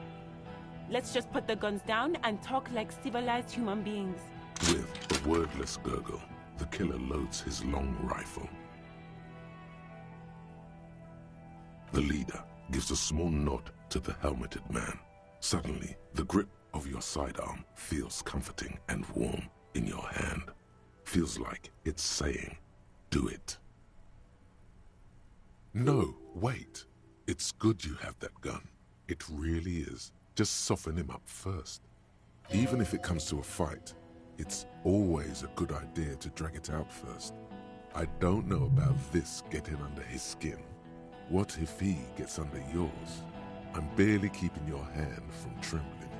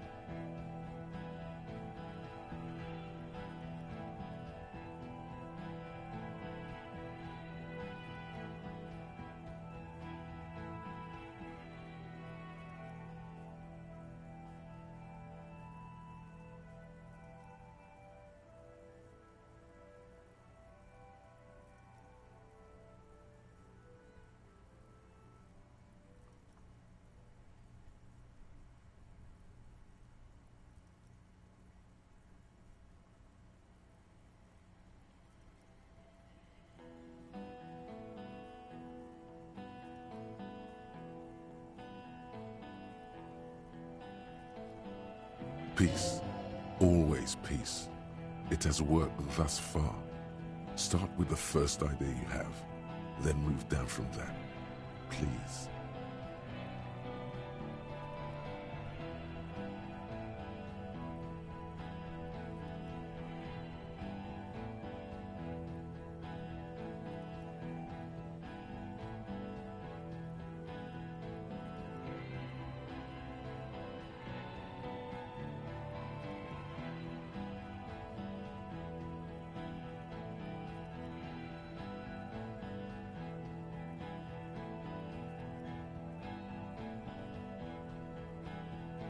Rude. Rude is the killer. Rude, the killer. Owen Cloven. He doesn't talk much. All of you cunts inside out.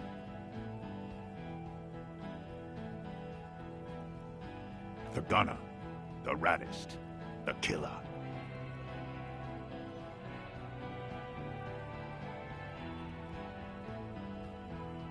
What do you think he does? There, on the rim of Owen Cloven's helmet, you count little stick figures. 19, 20, 21.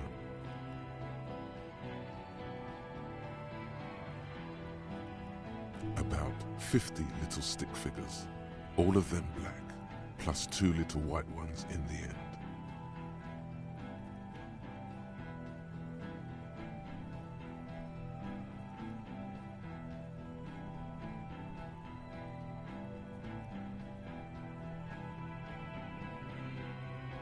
What are we waiting for? Let's burn. Hold your fire! Wait for my command. He has chewed his lips bloody. This man has been under severe emotional pressure recently. Yeah? Who did?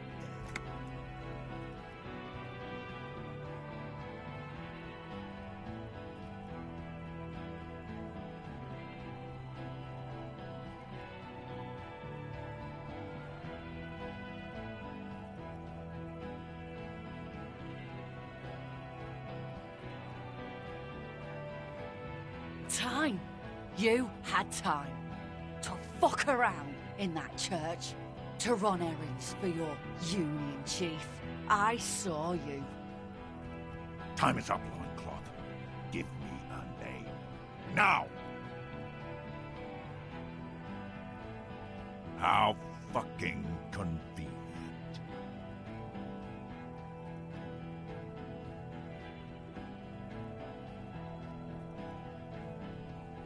You think I'm fucking stupid, cop? What? How about the kid? Tell me. Magic fucking sniper. One more time.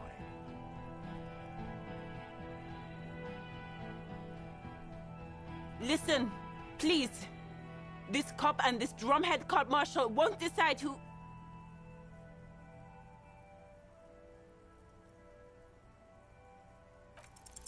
The Hardy Boys confessed to hanging him, all together.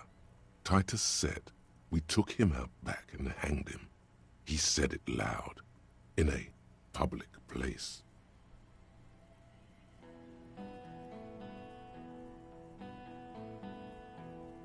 You're lying. DePaul heard it. You heard wrong. She and these men have been helping us find the shooter.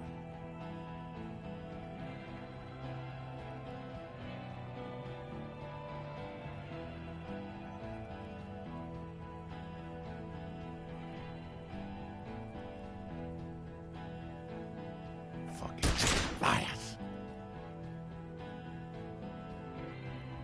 The shot rings in your ears, a low, tinny ring. The young woman stands and looks behind her. The shot has flown over her head, crashing a small pane of the glass window behind her. I missed. I know what I heard, Corty. They said they killed him. They said it was a good way to end a Sunday night. That doesn't sound good. You need to change. What topic? Shots have been fired. Act before it's too late. This was a close call.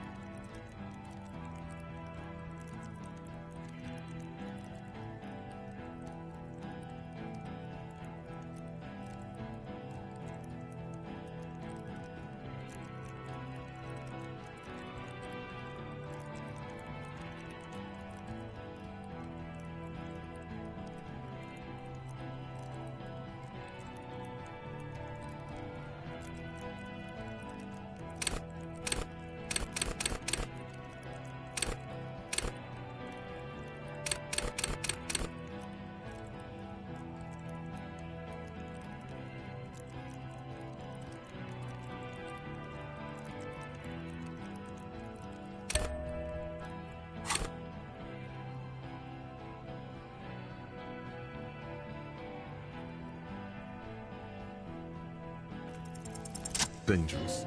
Ask about him first. You don't want personal facts about his dead friend coming out of your mouth. He has to start it.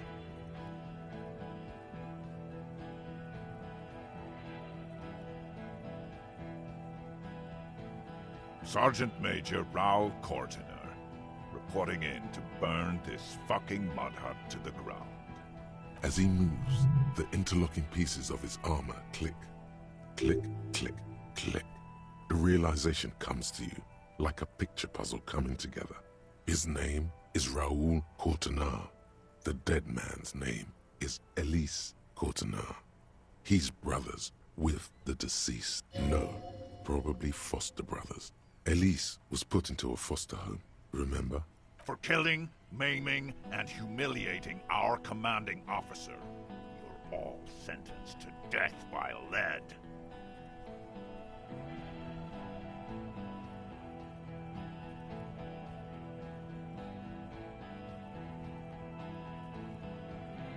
He sways from left to right, inspecting you. He wasn't my fucking brother. We just grew up on the same farm and got beat into place by the same sick fuck. Same fucking mud hut town, too. Okay, good. Who? Laylee. We researched him. We contacted the ICP and looked at his birth records. That was in there. And other things. They fucking put Laylee in a leaf compactor. And now these It's a mindfuck, Corty. He wasn't put in a leaf compactor. They're making it up to fuck. Open fire. We can't have that. Interfere now.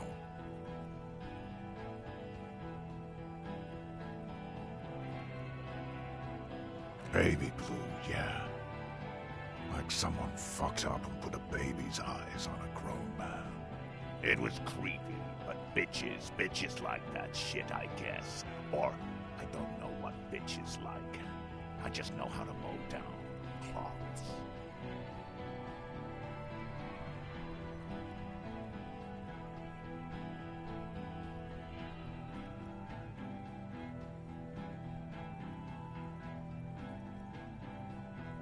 Our colonel did what he had to do. It was either one cunt, or 100 of them. Rude here. In your ship pipes, right in the fucking... He likes to fire mortars at random coordinates. Wipe out mud huts like that. When he gets bored, Laylee knew how to command. He was a good commander. I can see you miss him. Oh yeah, he would have commanded this fuckhell way better than I did. But that didn't happen, because Hayseed, Bill, and Kipty the Kipt here fucking murdered him. Had him stink the village up for 2 weeks after. And you fucks did nothing. Listen, man. We told you we... Told us what? What did you say? Who said that? Tattoo fuck. You'll die first. Fuck do you mean? Talker. We've heard testimony. People say he was charismatic, a nice guy to be around. Yeah. He liked to chat up the natives. Share leaflets. Squeeze a bit of kit-tass here and there. If Laylee was here, he would spare the lot of you. Maybe shoot one for show.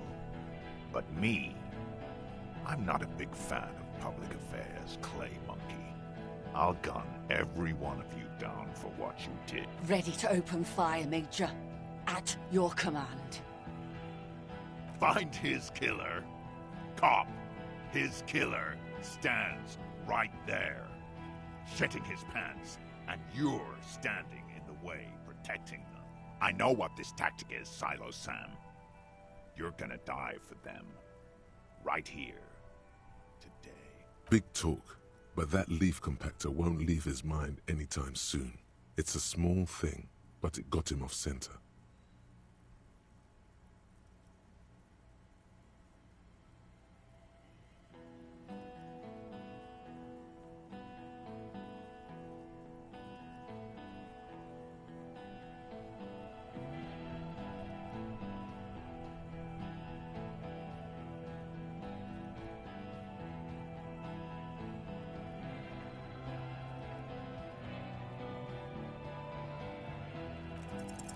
All right, here we go.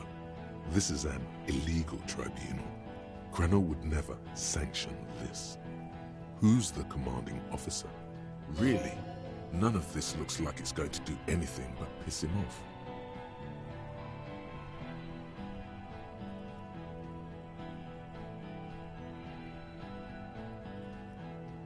What always happens when you get good at your job? That name meant night raids. Fucking extrajudicial funky time. The same thing happened when we were called whatever the fuck it was. Probably won't be called Crenell for much longer. Not after this shit. Okay, it's not much. But he's thinking about something else. And his hand is off the gun. This did something. Now fire. Fuck them up. Do it. The muscles on your back tense up.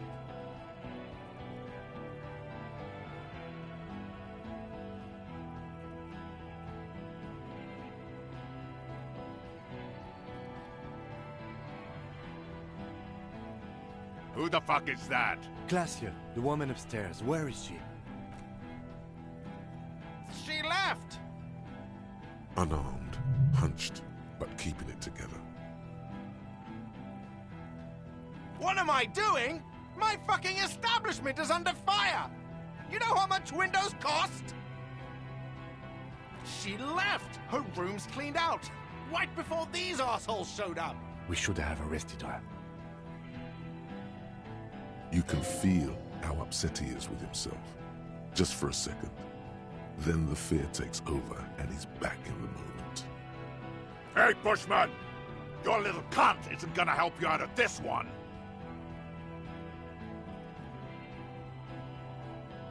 Yes. So what? Nah. I'm clear as day. Enough already! What is this? We didn't come here to fucking chat! Interrupt me again and I will execute you on the spot, Lance Corporal.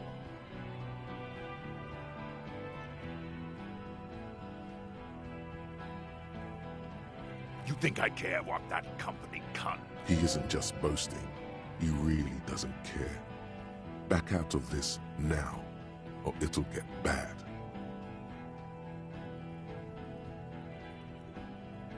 Fucking waste this fuck!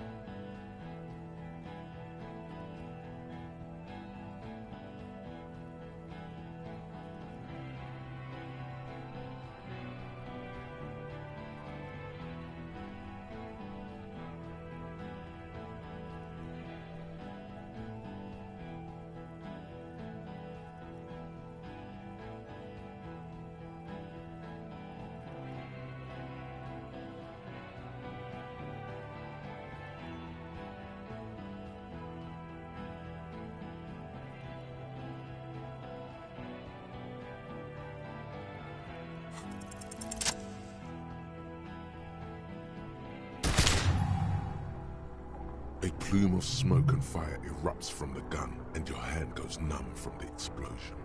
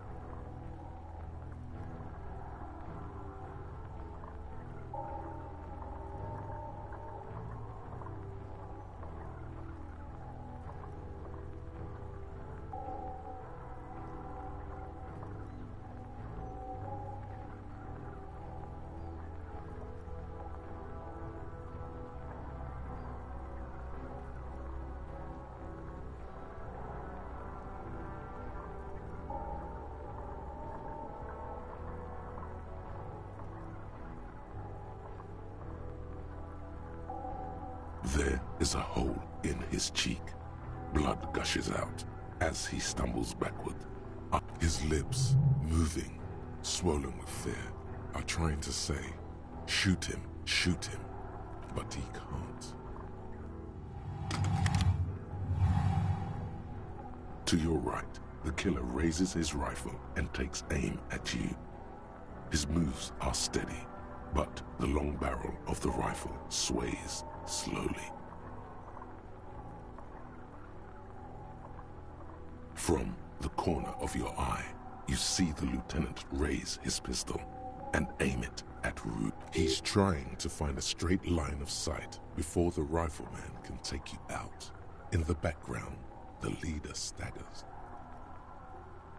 You stare down the barrel of the gun.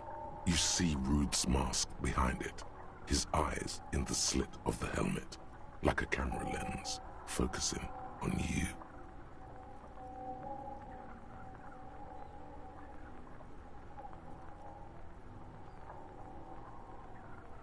God, you're so frail. Too frail to think further. Time is running out. The shot rings and you stumble. Something violently tugs at your shoulder, pushing you backwards with incredible force. A volcano of burning pain erupts from your left shoulder.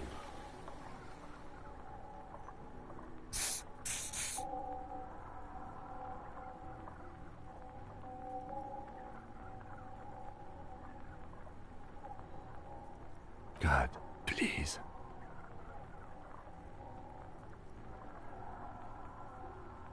He's aiming for the eye slot in Rude's helmet.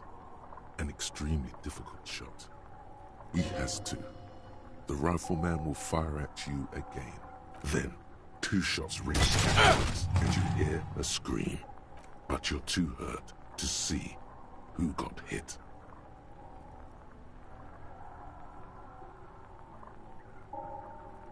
Blood gushes from the helmet's eye sockets as Rude staggers back, disoriented. The sounds coming from his helmet are not human. An unbelievable shot from the lieutenant. Glenn, dying in a puddle of blood behind you. His mangled torso has 2 gunshot wounds. Blood gushes out of them like red geysers. Oh God, watch out. You see 2 crazed eyes stare at you through all the smoke and the panic. With blood gushing from his face, the man raises his pistol at you. Then he squeezes the trigger.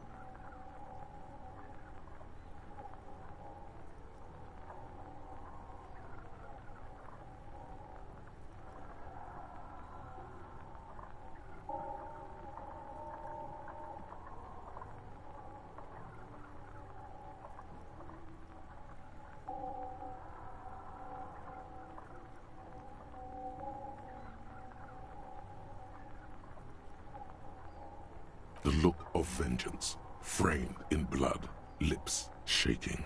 This is the last thing he'll do on Earth. But he will do it. He is your end. Here it comes. Death.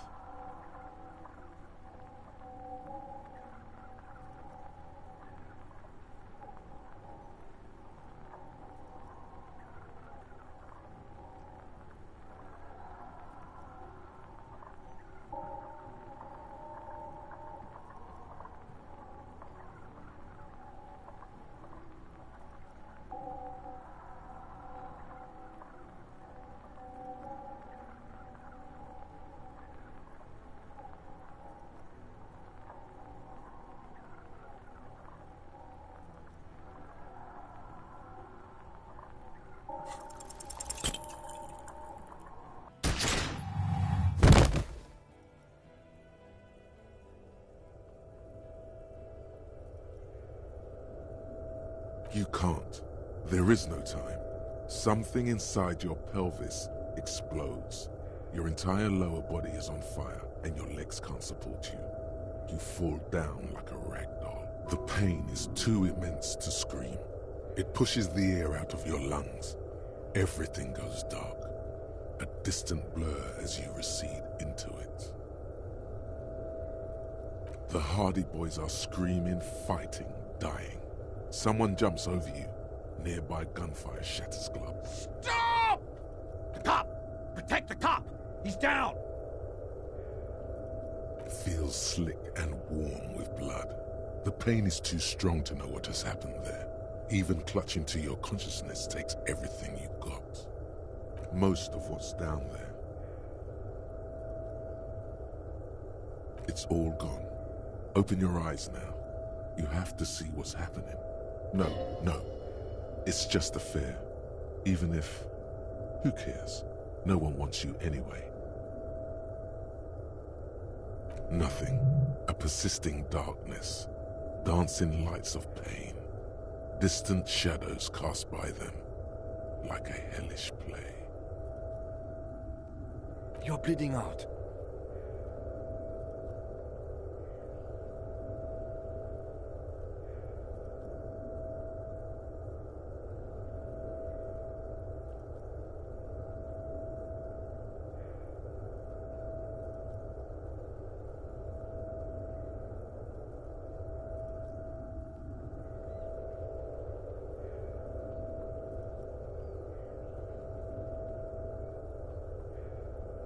Stay with me.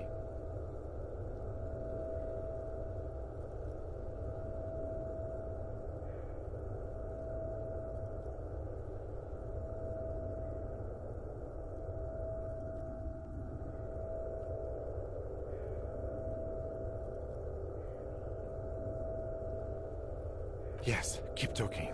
You hear me? Stay awake. But you can't. It's so hard. Your eyelids grow heavy, and the sounds ever more distant.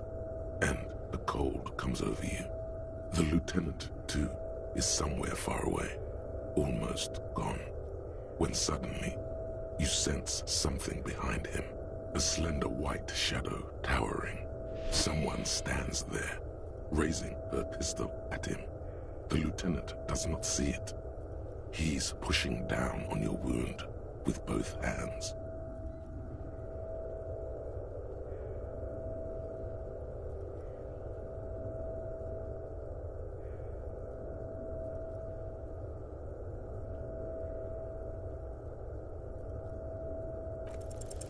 No, you say, and hand out your firearm to him.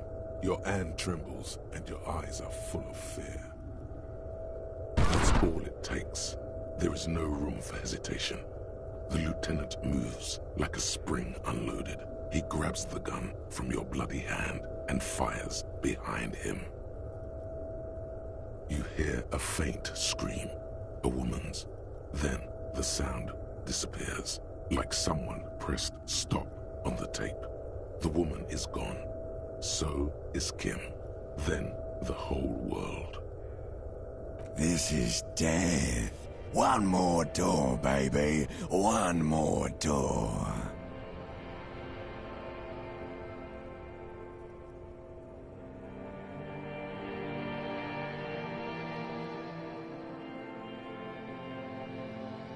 brother. You already were a ghost. It's the living who are ghosts. The dead are silent. They don't rattle windows or write letters in blood. The fight? There is no fight. The fight. He's not taking it. His body is not taking it. Oh God, no. He's not disintegrating and rotting and being disinfected and smelling of drugs and feeling saliva in his mouth. Drip. He can't go. Not before the case is solved. There is a radio in the distance. A radio of the world. Playing sounds. Good morning, Elysium. Soon you will return to the world. Hours turn to days. Soon we will get up again and go through it again. Finally we know what the infernal engine was outside. The clarion call. It was him. He is the infernal engine. He never stops. He only gets worse.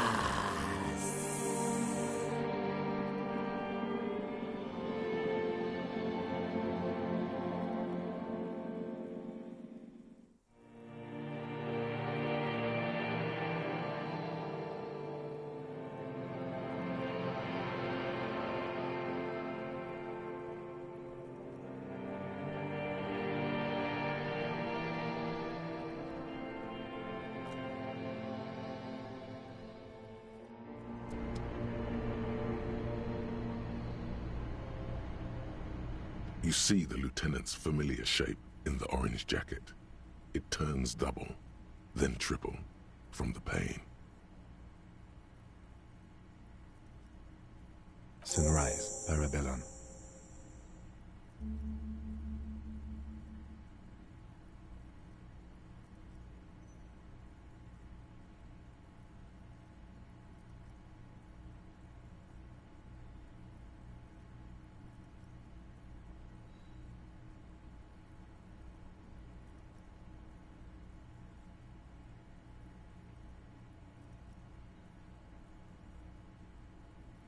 It's not ouch time yet. You just got the Dramamine pill an hour ago.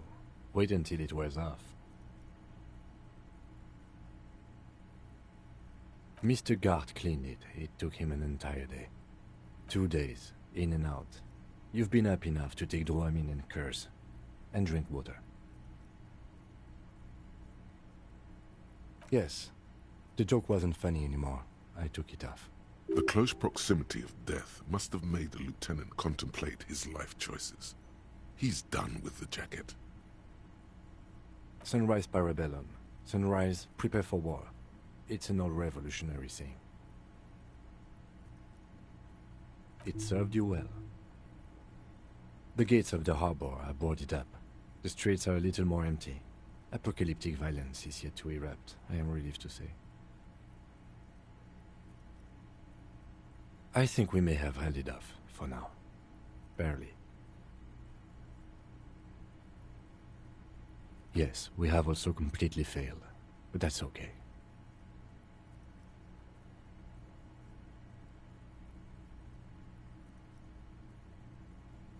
What happened? You shot the Major in the face. A firefight ensued. Yes. A blood-stained killer. You're an officer of the RCM. As retaliation, the rifleman shot you. He hit. With his carabine. I was looking for a clear line of sight. When I found it, I shot and wounded him. While Glenn took a bullet in the spine. It was meant for me. He did not survive. This is not the first person to die in his place. He goes on. Titus, Fat Angus, and Theo charged. Angus and Theo did not make it. They both died before they made it to intensive care. Titus survives. So do Alain and the musician. I forget his name.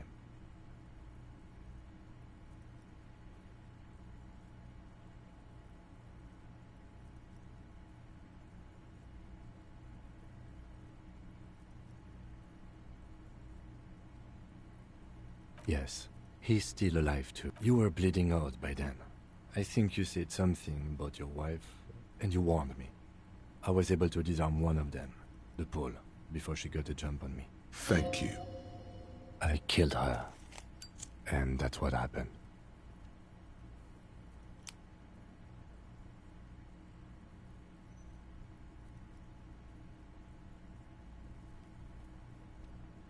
He nods. This is the one. The Pole was the last to die. Everhart had their bodies returned to Crenel for a funeral. Company is yet to retaliate. Because we deterred them? Or Joyce did? Maybe the harbor in full lockdown is too costly a target. Or maybe they are simply taking their time and will attack soon. I don't know. 4. Glenn, Theo, Shanky, and Angus. The fat one, he took a lot of bullets.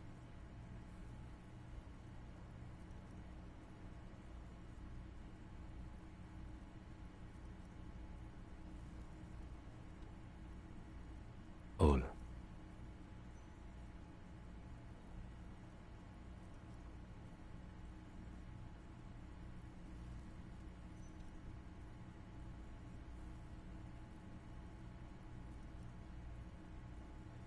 Yes, officer. 7 people are dead. It's not a success.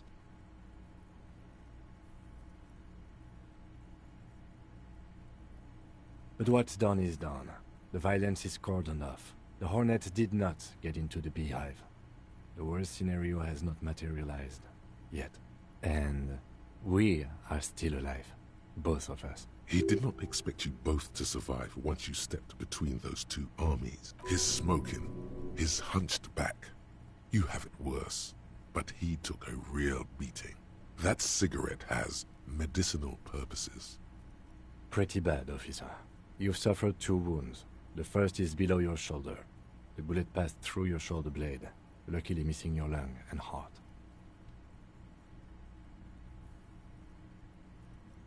The second shot hit you in the thigh, the left quadriceps. No major arteries were nicked, but the bullet had to be removed. Bacterial infection was treated with mercurochrome. We will see. No. A man and a woman sit in the front seat of an armored motor carriage. The woman is driving. The man lights a cigarette. Jean, back to that shithole, he says.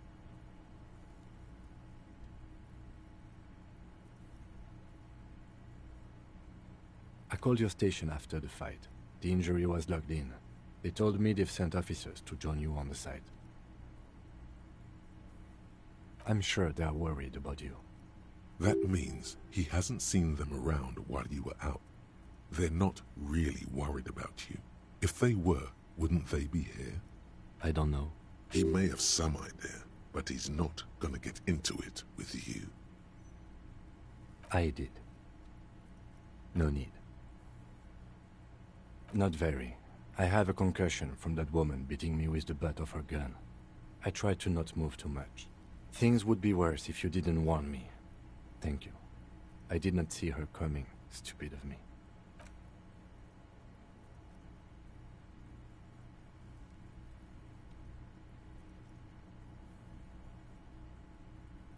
Easy now. How are you?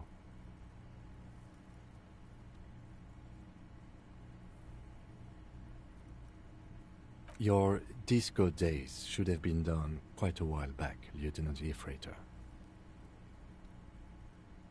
I honestly don't know.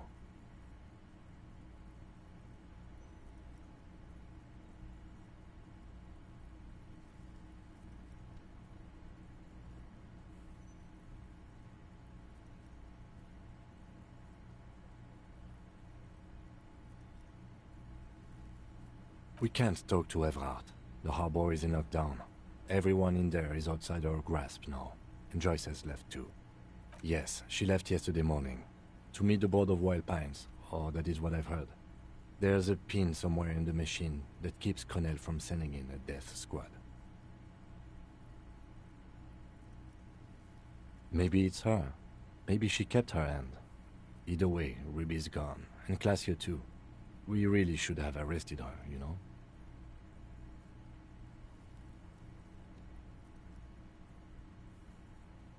I don't know. I think the theory you presented, it's someone else, outside our circle of suspects, was right. It better be. Everyone within the circle is either dead or gone. Honestly, I think our investigation has not produced a single credible suspect.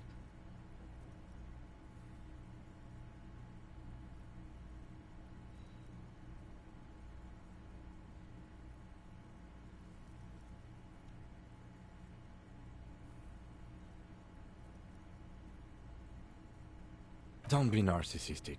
Half the cops in Revachol West are his peonies. Even if you are, it is not a decisive factor in this case.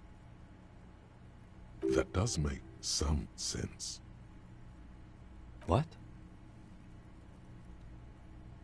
Every piece of garbage in the city is not connected to the case. He's wrong. Okay.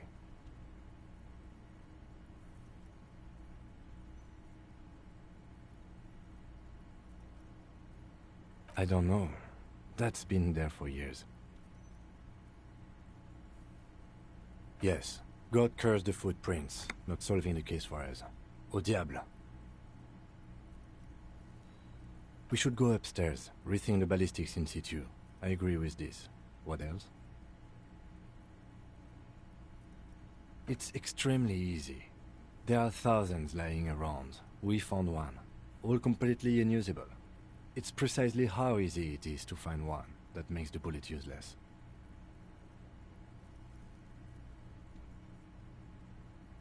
We could find thousands more if we wanted. All of... But they seemed so mysterious.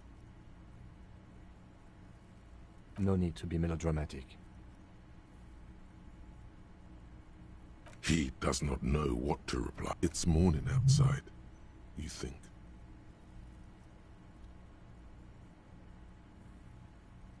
He arches his brow. The ceiling fan patiently spins overhead.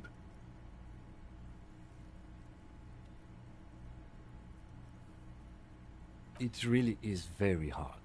He sounds surprisingly weary. No. Are you ready to limp? Good. Where do you want to limp to? The lieutenant did mention doing more ballistics. Why not? Another look at the window, perhaps? The one he was shot through. I don't know. I can't think of anything better.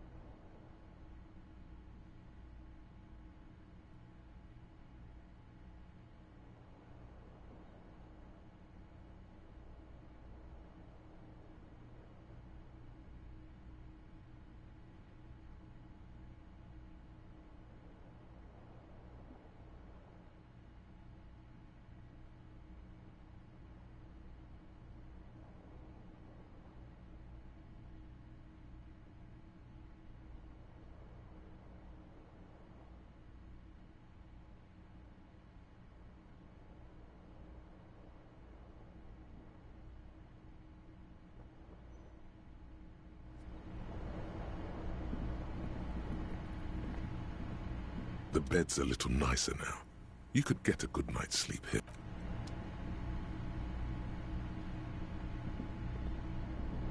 The fan stands still.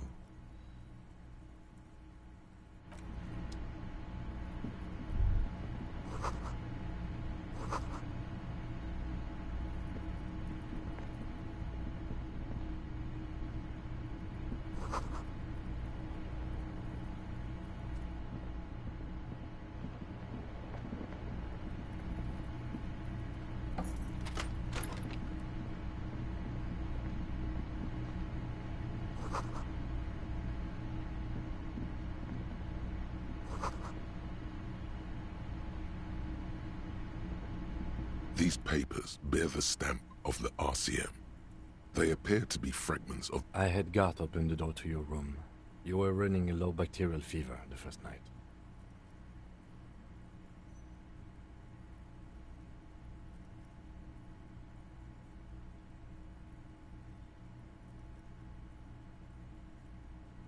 It would have been easy were it not for my concussion. We both got lucky, considering the odds we faced. Let's go?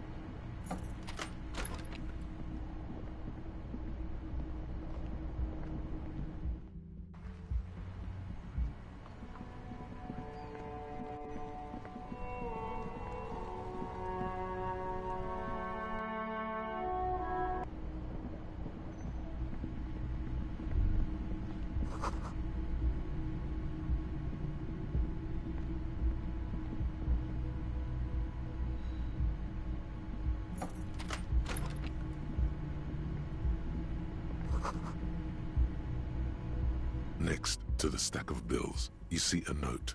A few lines jotted down in large, uneven handwriting, just as the writer was about to rush out the door. I'm sorry, I fucked everyone over. P.S. I didn't kill him. P.P.S. Gift upstairs.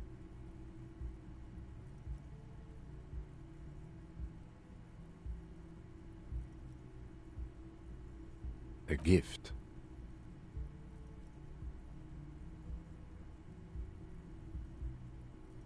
I am not drawing my gun, yet, but I don't like gifts.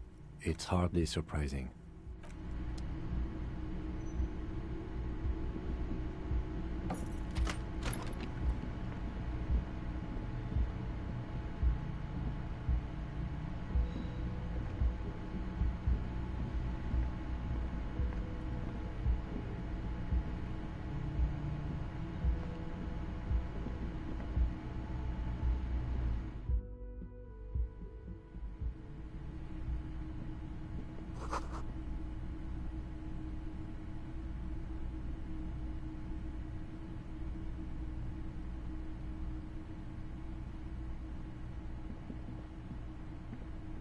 You see the same two neon-lit shapes, a man and a woman, only now a red thread bisects the room, pointing from the antenna outside to the cupboard on the wall.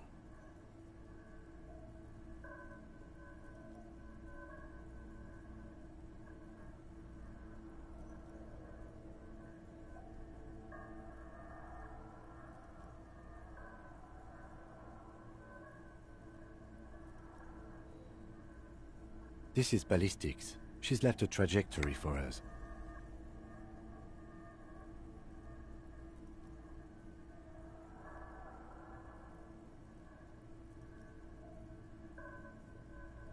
A ray of backward motion explodes from his mouth to the roof outside, A prime, to then widen into... It suggests the bullet came from the extreme upper quadrant of possible angles, from a point beyond the roof.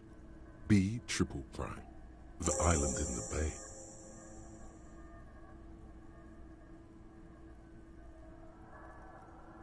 Unless she thinks the perpetrator was standing on the ring antenna. That is where the thread seems to point.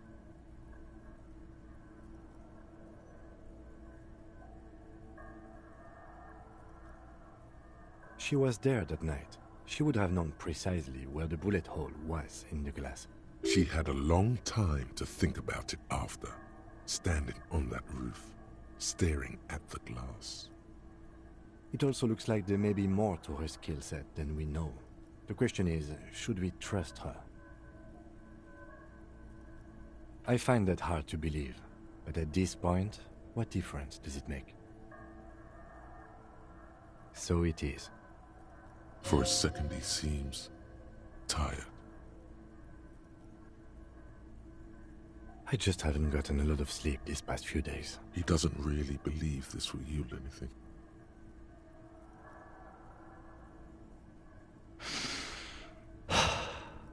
He is trying to justify it to himself. The lead is flimsy.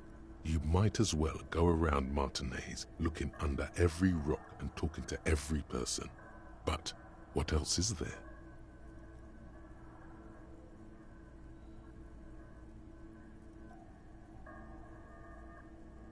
Not a lot, no. I understand.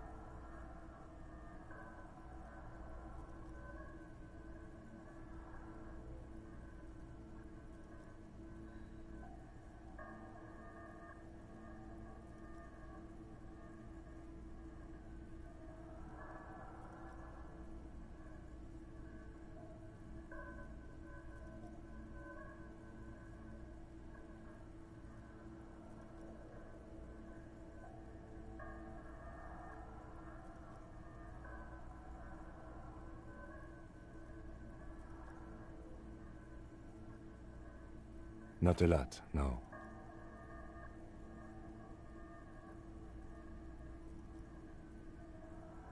Of course. I mean,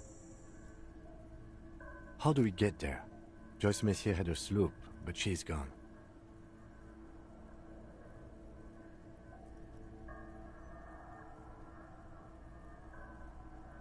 Yes, but it'll take them days to give it to us. We could ask around in the fishing village. They had boats.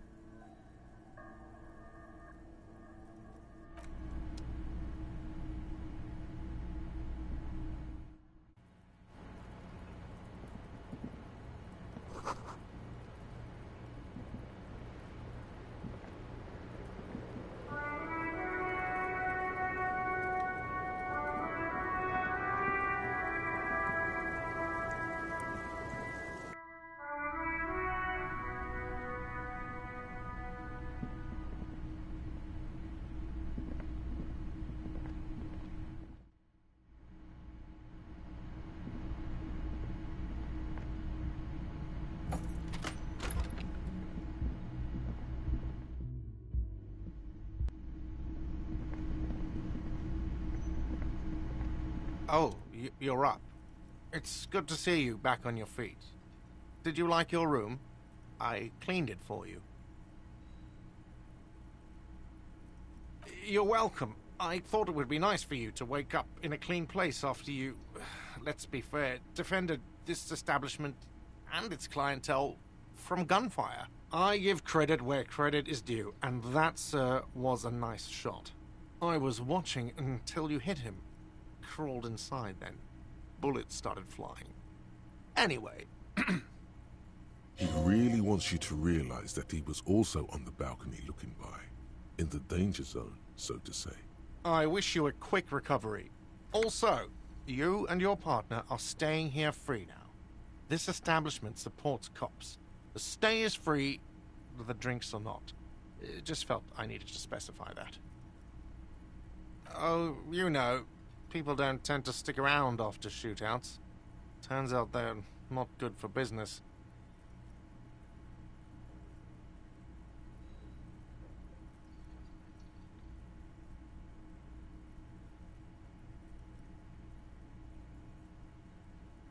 I don't remember everyone who comes here, and many people wear sun. Yeah, I was, yeah. That's because I'm a badass. It really took courage. Don't pick at him.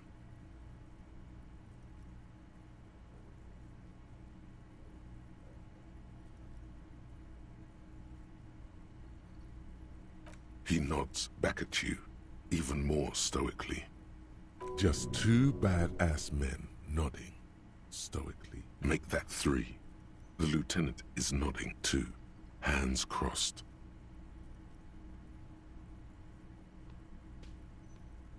No problem.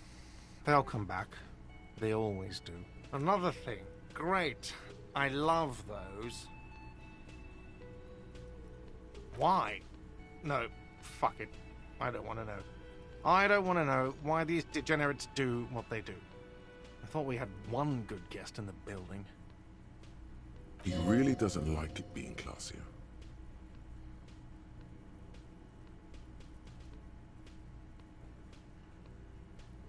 What's that supposed to mean? Fuck you, buddy. She's not my taste. Good thing she pays for her stuff on time. Wow. She really isn't. Now, was there anything else? I have like 4,000 coasters to stack. And then I need to wash dishes because it turns out I have to do that too now. Yes?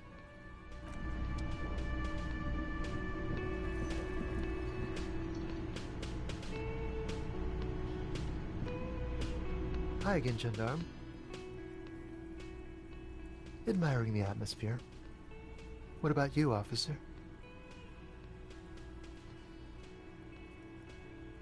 Convenient. But what are you doing here? Bye-bye, Gendarme.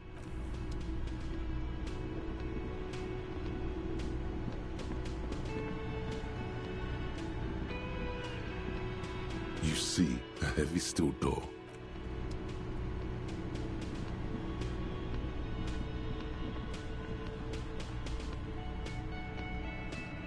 Seeing you approach, the bruised man raises his bear in welcome.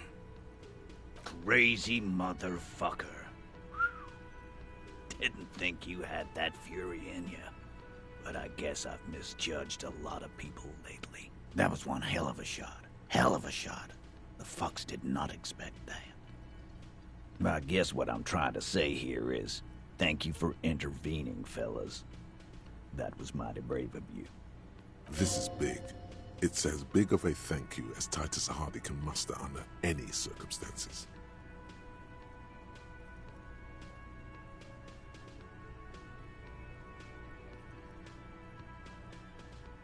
Well, cheers anyway, Copper. Theo was old. I think he'd be pretty happy with the way he went.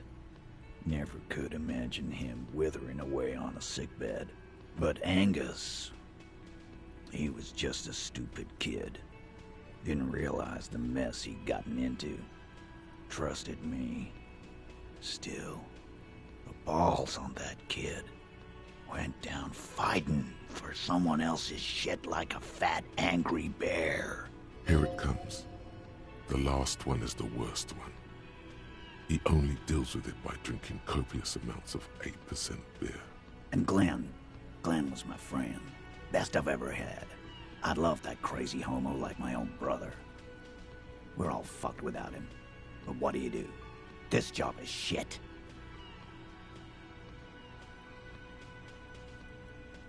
Dennis, that poor little rat is dead too. I always thought he'd run. But no, he stayed. Stupid, brave fella. He didn't like him. That only makes it worse.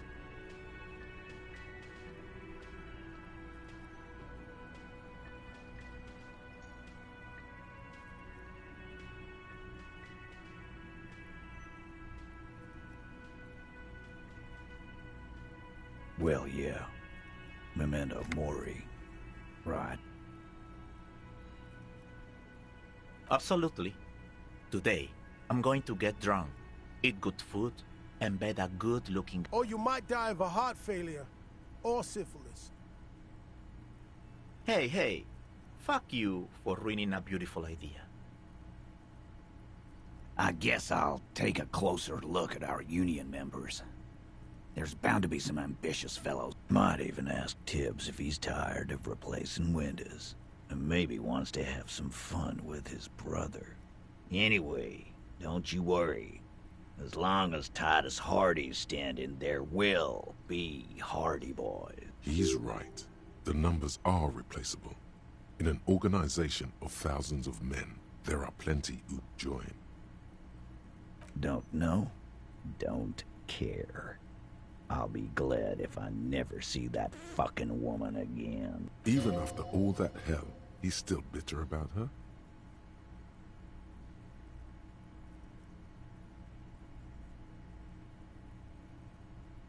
Nope. He did. He shrugs and tries to look uninterested.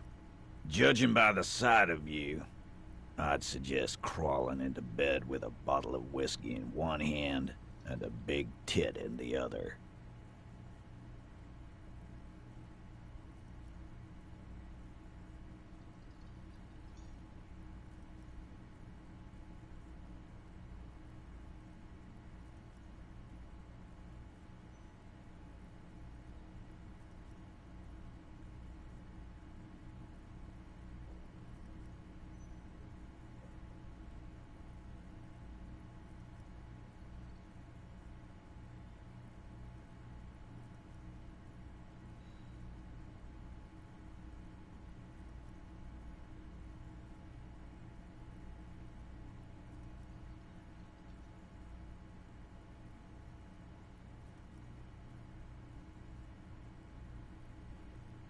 Yeah, go pay Monica a visit in Janrock.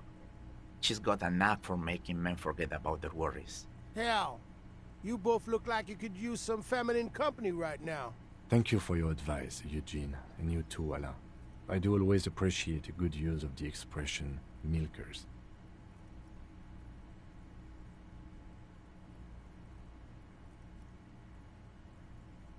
It sincerely amuses him how hard these guys typecast themselves. You're welcome, Bina Claude.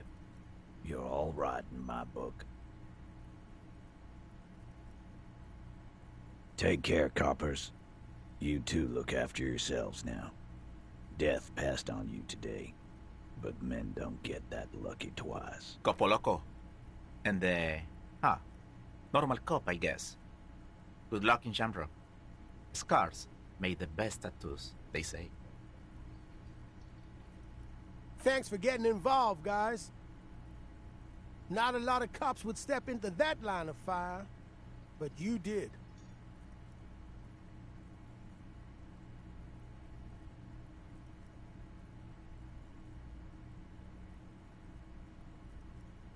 And if you ever feel like the uniform is holding you back, I've got a few vacancies. You'd make one hardy boy, copper. And Titus Hardy himself would make a good officer. That man was born to lead. I will, capo. That's a promise. Now scoot, because the Hardy boys got some mourning and drinking to do. Take it easy on the drink. The danger has not passed. This town needs you on your feet. Good point, Beano Claude. We'll keep the vol under 12% tonight.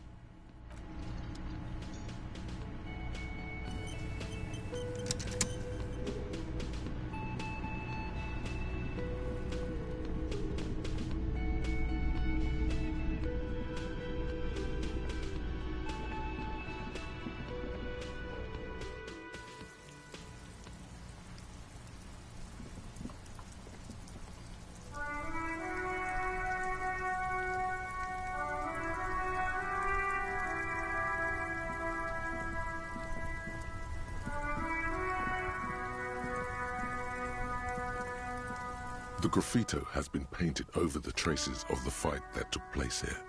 It smells of blood and heavy fuel oil. This was Cindy the Scar.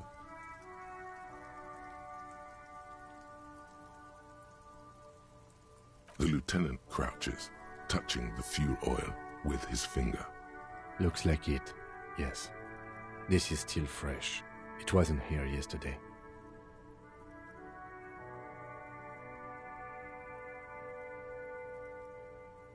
And blood.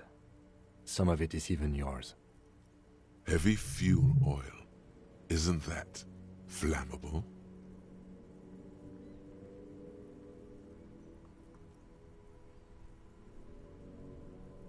You could buy some smokes, light up a ciggy and throw it in there. You know, just to see what happens. See if it's flammable. It's better that way. Safer.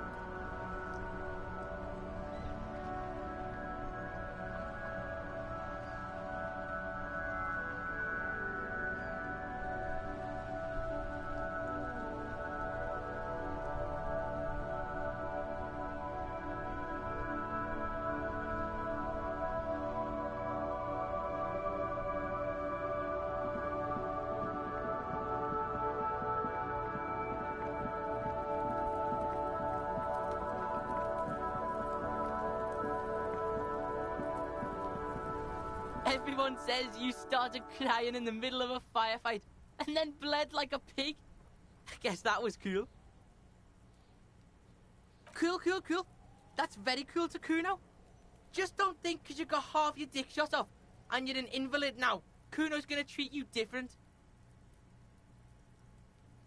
Kuno doesn't reward weakness.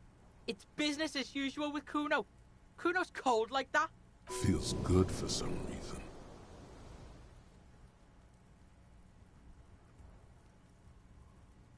Watch out, pig. It's a dangerous world out there. But Kuno's got his eyes on you. Who knows?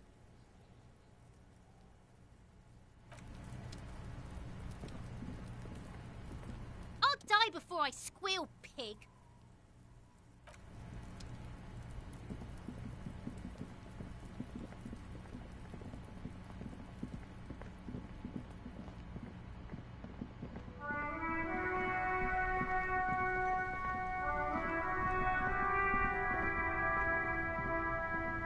My man, you're alive.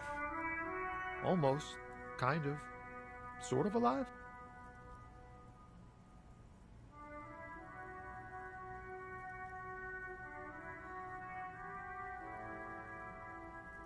Man, what a day. I missed out on most of the action, but I heard it was quite the encounter. Had a strong sense of finality to it. So what's next?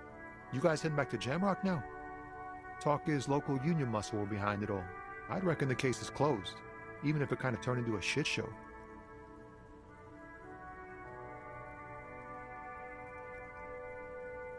Hey, that's just what I heard. Old wives' tale. So, what next? Good luck with that, my man. Ain't easy being you, but hey, you're still breathing, right? Okay. Is it wise to share information about the case like this, sire? The lieutenant throws you. What are you doing?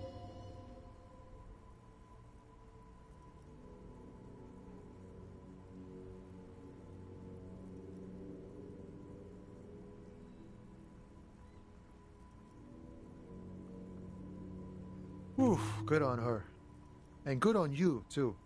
Better focus your efforts on the bad guys. Mercs and such. Plenty of baddies to go around. And she didn't do it. Believe me, if it's something bad, then she didn't do it. Didn't know her for long, but I know people. He's relieved. All right. That's enough sharing details about the investigation for one day.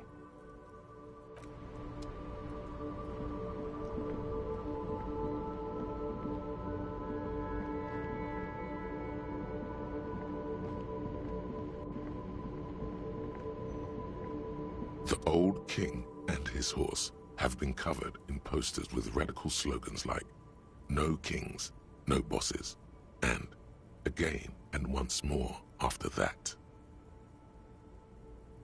At the bottom of the posters, in smaller lettering, are details about meeting at a local coffee house. Looks like the students took your advice to heart, Detective.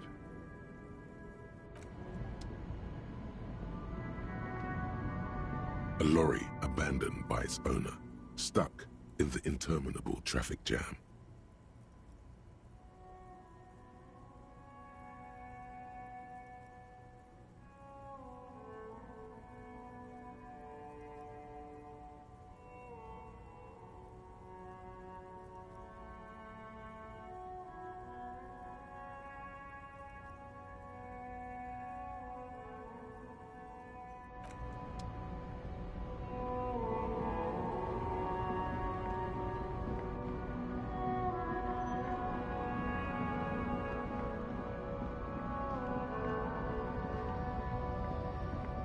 A lorry stuck in the traffic jam.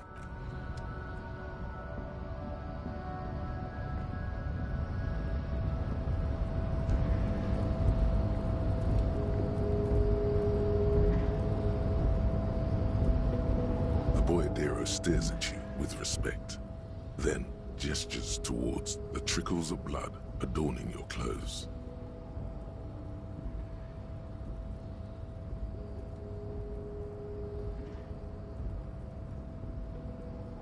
There are types of danger. The one I'm usually concerned with is lung cancer or getting mauled by wildlife, not bullets. It calls back to an older era where this was commonplace, though. You have a true boyadero heart. Hiding, gathering themselves. The harbor's in full lockdown, friend. No getting in or out, for the time being. No, man. Not today. Today is war. He says it matter-of-factly, like it's no big deal. Time will tell. I'll tell Everard you dropped by. I'm sure he'll be glad. I'll be okay here, doing lookout. Quite the sight, aren't they? Getting to like that red I am. Don't worry about me. I live to alleviate the worries of our brothers. See if any insane killers turn up. Then I'll run. And live. You know it, friend.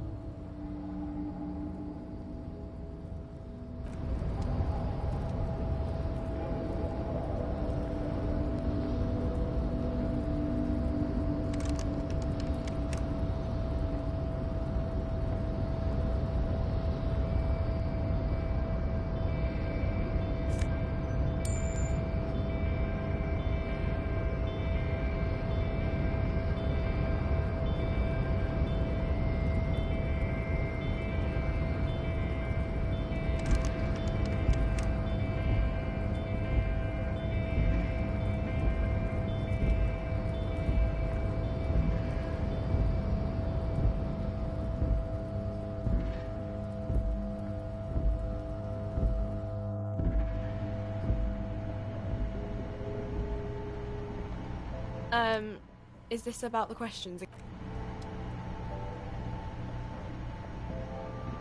A small cabinet on the wall is filled. Okay, here. I hope Saint Baptiste may.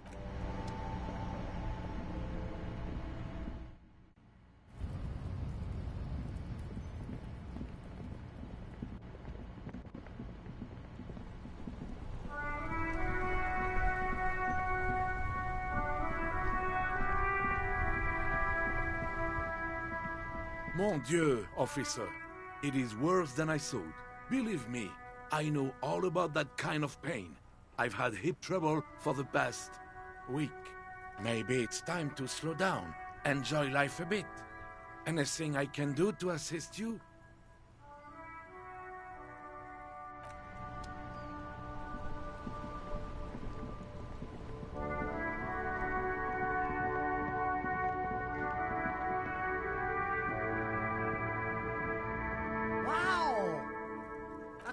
Limping down the street, bleeding from the shoulder, face bruised, looking like hell? You know what that is? Cool. That's cool.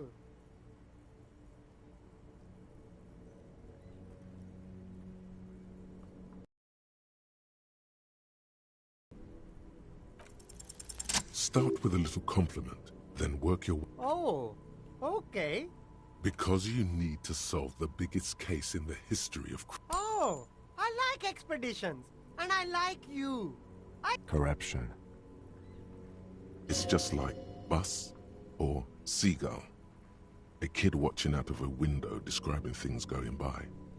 He doesn't like it too much, but what do you do?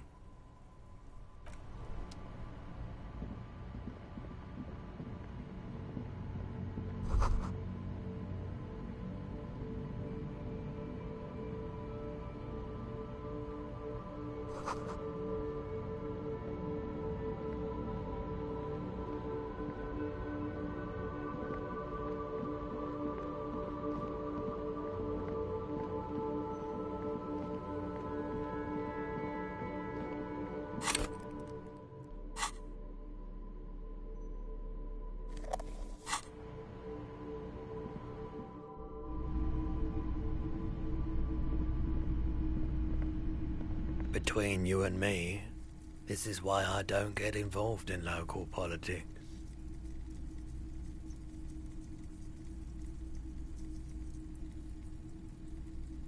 So it goes.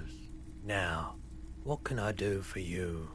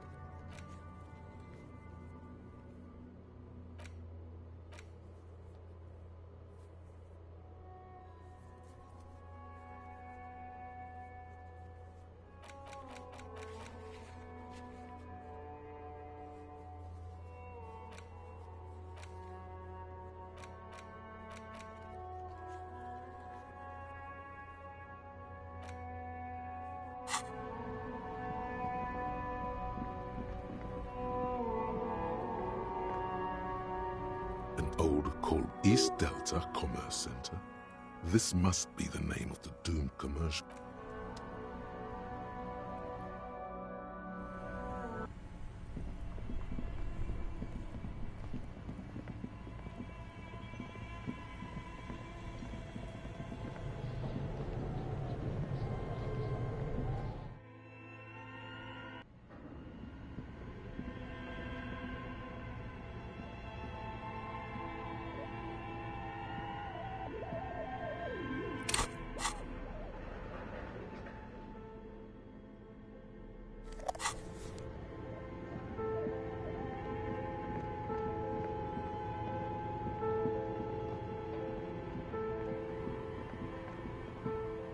Oh, it's you again. Are you looking for a dye? Of course. Tell me what you have in mind.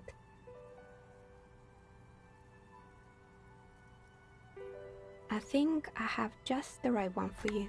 Police colors. Not the most original, I know. But sometimes, here, catch.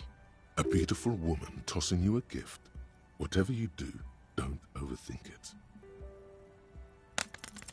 You overthink it.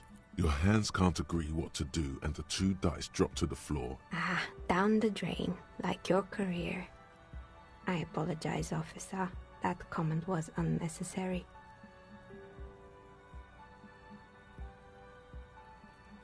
That one is made of bloodstone with a lapis lazuli inlay. The other one was the inverse. It's a shame. They might have brought you luck. You definitely... Is she pitying you? Now, was there anything else?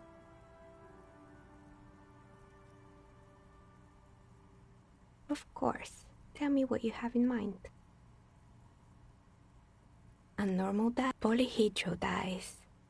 Come on now. Be a little creative. No need to rush.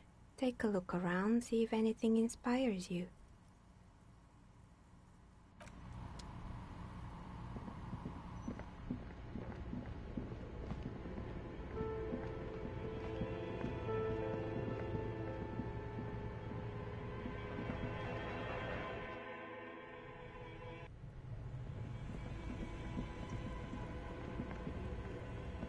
A thick layer of coal dust.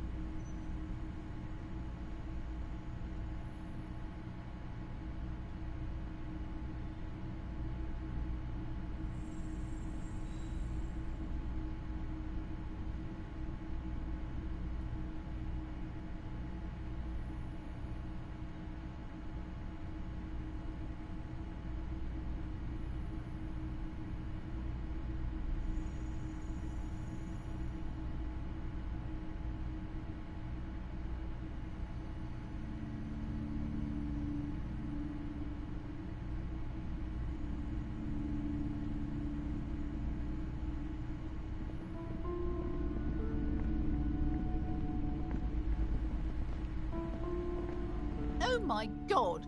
Things have gotten out of hand! I thought the psychic stuff was bad, but the crime, it's even worse! I haven't been able to come to work for 3 days. The shop has been locked. No sales, gangbangers running around, shooting everyone. I know I shouldn't have bought a shop in this ghetto.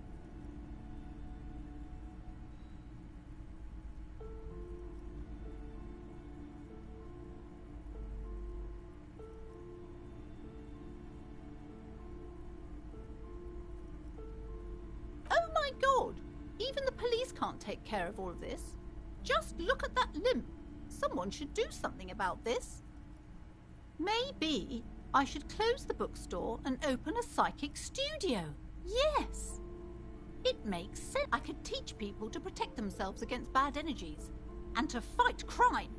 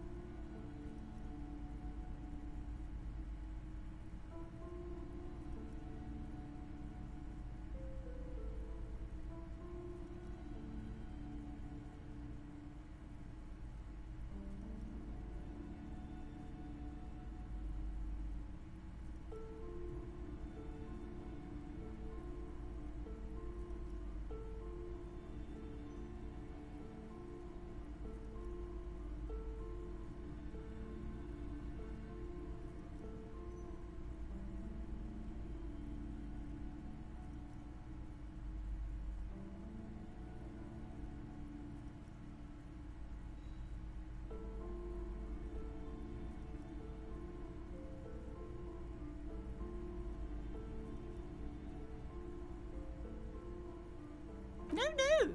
You're right, officer. You've convinced me. It is a great idea. In the meantime, do buy the books. As many as you can. They won't be here for much longer.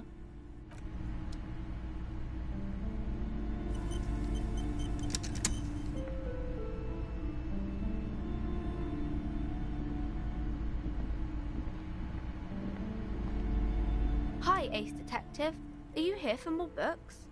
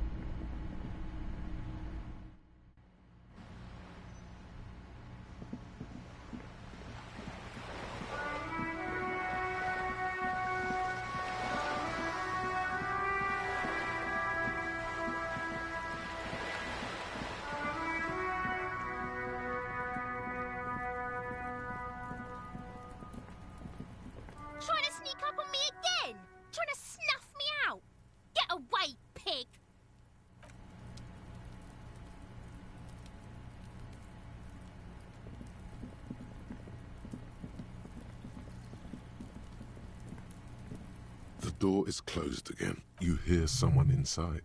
Walking.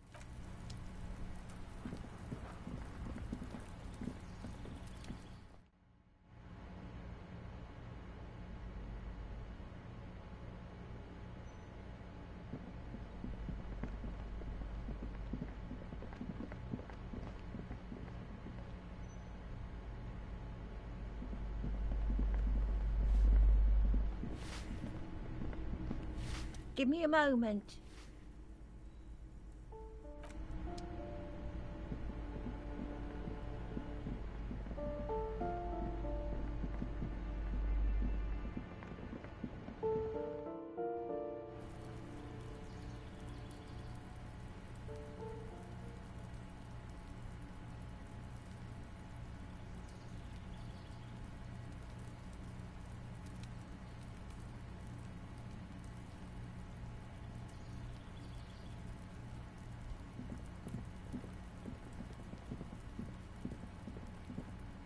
This door is made of metal and appears to be reinforced. No one on. Let's go.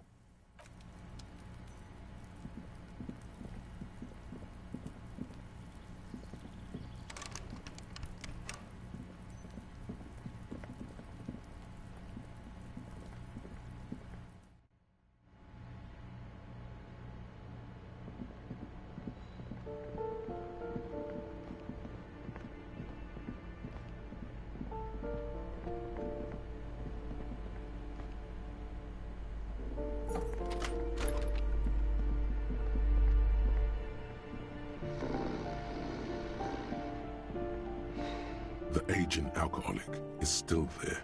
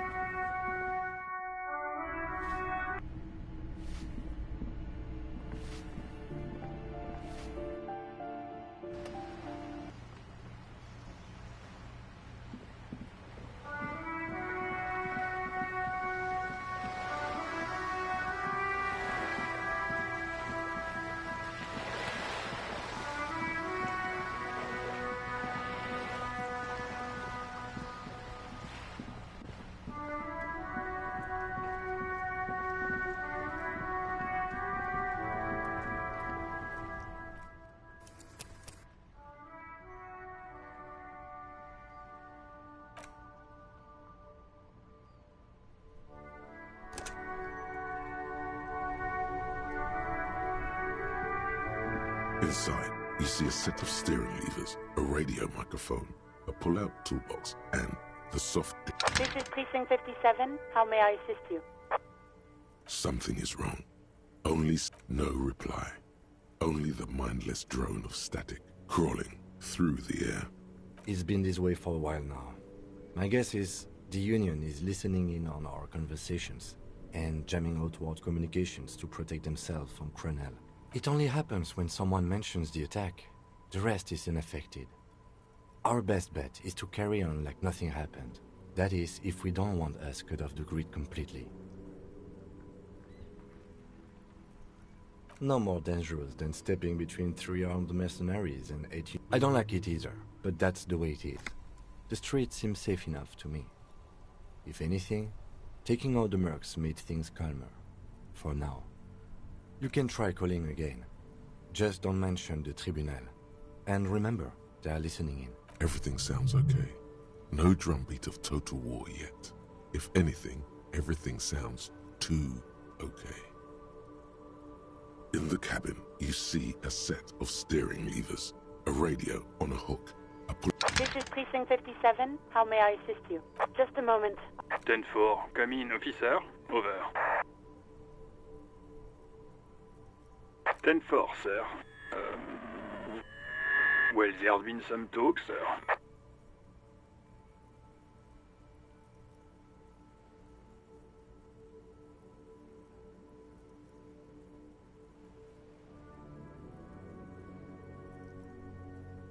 I only meant that there's been some talk in the station, that's all. But there's always some talk in the station. You know how officers in Jamrock are. But then again, some of us truly are on the take. It's unfortunate. Over.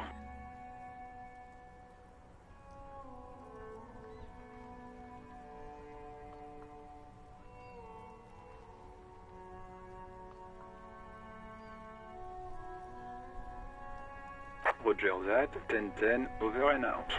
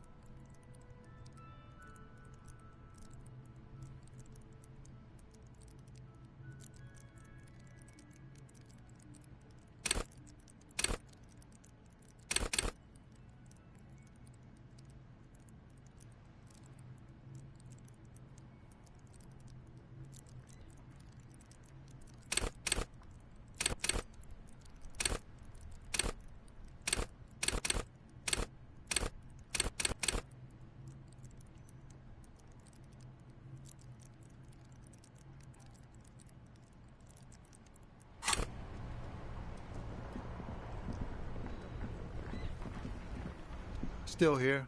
Stuck in this damn jam, my man. What's up? No. Just no. This guy has amazing willpower. Honestly, he's the only one.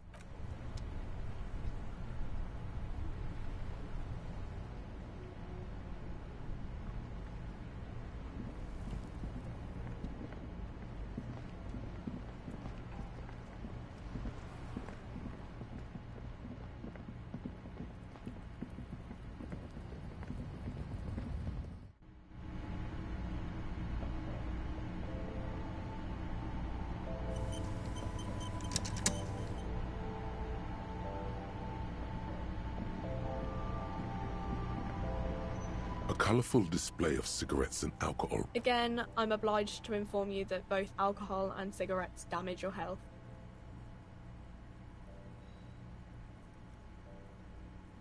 Here you go, mister.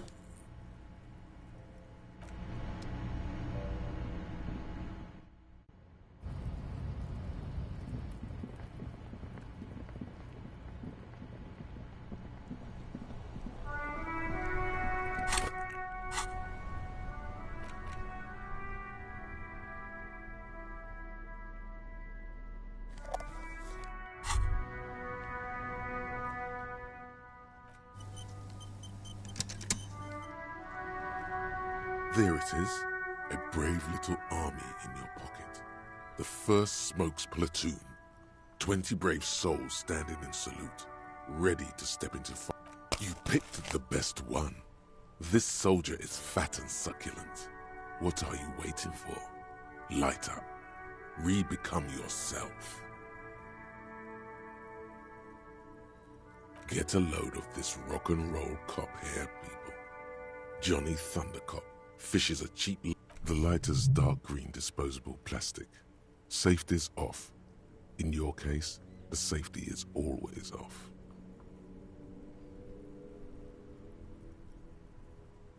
Repercussions? There's a high risk of glory. It will help you concentrate. It only lets you concentrate because you're in nicotine with blah blah blah. Boring. Thick, warm smoke gets sucked down into your lungs. Immediately, you feel a warm nostalgia fill your head, body, and soul. A nostalgia for yourself. The man you were in your youth. Johnny Thundercop is back. In the bottom right corner of the screen, there's a cigarettes button. Cigarettes gives +1 to intellect skills. Logic, rhetoric, conceptualization, visual calculus, encyclopedia, and drama.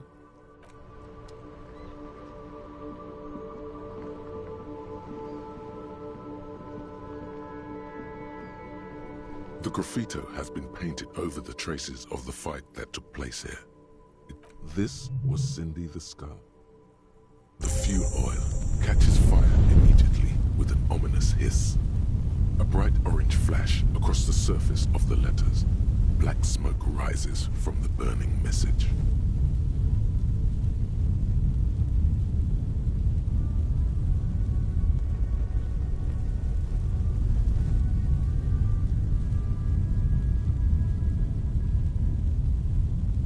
The lieutenant has taken a small step back. He looks at your face. The flames warmed him too. Not at all in a bad way. Let's go to that island. Slowly, the flames subside, the fuel burning out. The air still smells of mazout and springtime.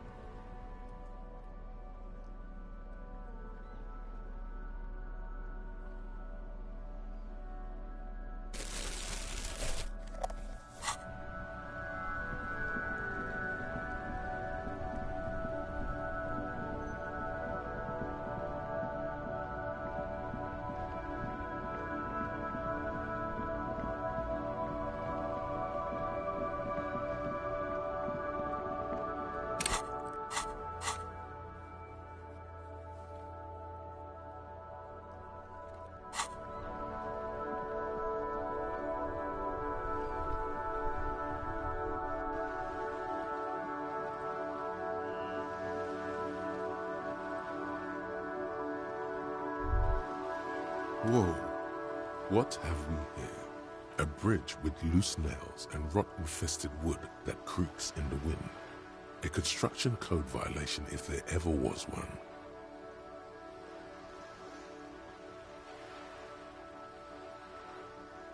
True, they never cleaned up the war damage. The rest of Ravachol looks better, though. The bridge is fine enough. Locals use it all the time, after all. It's nothing to worry about. Shall we?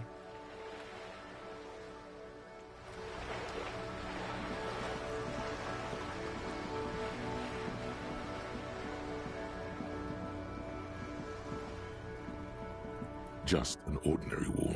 Nothing to see here.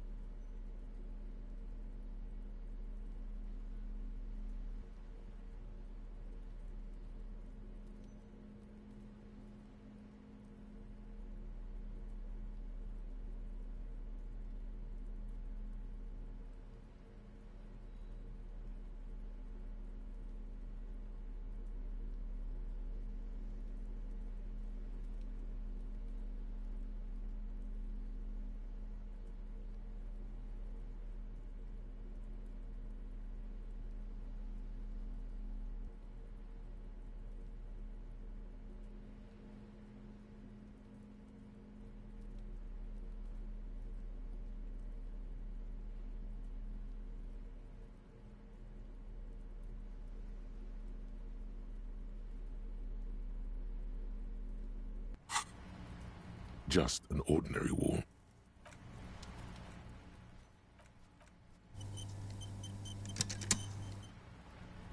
Just an ordinary wall. Not because you see it, finally.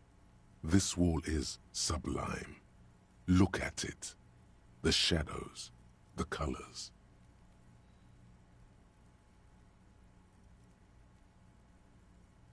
All the other walls on all the other houses must make a pilgrimage in adoration of this, the uncontested pinnacle of wallcraft, color-peeled from the very face of God. O Wallfather.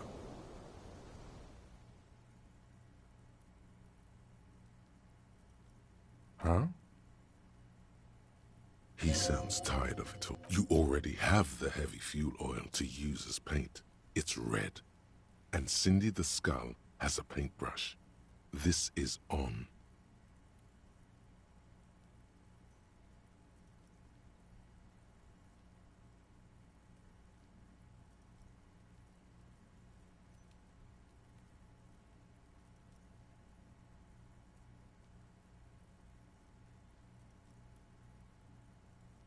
If you must.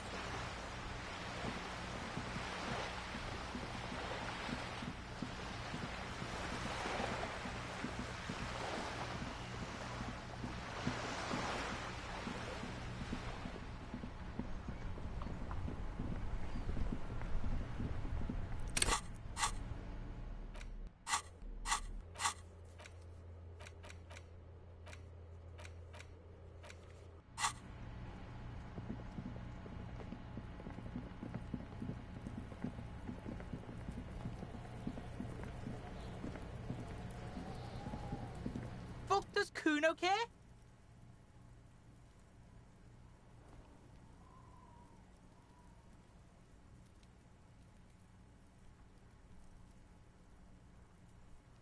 Alright, so you got Kuno's kilo.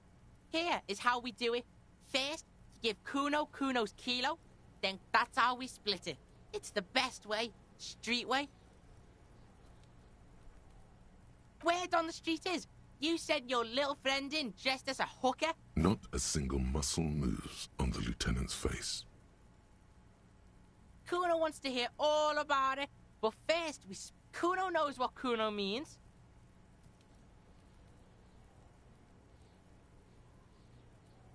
Kuno means gram.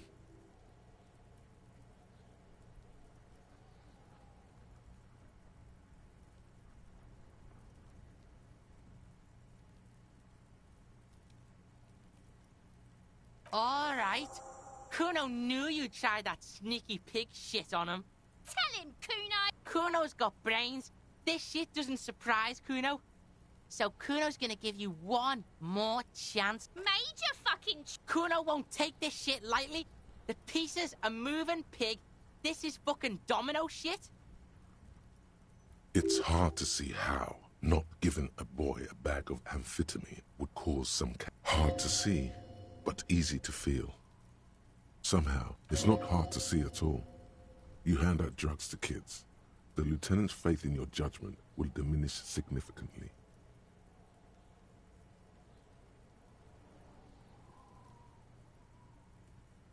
None that you can see. No, you can see it.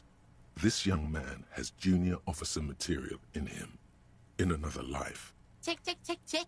Decision time. What's it gonna be? You gonna fuck the Kuno?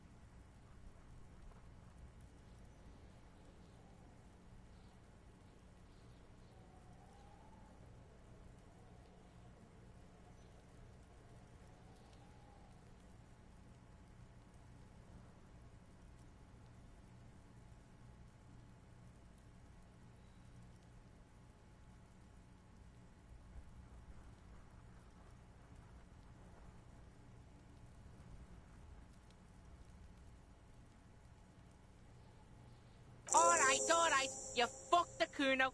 Everybody, Kuno got fucked by his pocket pig. Just when we getting our business on, I told you he can't be trusted! Relax, see? We got plenty of kilo.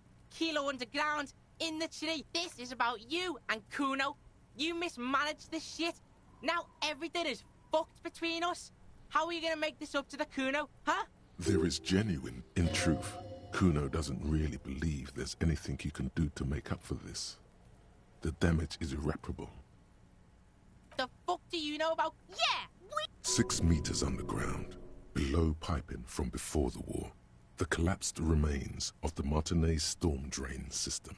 There are 2 stolen flashlights with piles of batteries next to them, beside 2 bedrolls, in the dark and opening into the lower tunnels.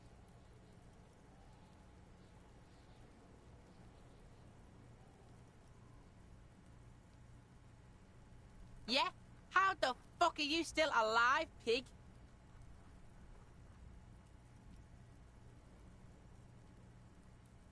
What? His posture changes. The Fuck right. Kuno's dad was sleeping like a... You got lucky? Kuno window.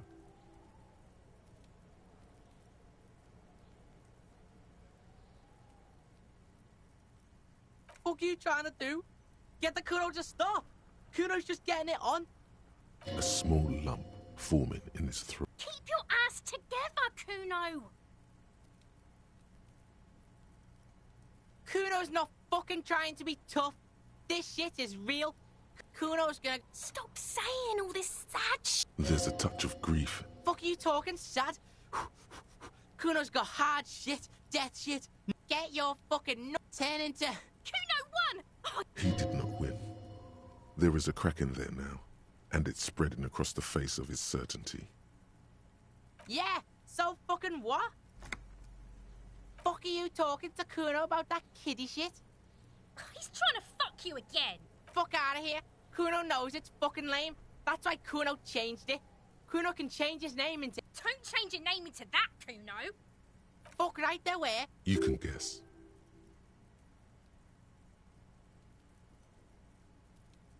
Fuck that shit. Kuno's gonna move underground. Yeah, in a tomb, Kuno. That didn't change shit, pig. That only made things worse. Fucking social worker shit. It doesn't work, pig. It doesn't work, Kuno. She must repeat it. Use every chance. She tries to bind their fates together. She needs him. Bad.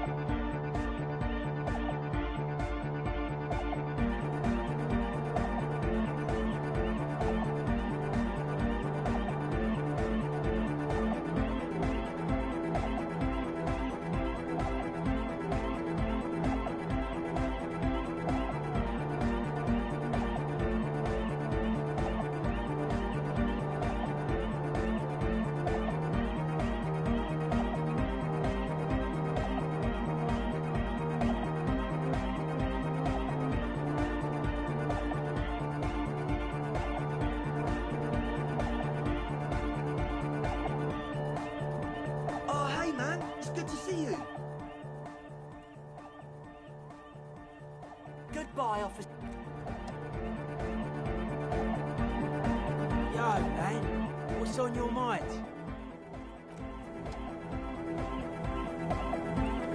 Yes, what is it?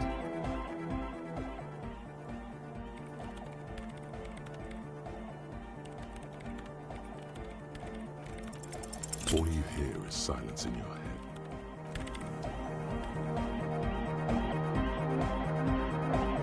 Good morning! Yeah! Yo, man. What's on your mind? Dedicated, hyperactive, unified.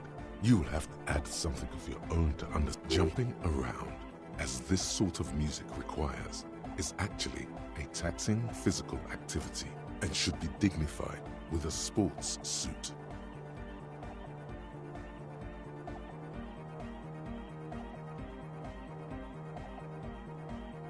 Oh yeah, it feels manly, beautiful.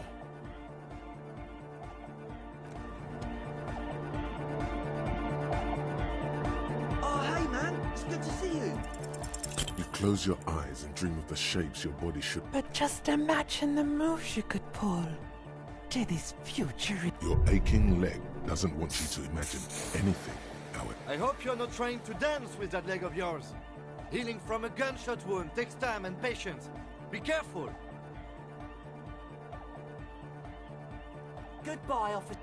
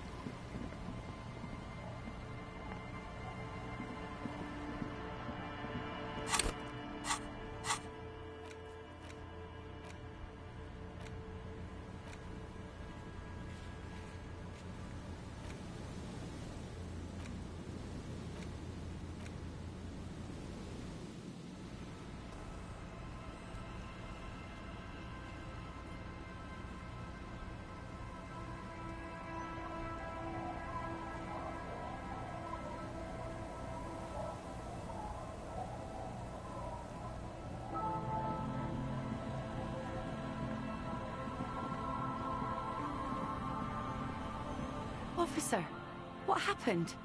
You're wounded.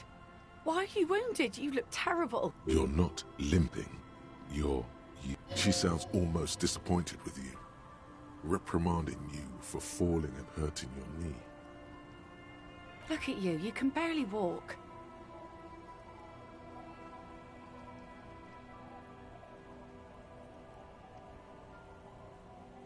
Doesn't look like nothing.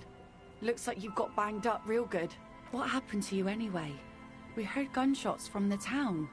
There was an exchange of fire on Rue de Saint-Guylaine. It's nothing to be worried about, madame.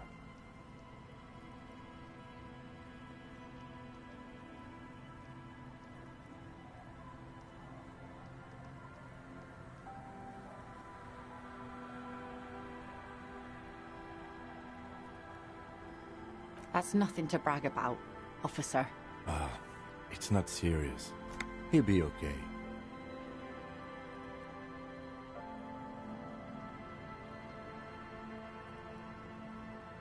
Of course. Can I help you with something? That won't be a problem. It's wind still and the tar just dried. We've got 2 days of relative sunshine ahead.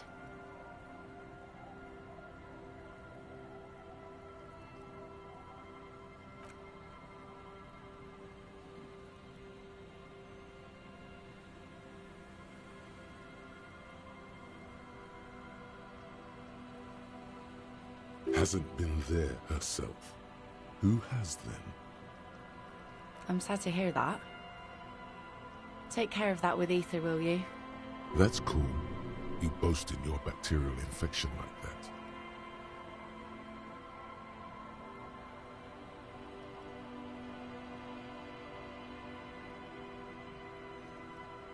My husband used to drink there. Him and his drinking buddies. Always seemed like a bad place. This must be one of the many fortifications that was used in the dying day. The kids sometimes go there too. I know they do, on rafts. I tell them not to, but they bring back old bullet casings and such. The twins. God forbid they bring the girl along on some rickety barge.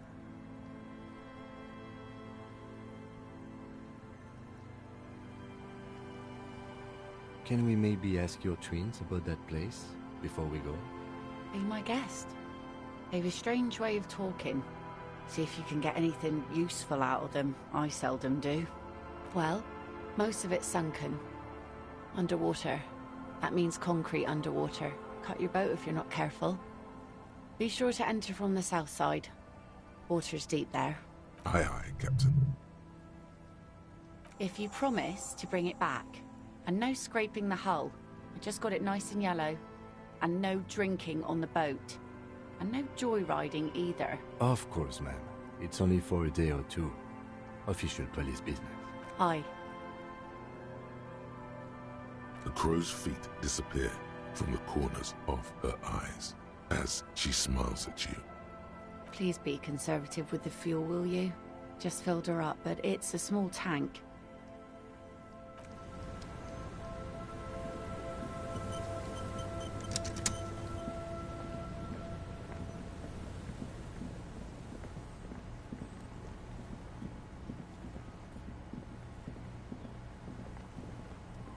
Our tenant, the policeman. I hope the waves don't keep you up at night. What can I help? Even I can see that. Though I suppose you took the worst of it. Turns out you were your own ill omen.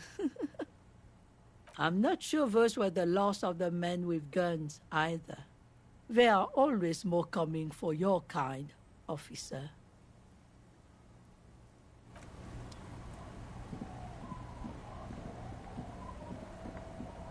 The scruffy-haired little boy kicks a stone. And that iron. That's, nothing. It's just a seafort and some plants. You can take a raft there. It's great. And we make a fire. We make a fire. Mm-hmm. Gather the sticks for the fire. And bullets. Or not real bullets. Bullet shells. There are a lot of them left over from the war, but this could be important.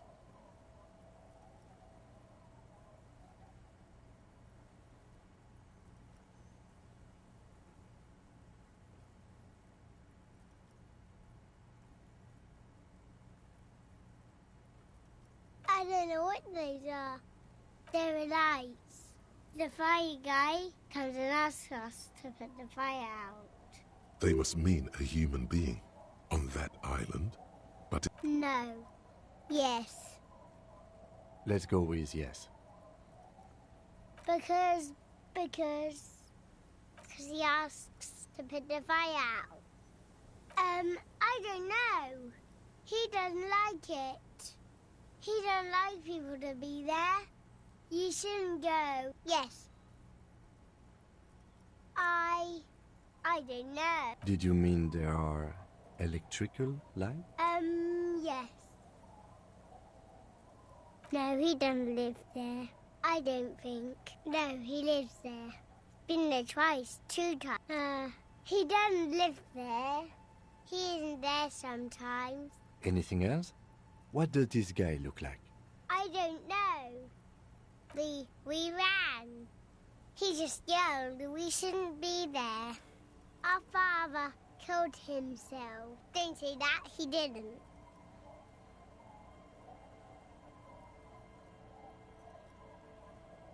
I don't know. Doesn't even have anything to do with this, you. Father isn't the fire guy. The two things are unconnected. Your question didn't make sense. There's a...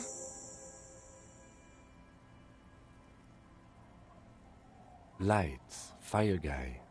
We should check up on that island.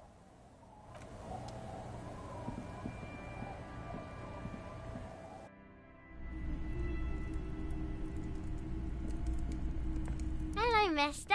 Bye.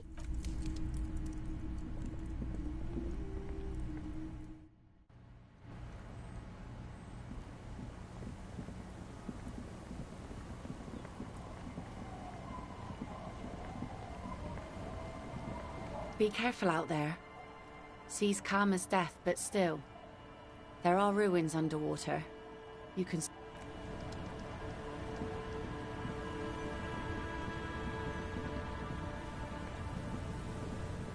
A skiff with a small steering engine in the back floats on the calm mirror of the sea. It's too... Once you get in, that's it. One pull of the starter handle, and you're off into the bay. Remember what the net picker said. It's a small tank. You won't be going back and forth on this. What?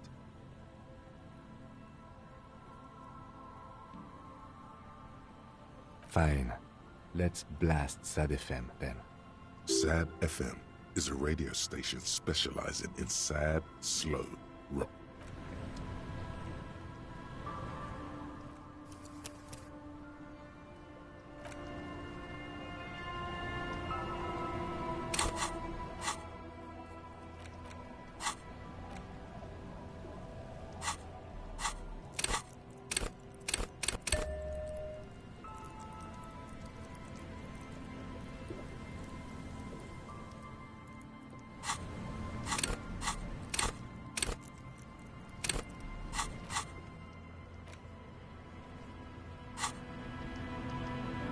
Skiff, once you get in, remember what the net picker said.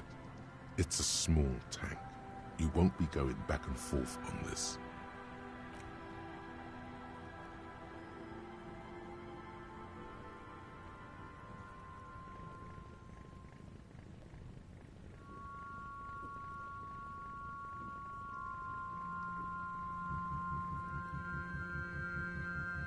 Want to be free. Want to be free. It will last forever.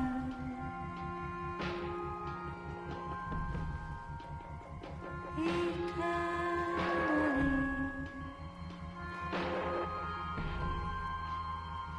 Want to be free.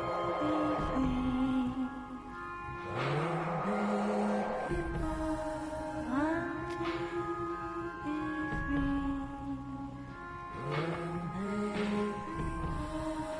It will last forever. Want to be free.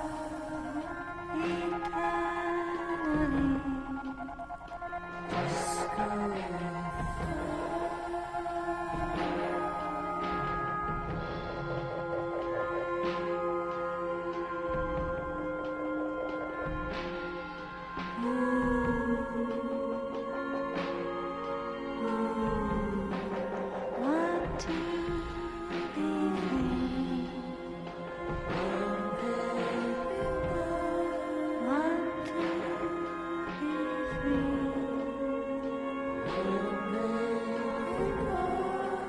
It will last forever.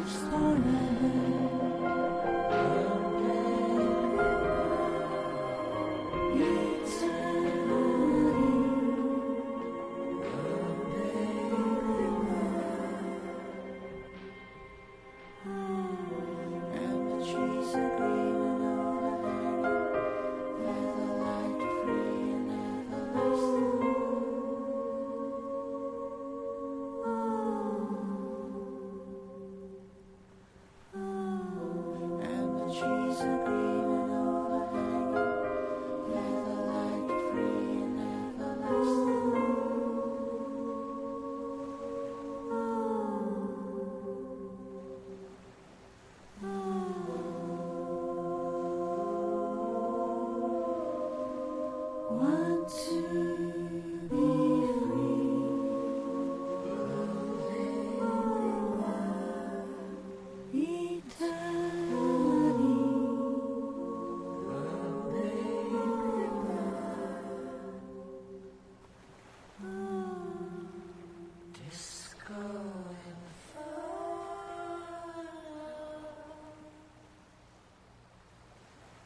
The boat comes to a slow stop.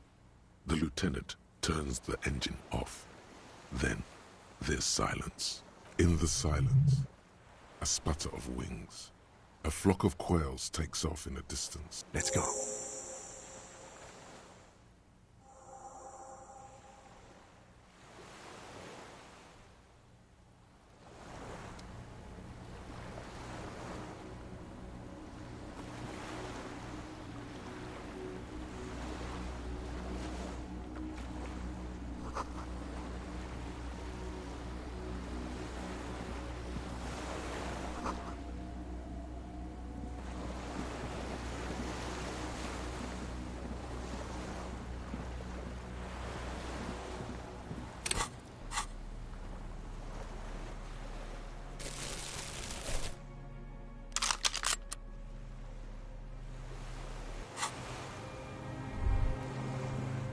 The chain trails off into the ocean, connecting the island to the supply depot on the coast. Ah, yes, so it seems.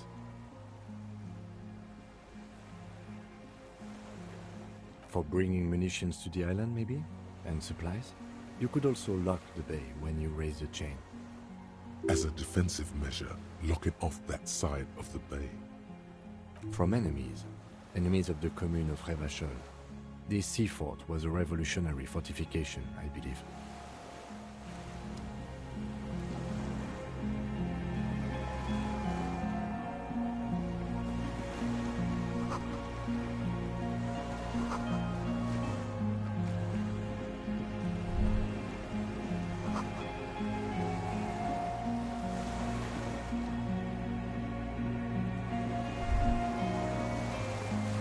The dry grass crackles under your feet as you stop. Far away, birds' wings touch the still surface of the sea.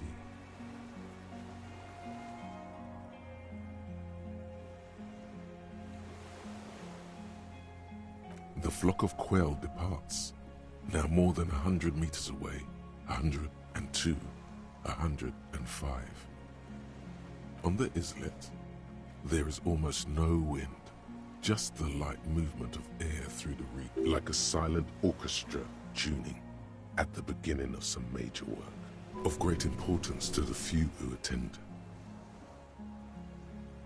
A silent hiss, sea air moving through the needles of a pine tree, the faraway roar of the city, distant like today's dream. Before it, the sound of sand, the low tide filled a low hum. The air slowly moves through a concrete box, through its ancient slits and cracks, resonating, hollow, a big building. Air flows out of a pillbox window. There is very little there. The air cossets flowers on a meadow. Absolute silence. Reeds motionless.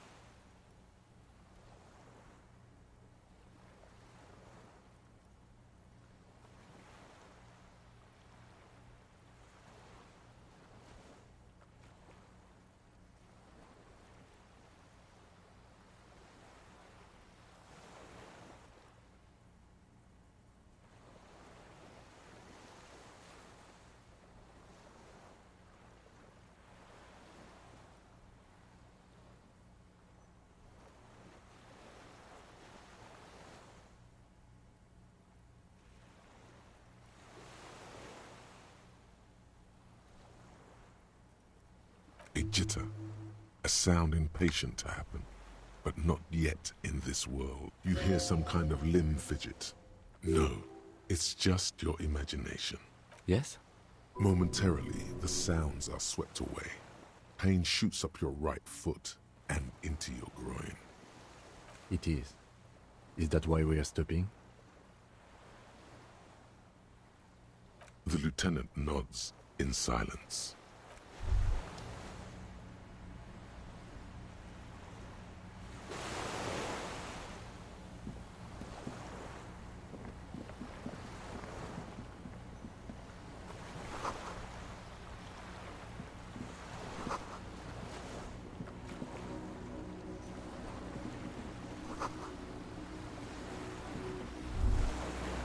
ICM?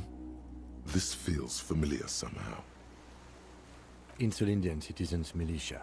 It's the official name of the Communards Army. The Black and White Army of the Revolution. Sounds an awful lot like. It does. The RCM may descend from the ICM. It's impossible to say. It was chaos after the war. The name was good for getting people to join us. Revachol West was mostly workers and criminals. Nice political thoughts. It's going to be hard to say them. Carrying around all that weight on a busted crutch is making you pant.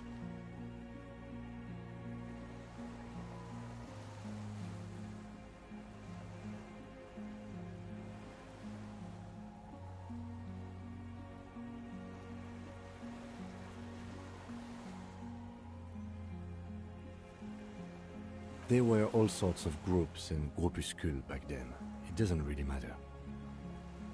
No, an upside-down star. With its horns in the sky, the symbol of the commune. No, that's the uninhabited archipelago. A DeLorean-era symbol of Insulinda, known as... After 44 years? That's not nearly enough to hide what happened here, Lieutenant Gefreiter.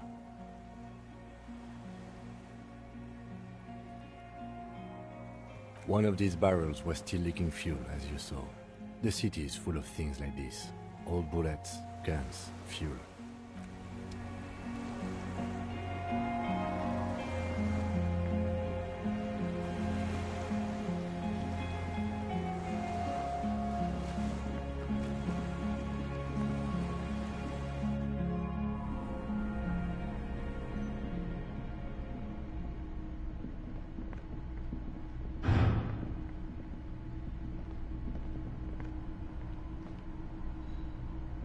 An old cylindrical generator is nested above the ammo lift. With makeshift, the lieutenant puts his hand on the... It's cold now, but someone has been maintaining it. The wiring has been repaired.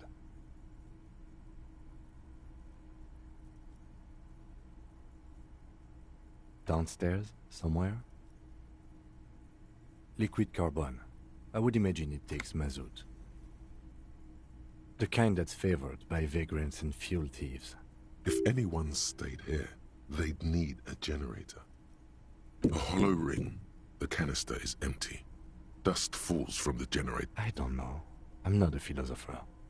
Someone with basic electrical skills has restored it in order to keep the room warm. Maybe it's the fire guy. The wind outside picks up suddenly, with a faint howl. Inside, it's warm. The lieutenant assists you, holding the canister up to the fuel tank as you tilt. There's a red starter switch on the side of the cylinder and a start rope on the other side. The recoil start wakes the old generator up. The machine sputters like an old warhorse before... That should do it. Downstairs, somewhere?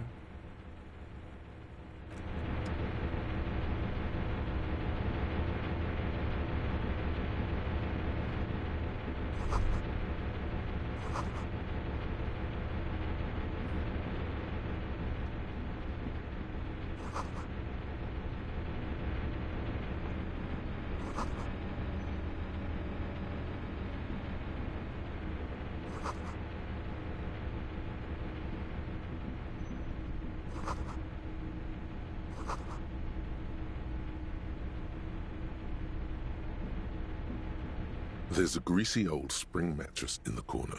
resting on piles of soft-cover books. White linen and a pillow are visible under a worn-out caracal blanket. Someone has been squatting here. The linen is fresh, recently washed. A flash of pain interrupts you. You know, officer, you can rest here if you are feeling tired. I will keep watch. You could use some rest for what's ahead.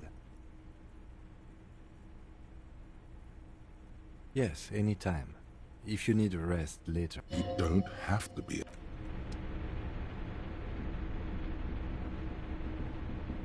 Books and magazines lie scattered on the floor. Most are soft covers.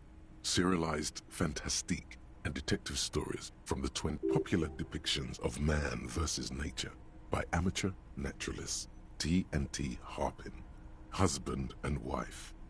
Widely read by people from all walks of life. Who doesn't like nature? Among what is mostly commercial fiction and serialized stories, you find a magazine cathodique. Someone's made themselves a home. Oh yes, under the bed, there is a rather extensive collection of critical theory, that is, dour, life non-affirming left-wing literature, published by small imprints such as Abattoir Firm and Elysium. It's not exactly like reading.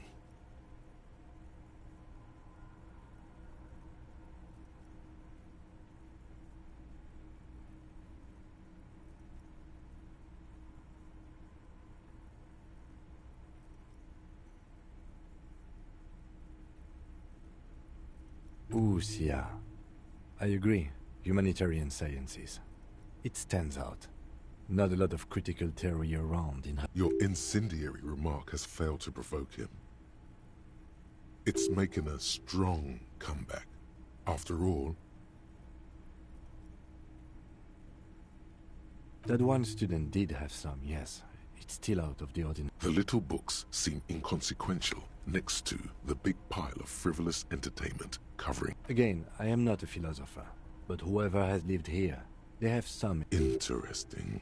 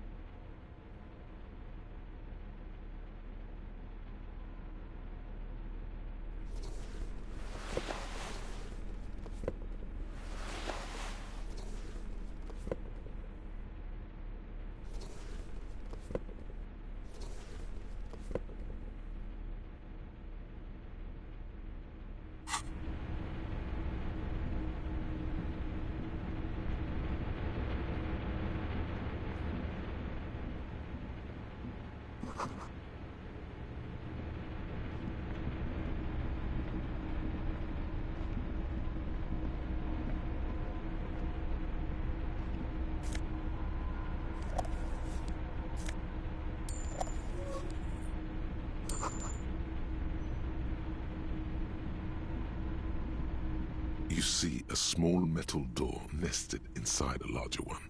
A heavy steel blast door. There is a convention... Another part of the island, probably. The lock looks like it could still be usable. Maybe this is one of the doors we don't open? He's right. It would be better to open its big brother. A powerful engine hangs under the ceiling. It must control the blast door.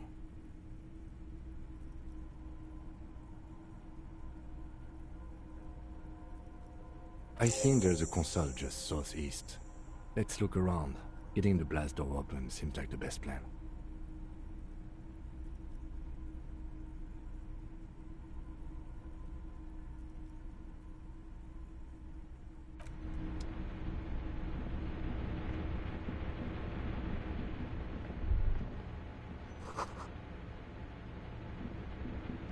Green paint flecks off the monoblock aluminium cabinet. The keys rattle like teeth. This key... The console of an antique computation device. The generator upstairs, with wires coming out, they terminate here. I think, yes. Let's see.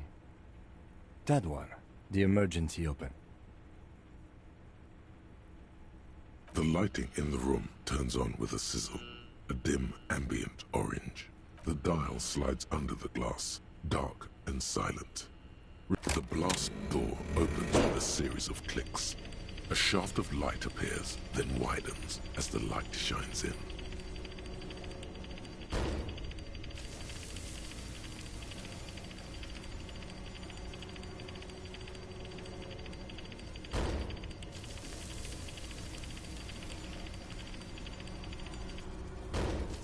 After you.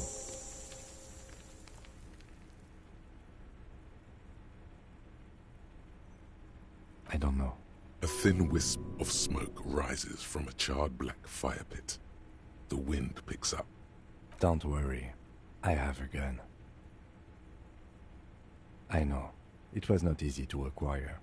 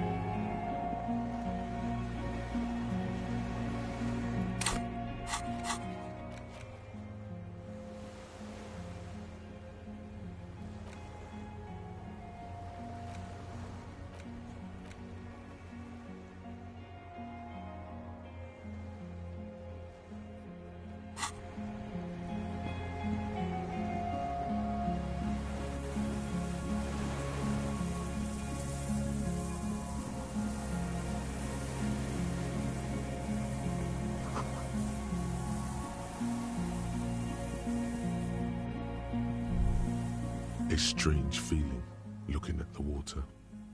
Maybe you should just wander off into the sea. Leave it all and walk in. Perhaps there's someone there, under the water, waiting for you, where it has always been, smelling of tutti frutti and betrayal.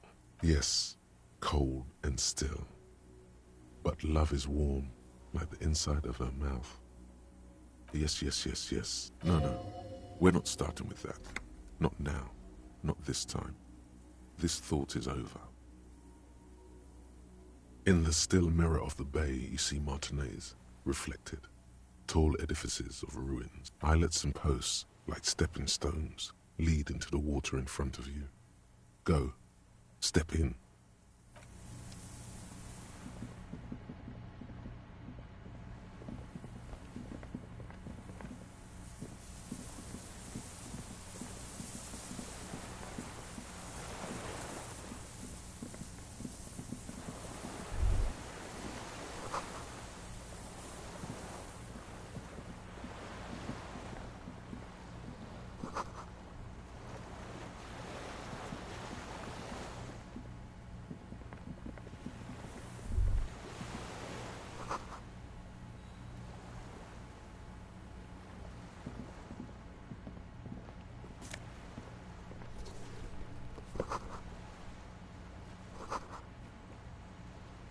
There's a rain-soaked mattress on a concrete slab, only half covered by the crumbling roof. At the head of it, double embrasures, firing slits like two eyes in the wall. B triple prime. This looks like a good place to shoot from.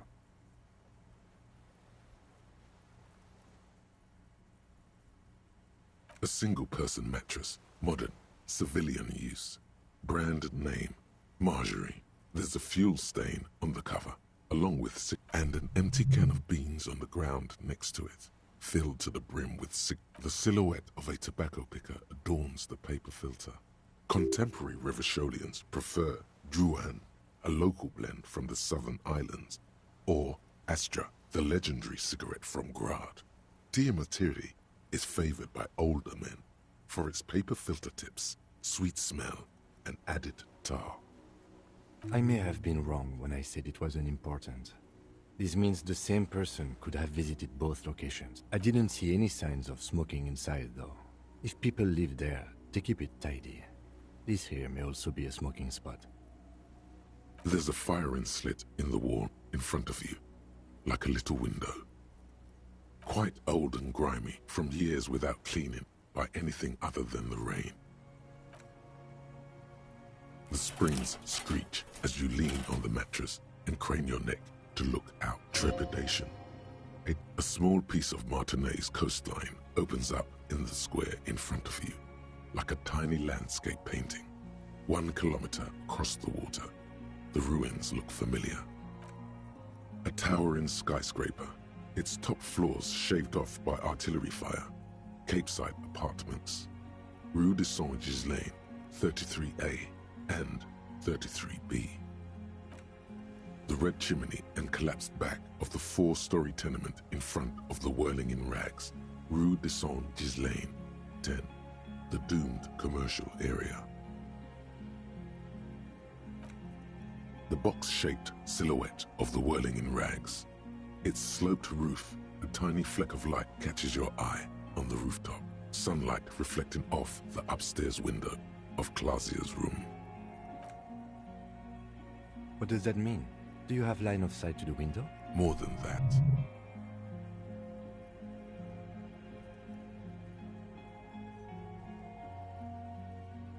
A pair of binoculars? Or a scope of a rifle? You'd be prone, lying on a mattress, barrel resting on the embrasure. Cheek against the cheek rest, hand on the hair trigger, on a calm day like this. Good. I think we have it, Detective. The origin of the shot. This is the sniper's nest. Affirmative.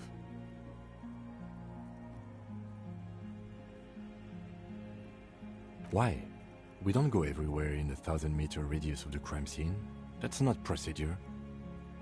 He looks north, over the fortification. Then again, he's conflicted for a second. There's guilt there. It takes him a moment. Where? He does not answer. Just no. We should move now.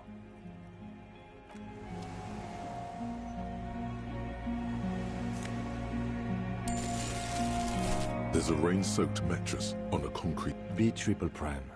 This looks...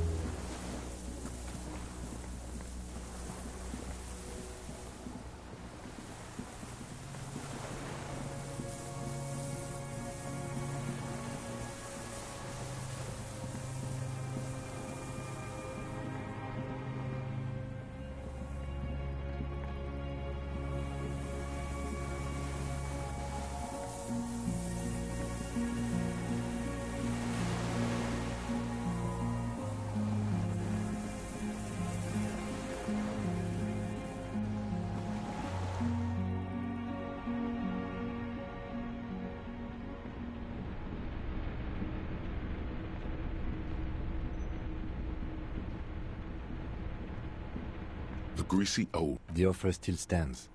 Take it. You face the concrete wall. There's less light there, in the dark. The blanket feels cold. The entire room does. You feel yourself standing up in the darkness, right next to the mattress. Slowly, the world begins to hatch from the blackness. It's evening. Sleep.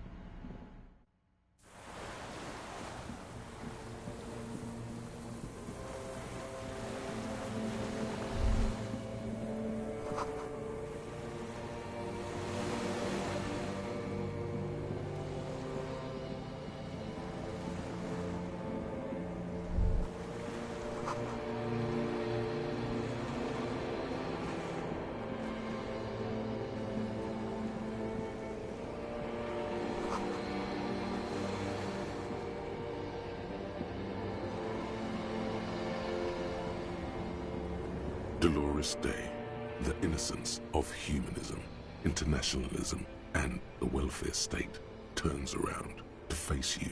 She has an airship airbag in her hand. She seems to be in a hurry.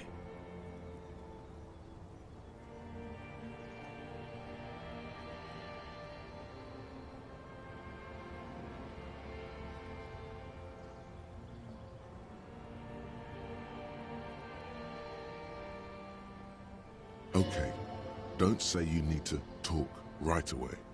Melt the ice first. This way, but you don't even want to talk to her. She would only be cold and mean. Let her go. Let her go? This is the Holy Queen of the territories of Muindi and Insulinda. Think of the historic knowledge we could glean. This is a once-in-a... Win her back. How does that fit in here? I'm sorry. I was heading to the aerodrome. I just don't have time to... She means she doesn't have time to tend to your emotions. She sighs and looks open. What are you doing? Stop saying things like that. I'm going to Morova. To live there, in Grad. It's 1 million kilometers away, Harry. Might as well be another lifetime. Just my scepter, my globe cruciger, a spare silk gown, a toothbrush, travel documents, the crown of immortality. Oh, this. This is just a wreath. The crown of immortality is made of... She looks at the suitcase, not knowing what more to say. Then, over her shoulder. Anyway. No, Harry. No. I don't want a massive, epic showdown. We don't have anything to talk about anymore. Every combination of words has been played out. The atoms don't form us anymore. Us. Our love. Our unborn daughters.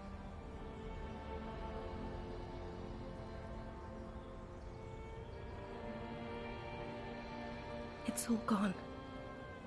I have to go to the aerodrome. I have to leave Revachol and you. And you have to be alone. In hell. Forever. That's just the way it is.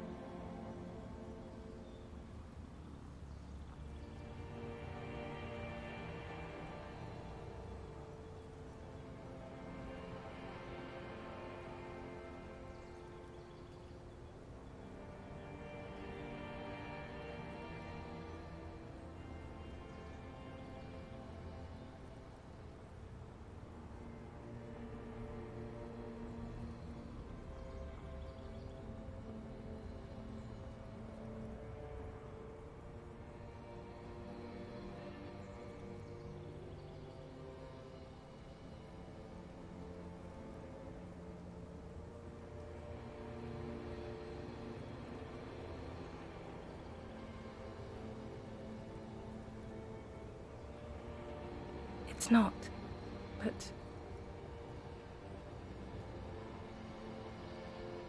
I don't know why I said but.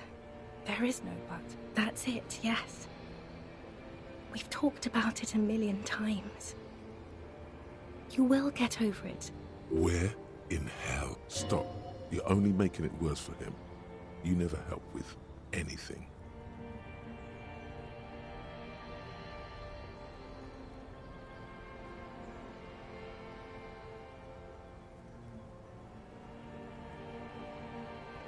Oh yes, she'll come around now. I made her love you again, Harry.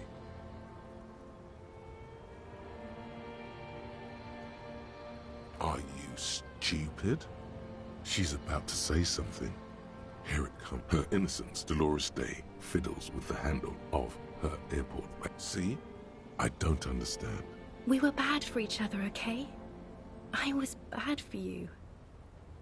Can you not see? I'm bad. It just takes some time. For you, I think it will take something like 20 years, maybe? It was hard for me too, you know? I used to think I couldn't live without you. But I can. She keeps her shoulders squared and her back straight. But it's clear you're still making her sad. Yes. It only took me 1 year, maybe 2. Phew.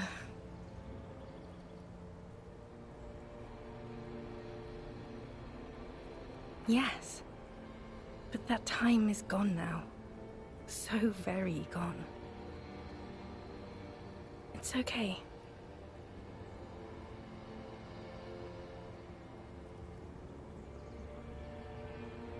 What other things? We've been through all the things, Harry. I don't know what you mean. Dolores Day.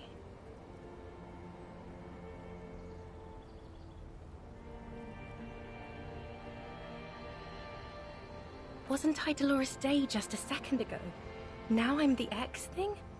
You're confusing me. I haven't even bought the tickets yet. We all told you. Everyone warned you. Everyone. Literally all of you.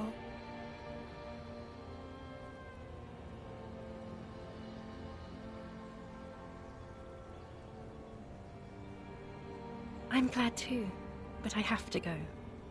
My friends are waiting for me on the platform. I can't let them wait. It's impolite. She does not look back. Instead, eyes her fingernails. They're bitten frayed. The morning? I don't understand. Oh my god, Harry, stop. I don't want to hear anything about the morning. I can't do that anymore. I'm not 80 years old, I'm 32. People my age are not supposed to mourn. Oh, Harry, you shouldn't have done that. Call me like that. You ruined it. There was still a chance. You should have waited longer. She would have called you instead.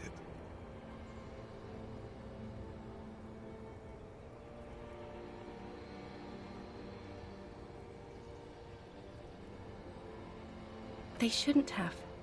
They really shouldn't. I was in Morova already. Safe. In the warmth of the night. Months already. Soon it will be years without the hurt. I sit there in Morova, in the holy gratitude of... The air gets cold around you. She looks down on her stomach. Then the death blow. Black-eyed dogs wander the alleys. Apple trees hang their bony limbs low over the patchwork of roofs. Red and black. Revachol West, the evening sun. She's left and bloomed. Far away from... It's Dora.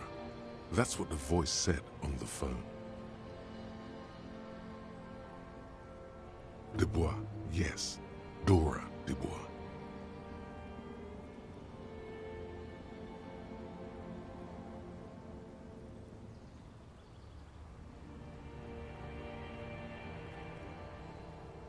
Why what? Oh no. No. We're not doing that again. That was not the death blow yet. You saved yourself. For now. Keep stumbling around, and it will happen. Wasn't I Dolores Day just a second ago? I haven't even... We all told you. Literally all of you. I'm glad too, but I have to go. She does not look back. Instead, eyes her fit. Yes, Harry. I am. Things have gotten much better for me, now that I am the ruler of the known world. A tiny golden watch with red straps around her bony little wrists.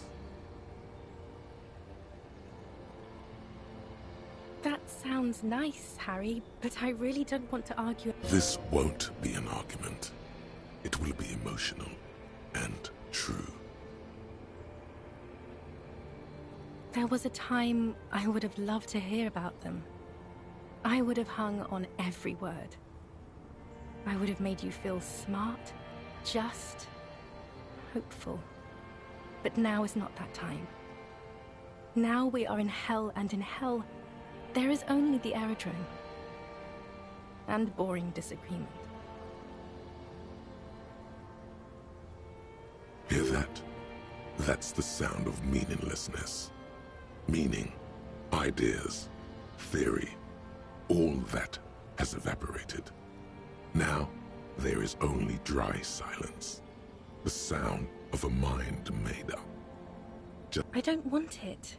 It looks expensive. I don't want it.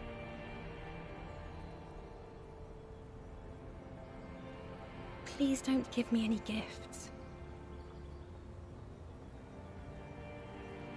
We both said a lot of things. We were very young. It was her.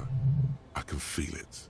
I can see it in her tender, long fingers, in her wrists, her hand wrote. As Queen Regnant, I write a lot of letters.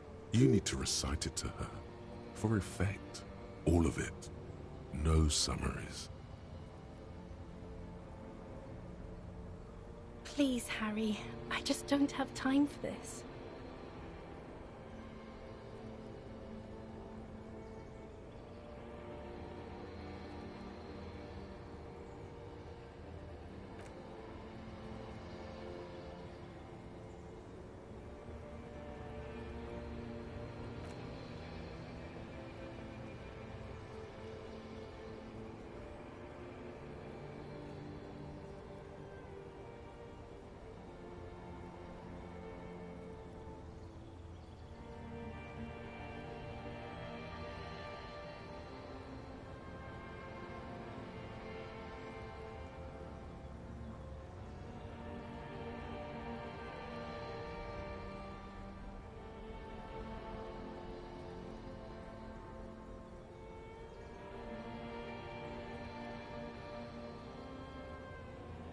Okay, stop. Yes. Are you happy now? Then why are you doing this?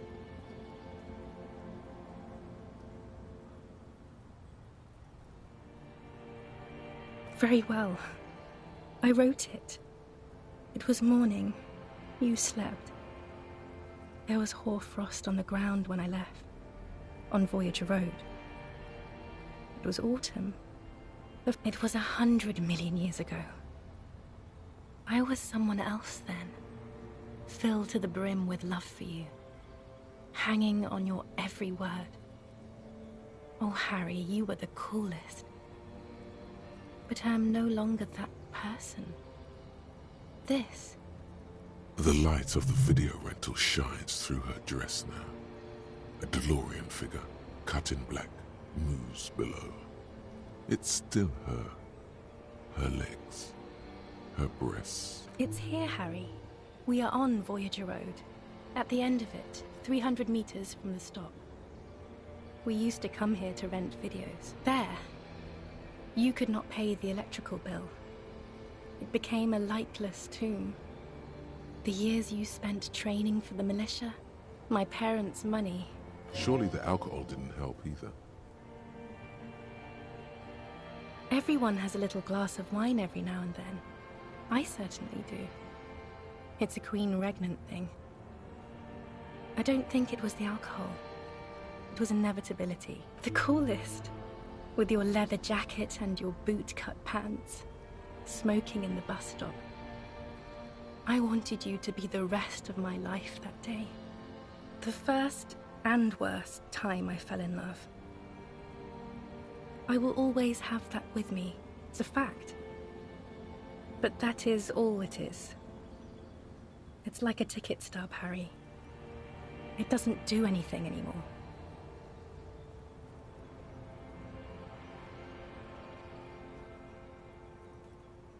Yes, let's talk about that too. Let's bring it up, the zoo. In Le Jardin, the day we went east of the river. To the aquarium first. I was sad about my mother. It was just a day then, but to think. Were we there now, you could touch my hair, kiss me. Talk to me about anything, go virtually anywhere in the world. Not like now. Now our interactions are limited to pain and regret. Is there really anything left? If not, we can always repeat one of the things we have already talked about. Talk about it again. If you do not feel like doing that, you should let me go to the aerodrome.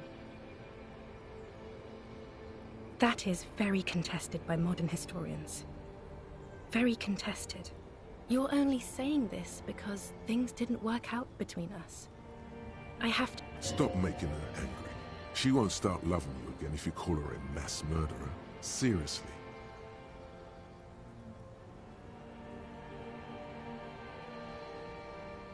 I'm not that either. Can't I just be?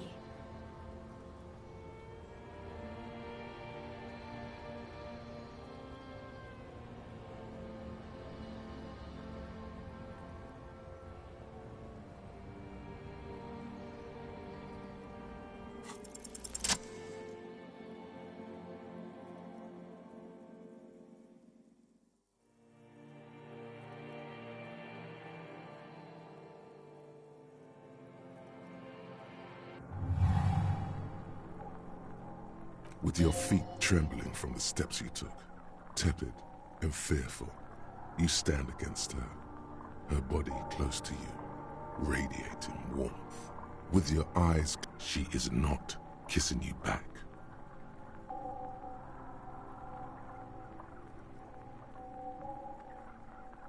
This was not about failure or success. This was always going to be horror. I should not have suggested it. And you should not have listened to me. Her chest rising like a pillow, warm exhalations against the side of your mouth, her tender soul moving through her. Hidden, distant, kept safe from you, feels like soft fuzz, a bird covered in down feathers, brushing against your broken capillaries, the world's most precious material, reserved for those she lets close enough to feel it. You are stealing a touch. It's not yours to take. The delicate wreath on her forehead pressing into your temple. The silver is cold from the spring evening air. Her hand does not return the grip. Her body, distrust. For you, the curve of her spine, her shoulders hunched. She keeps herself stiff.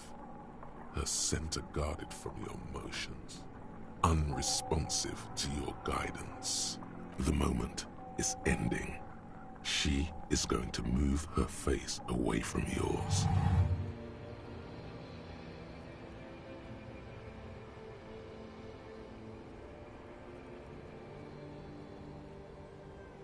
Trying hard not to look at you. When she withdrew and you held on to her hand, brother, you should put me in front of a firing squad. I have no words for how I failed you.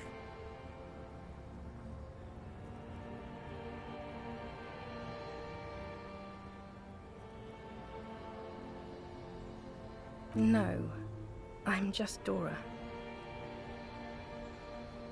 She breathes out heavily, as if something painful has passed through her, and shakes her head.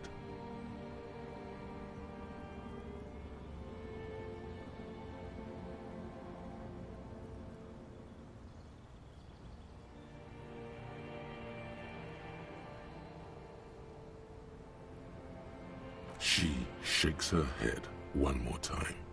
The evening wind rustles her hair. Why did you do that to yourself? You know I don't cheat, Harry. I never cheated on you. No, Harry. Not yet. There is one more thing you have to see. I'm pregnant.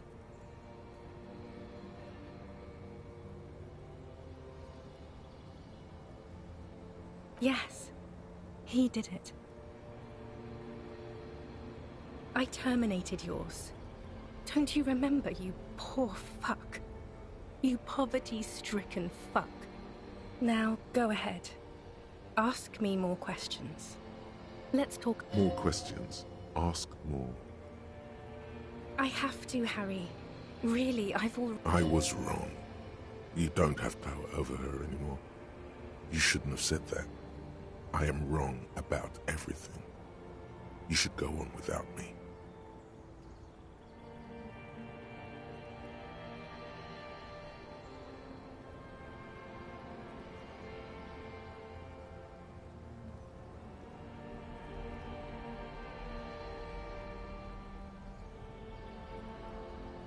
Light, life, culture. It's so much better than here. I have to wipe it all off me and be clean again.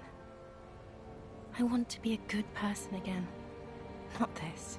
Not what you made me into. No. That would only be painful and dull.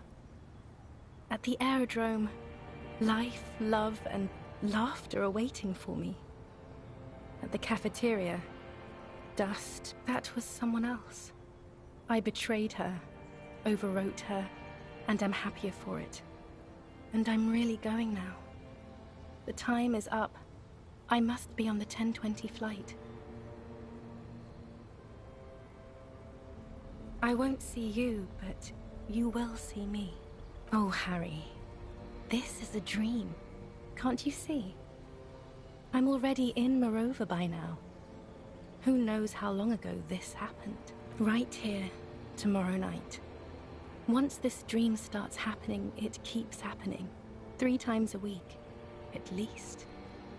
And Harry, it really, really looks like I'm suffocatingly beautiful. And young. And I smell of tutti frutti chewing gum. Like I did that time when I asked you for forgiveness. After leaving you the first time, so long ago. Oh yes, this is real darkness. It's not death, or war, or child molestation. Real darkness has love for a face. See you tomorrow.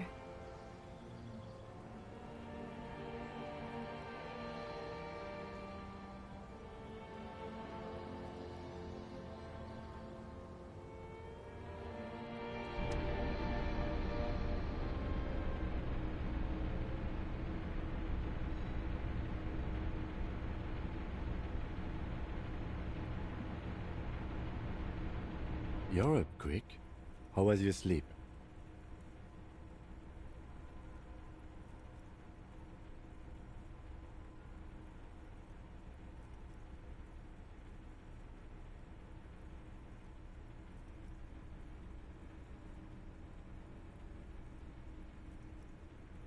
Are you sure you're okay? You thrashed around and you bolted up, halfway covered in blood from your wound.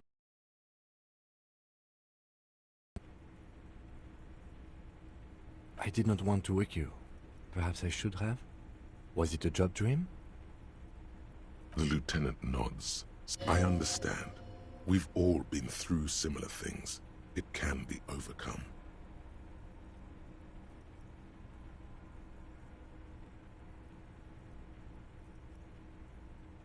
Okay. He's still worried. You must have really thrashed and...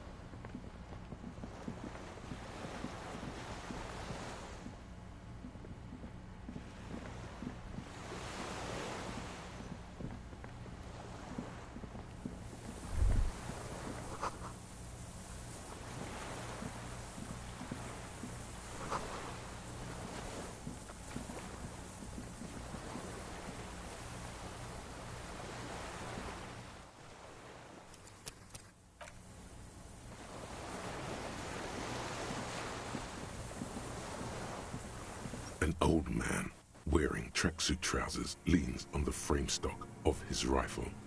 He gathers a big ball of spit in his mouth, then spits it out into the extinguished fire before him. He raises his black eyes, hooded by creased eyelids, to meet yours, unclouded by cataracts. His eyesight is sharp. He's practically tearing up from spite. Hatred got the best of him.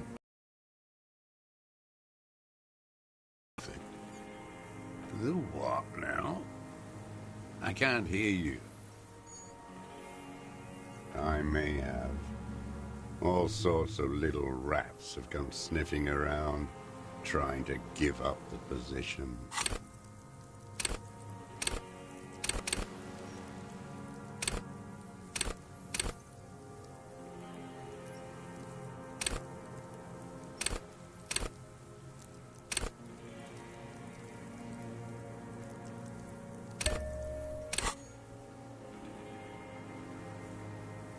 Fire guy. Regressive bourgeoisie henchman. Can't even talk like a grown-up. My eyesight? Yes. Helps me see all the shit. I did. And you opened it. How? I should have burned that console down. Reactionary rock and roll music. Playing on the water. Told you we shouldn't play sad FM.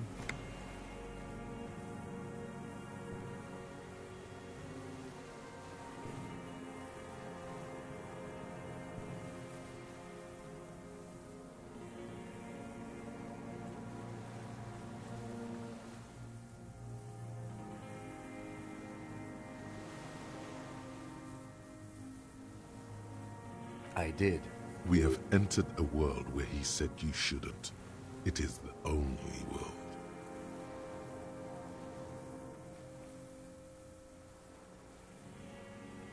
The fascists were right about rock and roll. It is degenerate, hip gyrating, mental illness music. It's not nice. It's a piece of shit. But it gets the job done. It's a 3-angong 446.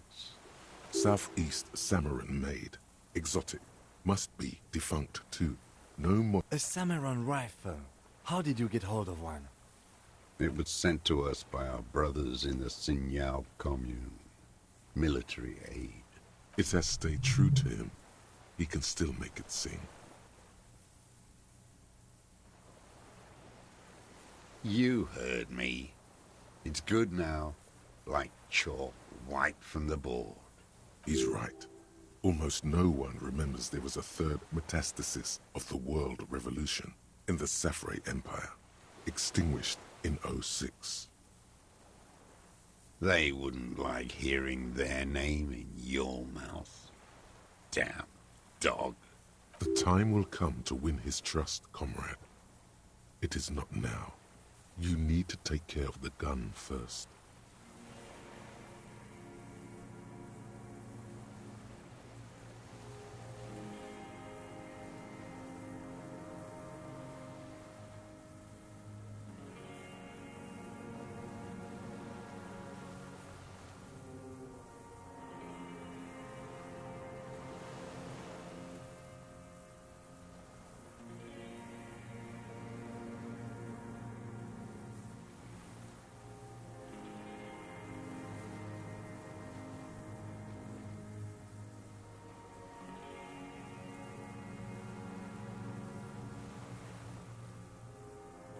No.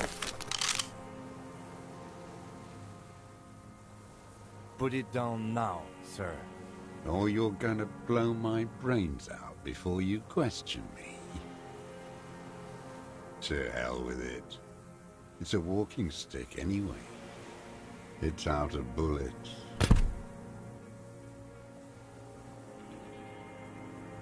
His gaze follows your motions.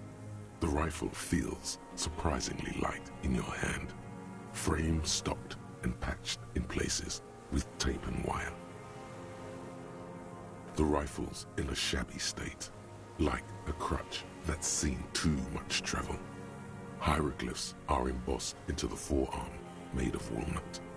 On the butt, you see Vespertine writing, burned into the wood. No one said it has to be a Belmagrave. We were just guessing. From ballistics, it could easily have been a triangle. It doesn't matter if it was made in Shanti Shanti. All it has to do is use jacketed ammunition. And it does. The right type and the right calibre. He's liking this. The old man keeps following your motion with his gaze. His right arm twitches suddenly. This looked very much like the murder weapon. It could be used against him to get a confession. My name is Josef Lilianovich Dross, Political Commissar of the 114th Anti-Aircraft Division of the 4th Army of the Commune of Revachol. I am a deserter, a partisan, and a prisoner of war. This is my termless surrender. The Commune of Revachol? Do you mean the ICM? You're a holdover from the... From the Insular Indian Citizens Militia, the army of the revolution. I was recruited in Jamrock in '07, trained in the École de Contrôle Orient, and consigned to emergency defense duties in '08. I left my unit on the eve of the landing. When I returned here on May 14th, the Commune had fallen. Still armed. 51 minus 8 equals 43. No. I've been on other islands, too. I was in Resurrection until they turned it into a spa in '18. Then I was on E-48, a nameless sound, until the sea washed over it. Then I came back here. That was 22 years ago. 43 years and 10 months. It's not how a human being should live. But I had to. I couldn't just forget. I couldn't just forget what I saw. What have you been doing during all this time? Hiding, fishing, waiting. Where the afternoon grows late, on Rue de Saint-Ghislain, people walk home. Street lights will soon be lit. Further inland, the streets are alive with workers, men, women, children, street hawks and migrant laborers. The temperature is steady. Alto cumulus clouds. Always waiting. For her to return. Her who? Girl child. Revolution. Always.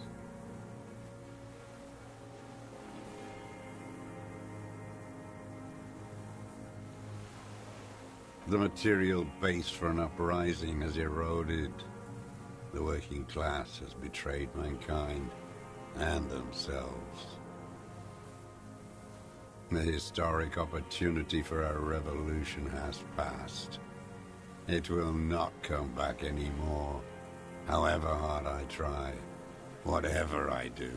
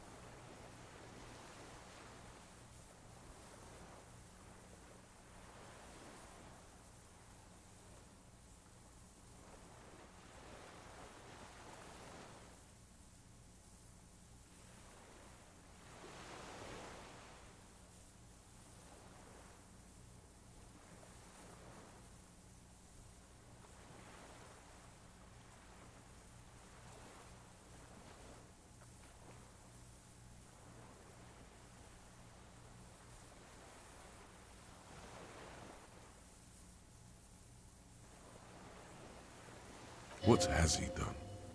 Perhaps a confession will lighten the load.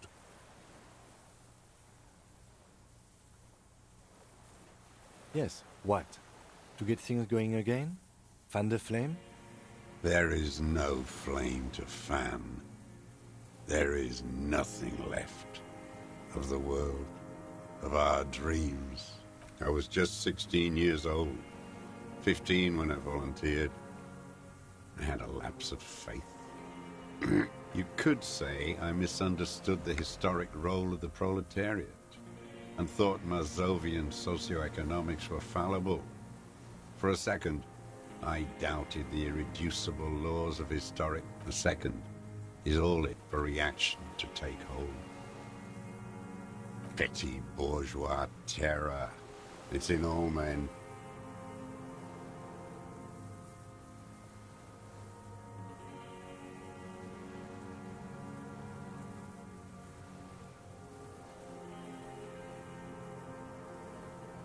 He does not seemingly react to what you said. He does not believe a police officer is genuinely revolutionary. And this was when? May the 13th, 08, 44 years ago. The horizon was black with coalition airships. Their petroleum rose to the sky, and it looked like the combined might of international capital.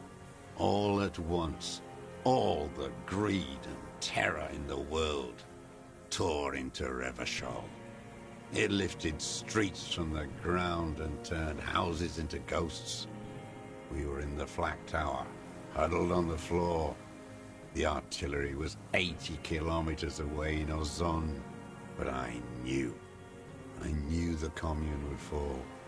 We would all be turned into ash. So I said I was going to the map room. A terrible shame still within him. The lobes of his ears are red with it. The shame and smallness of what he became. I ran. I climbed the chain link across the water and hid inland, in the bunkers underground, like the weakest of the weak.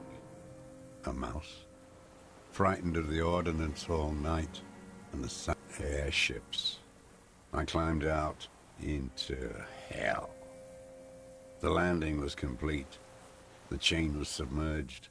I had to swim back. They'd all drowned in the lower levels or got torn to shreds above. The anti-aircraft gun had malfunctioned. So had I. I left them without ideological direction. It was real. I'd seen it. I'd seen it in reality. The mask of humanity fall from capital. It has to take it off to kill everyone, everything you love. And then you see it, as it strangles and beats your friends to death. The sweetest, most that the bourgeois are not human.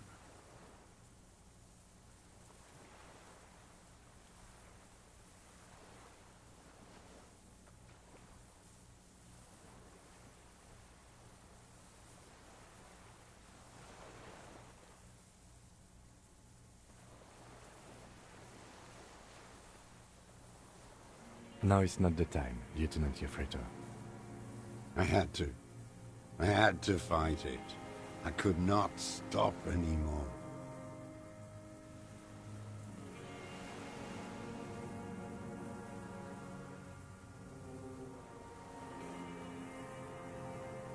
It's not an island, Dwat. It's a defensive fortification of the commune of Revachol. And I am it. The congenitally deformed King Philip II built it to restrict access to the Bay of Revachol. We captured it in '02, retrofitted. Coalition military called it Operation Deathblow. I later found out. Deathblow. You're one of them. Tell me, who speaks like that? We had 50 million people on Caillou alone.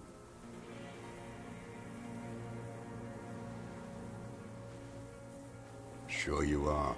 You're RCM. Answer me. Who calls an operation against 50 million people death blow?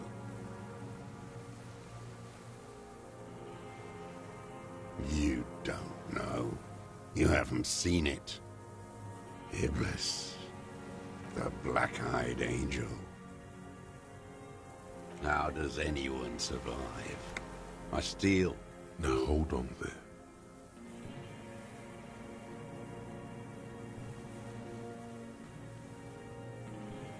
Supplies, vegetables. I collect rainwater. It's the life of a dog. How is your health, Mr. Drost? I've been throwing up blood since winter. Red, like beetroot. He does seem frail. Gaunt for his age. More like 75 than 65. Trouble putting on weight could mean cancer. The RCM can provide medical services. You need to be looked over. I need to die. You don't have medical facilities. You have guns. That's all they give you. Toy guns.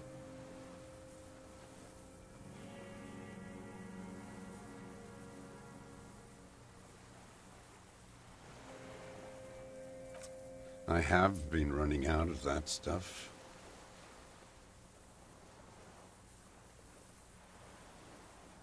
There's nothing to look over. The triage is in, and it's black. Administer morphine. Moribund. I haven't. I have holes in my brain. Years missing. Others filled with pain only. A decade of... I don't even know what. Inferno?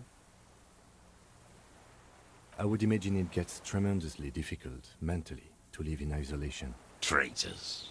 It's better alone. I watch the people of this city turn the lights back on, more and more each year. Ruins, glimmering in the dark, like a fucking merry-go-round. It's disgusting. Are they not heartbroken? How could they have moved on? It was hard in the tens. I didn't have partisan training. They were searching for strife. There were posters, campaigns.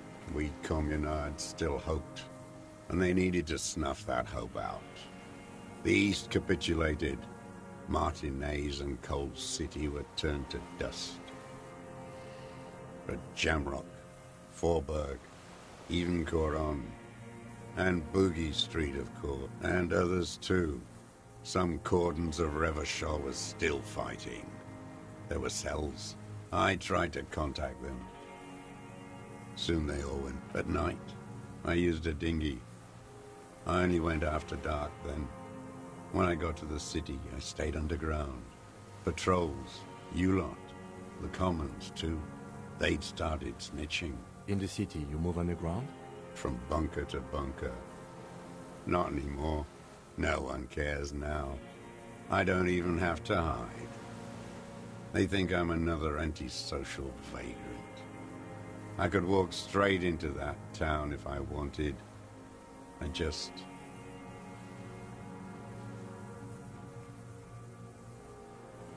don't want to. They're all traitors.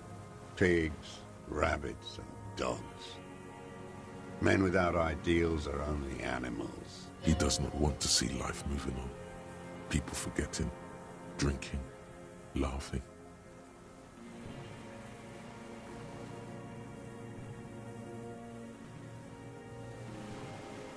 So you finally found it. There must have been a small squadron's worth of arms in there. Elmer Graves, right? I know. So you've been there? Sleeping. Some nights. Ammo scrounging on others. Those McGraves were shit, even before they corroded. Some had bullets in the chamber, however. You feel the dots connecting. Little dots on the map he's walked across. The propaganda bunker. I used to, but not anymore. Propaganda bunker? They stored leaflets there. Broadcasting equipment, too. Made broadcasts, I think. Propaganda officers. I buried them with their leaflets. They killed themselves. 2 young boys. A lot of our boys did. I spent some winters there. Never liked it.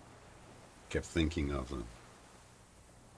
No need to go underground anymore. It's better in the ruins, on the ground. I do. They're good. Plenty of tar. I like that boy on the pack, too. Reminds me of the last century. The old man looks across the water, at the city, the ruins, the motorways rising above it. You're with the RCM, the coalition-appointed mob that enforces bourgeois morals in Revachol.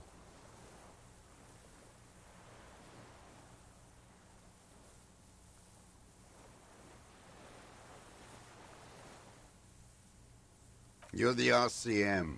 You represent the Moralist International, the enemies of humanity who took this city. I represent their adversary, le Parti Communiste d'Insolande. Take me to them as a prisoner of war. I have relinquished my weapon. I can no longer serve. No superiors can relieve me of my duty. You bulldoze them all to a mass grave for trying to free humanity. A spray of blood from his mouth on the black Rene, the royalist on the coast, said.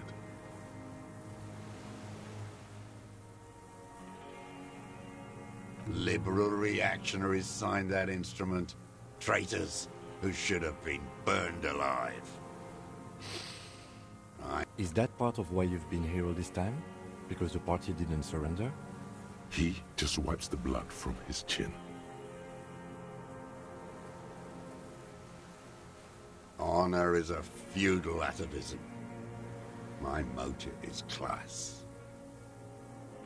No, I am not a soldier. I am an ideological officer. I belong to the party, not the army. Trained in historical materialism, then assigned as a political commissar by the party. The old man does not answer. He tilts. His job was to assure the army answers to civilian control and follows the ideology of the Commune. Scientific communism. A commissaire politique is a knight philosopher of the revolution, a future human. He was like a cleric, a shepherd. No, the opposite of that. A future human, not a human of the past. He nods slowly, then another tremor.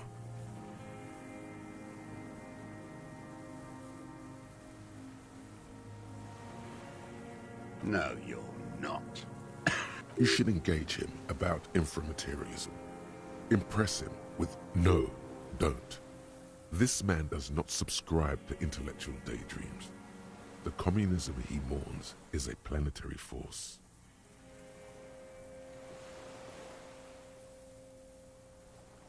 A liberal and a pederast. It's what most liberals are. Detective, we have not come here to discuss ideology. We have come to ask questions regarding a murder investigation. The old man spits into the fire pit. The expression on his face is unreadable. There's some sort of interference there. Neurological? There's nothing serious in this world. It's a farce.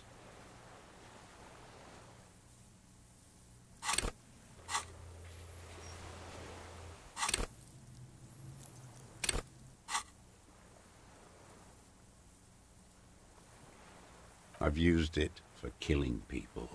Killing people? It's a gun. That's what they're for. You want a moralist? I've used it to kill people. Interesting. During or after the war? There is no after the war. So he's continued killing after hostilities ended. Go in straight. No euphemisms. No. Be careful now. Slow and steady does it. Make him repeat it. Don't mess this up. Remember, he wants to tell you. Get personal.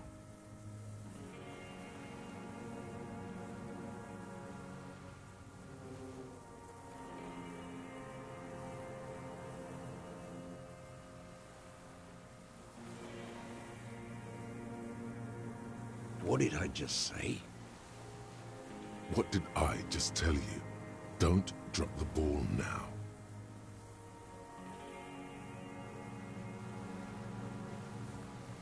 Nothing comes to you. Silent, and in them, a chill, like electricity running up your spine. All is not as it seems. Detective.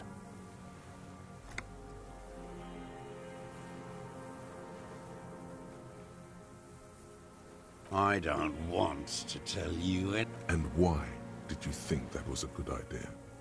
Don't listen to me. I'm wrong all the time.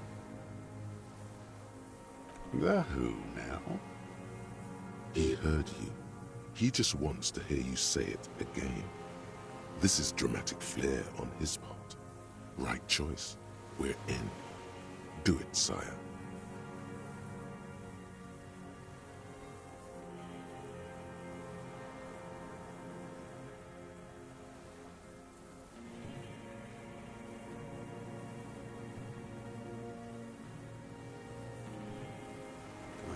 Yes, that one.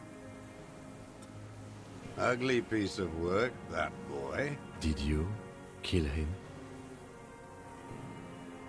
I am a son of a welder and an officer of the Commune. I do not collaborate with murderers and pederasts of the liberal regime. A drop of blood in the saliva. Exhausted. All on him. The gun. The murder weapon is the perfect opener. The scent of blood in the air. But what else? There was something you can't remember. Something about the tracks. Suddenly, all those tracks are so confusing. Go with something else first.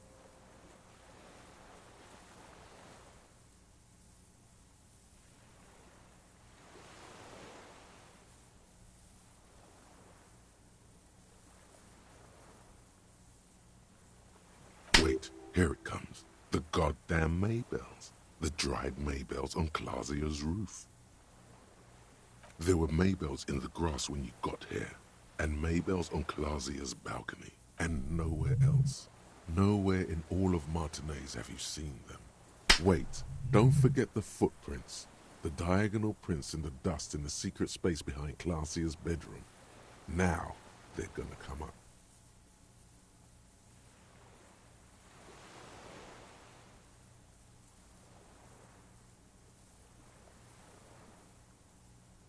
You got it. Remember, the boot prints were like no modern soul.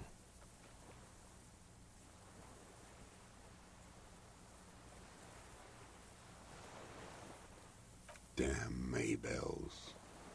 The whole island is turning white with them. He seems tender suddenly. Nostalgic even. A strange mood. So many this year too. The spring is coming. No. It's already here. Wash the filth away. They blossom on the islets before we fertilize them with our blood. Resurrection was snow white in May before they ruined it. South, the Bay of Martinez is dotted with little freckles of islets, turning green, with white flowers in white snow. The coast, too, before they piled their containers on top of it, filled with broken, useless trash for fat-fingered bourgeois children to play with.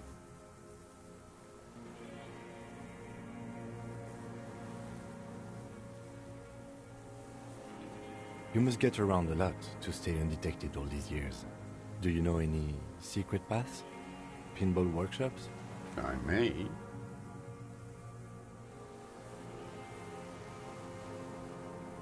Classier. He knows her, but hadn't heard the name.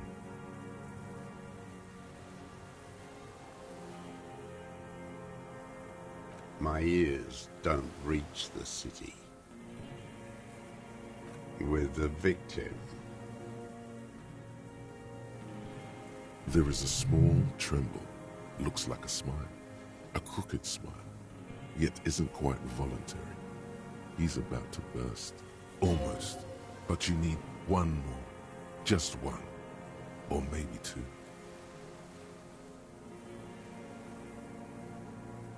Everything is brands with you individualists. Who cares? Show me the souls, please, Mr. Dollars. Fucking imbecile.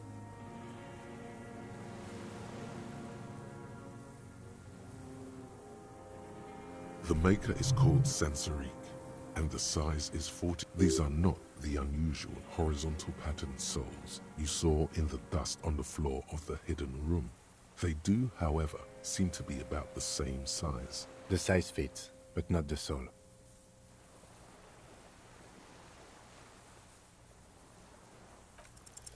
Sire, he doesn't have to be wearing them right now.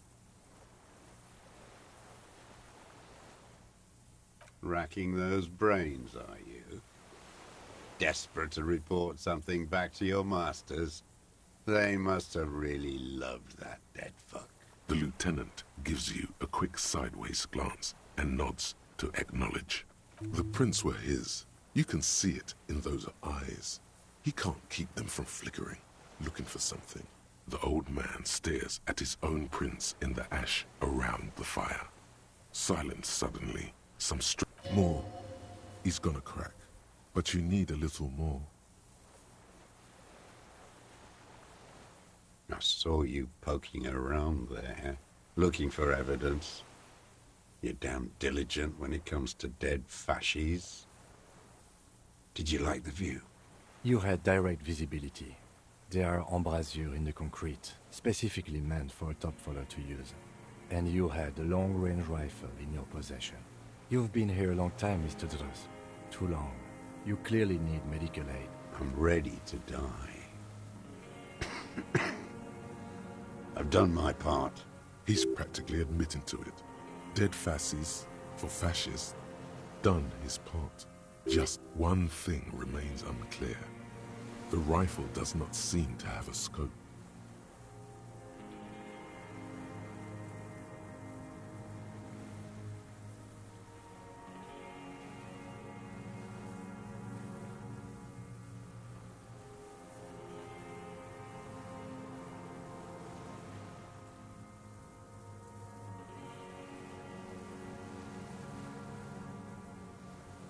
Because it's a sniper's nest, you stupid fuck. Radio Gosh is right. You have work. Leave no stone unturned. Get him on what matters most.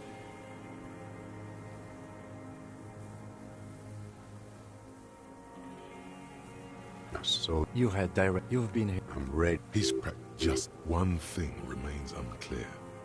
The rifle does not seem. Forget about your stupid fucking scope. I don't know. He lost it. He just doesn't know where it is. Forget it. Push on. Because it's a sniper's. Leave no stone unturned. Get him on what matters most. Not a lot of guns around that use military-grade ammunition, are there? It's a real gun. Not like your little musketeer pistol. You look like imbeciles. Why don't you ask them to give you real weapons? Going against automatic rifles with these toy guns. Of course you got those boys killed. Damn, he saw you. He's watched it happen. He would have a good view of the tribunal from here. It's not just empty boasting. So he saw you. Okay. So what?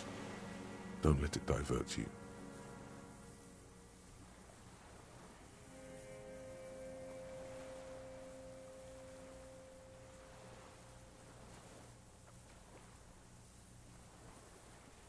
You didn't handle anything.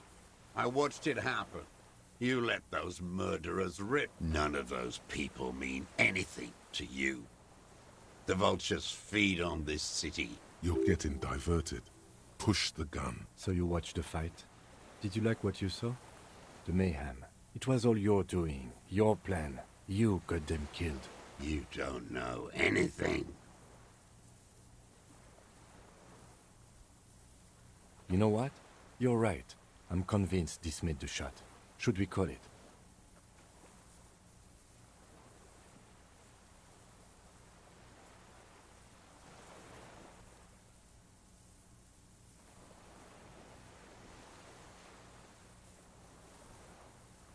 .46 jacketed ammunition, modified for range.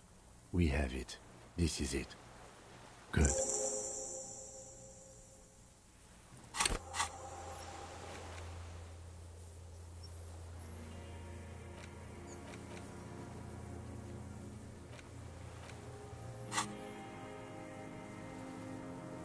This feels good, doesn't it? Tearing things up like this. When you have the murder weapon, you have the killer. Murder. You know who he was. A coalition-trained murderer. Armored and armed. He wasn't human. The blunt end of a hammer. Dripping with blood.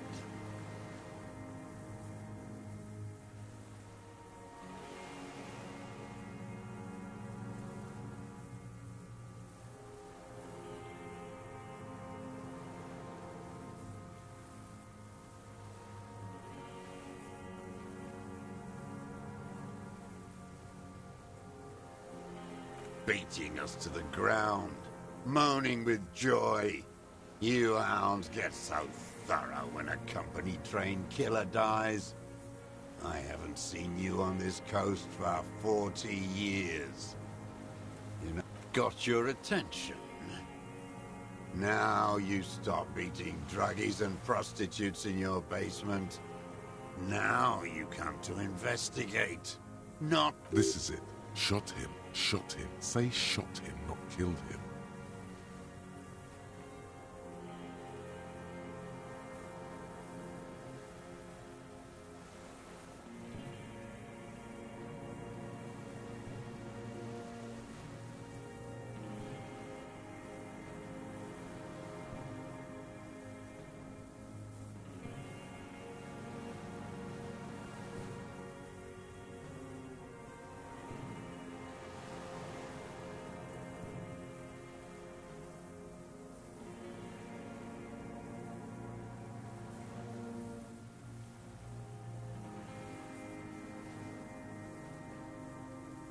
Oh, the inhumanity. One paramilitary less in Revachol.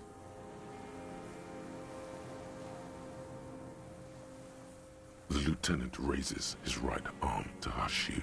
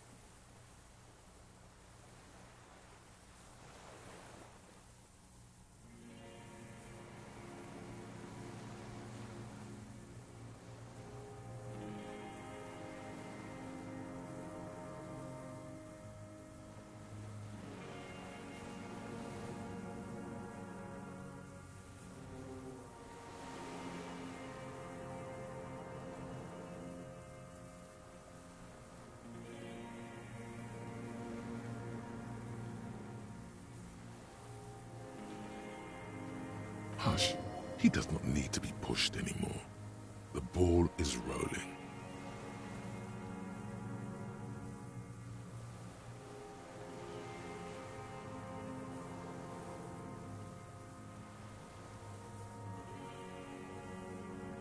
While the lieutenant listens, holding his breath.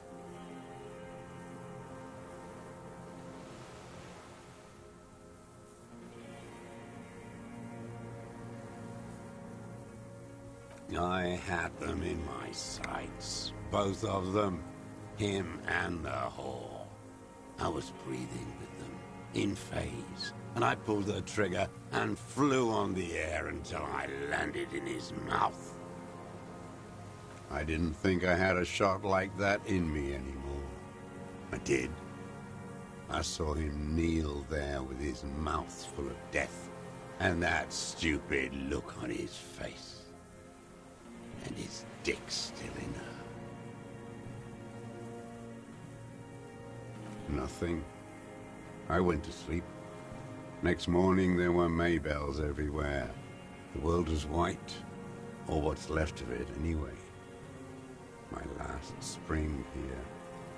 I knew the fascists would come to avenge their own. And so they did. Mr. Dross, are you aware you're confessing to murder? Yes. And you were looking at Dan, the victim and a young woman, having sex, through the scope of your rifle that night, before you shot him?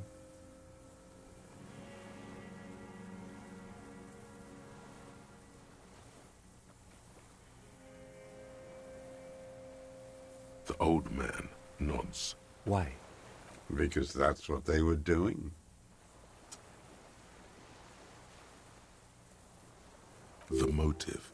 This is where the motive is going to come from. You can coax it out of him. The lieutenant's preparing the ground. I don't understand. Do you, detective? I don't understand this part. I'm always looking.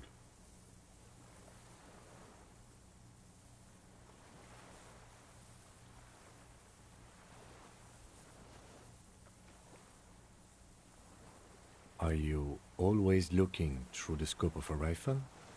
I'm just trying to understand. A rifle scope has the best magnification. And if you don't like it? Click. Yes. Think of it as a form of critique. You got him going. Connect every little piece now. Start with when he first saw him. It will give him a chance to ramble.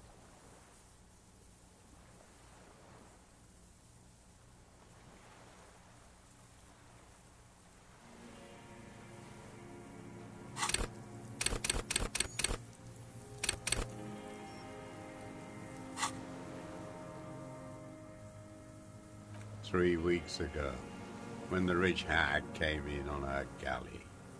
Her honor guard came in tow. Joyce. He means Joyce. Wrinkled up whore.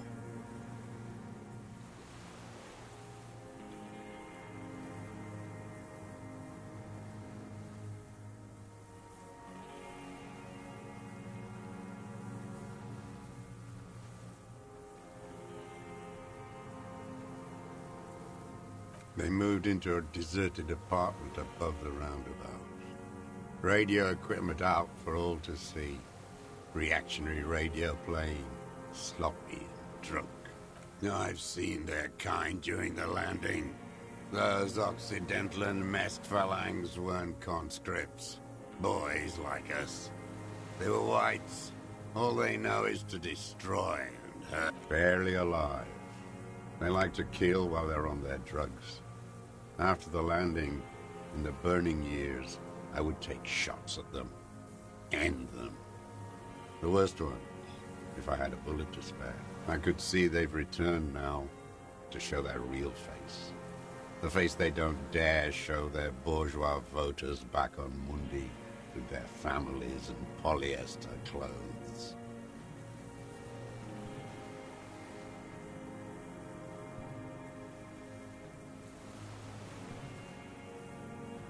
Them fucking I didn't like that.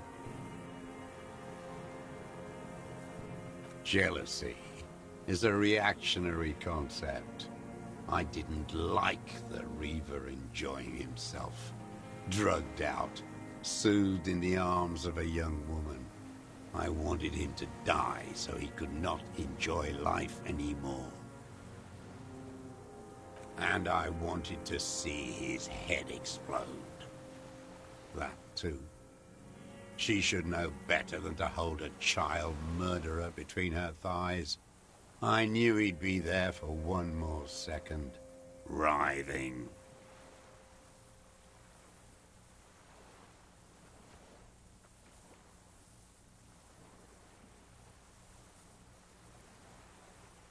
That's all it takes for the bullet to reach his head. Now that I think of it, I wasn't aiming for his mouth. I wanted his brains to spill out on her. But you can't have everything. He wants to see her covered in blood, to punish her. Since she came to Martinez, I saw her sneaking in the reeds early in the morning, behind the Fell building. It was dark, still winter. She didn't have her skimpy outfit on then, just a spot. Past the Fell building on the coast? What was she doing there? Hiding something in the water. She had a fag after she'd done it. I was up in the ruins there. She couldn't see me, but I could see her, smoking. She was nervous, but not scared. Her passport and tickets to Villiers. And from there to Cachet Brut. In the free state of Seminine, hidden away at the edge of the earth, near the Pale.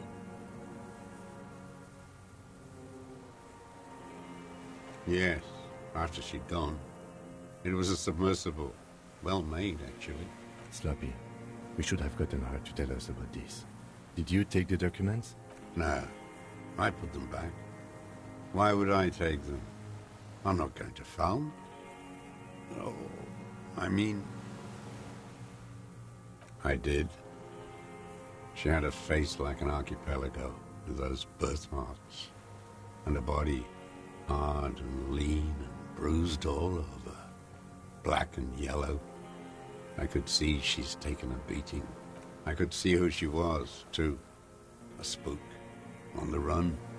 Revachol's the cloaca of capital now. All the bagmen and arms dealers end up here to do drugs and have sex like animals. You could tell she was a spook from the documents? She had different color hair on the photo and glasses. Forged. Some sordid bourgeois affair. I've heard about this kind of thing on the radio. He's setting it up for you. The bruises. You can't make that out in a scope. You can't see bruises through a scope. It's just a blur.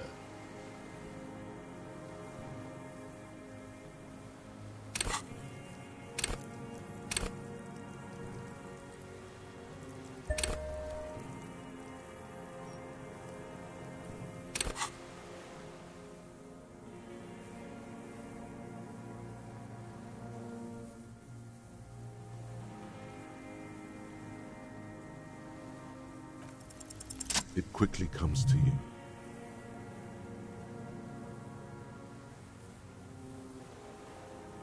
Oh, yes. Cutting those drugs of hers into little lines with a knife. Masturbating. Did you make that hole? With a clip point knife. Good for listening in, too. For hearing the moaning and the snorts.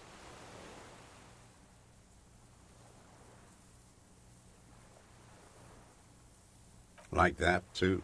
Yes. Bending like a bow against the glass.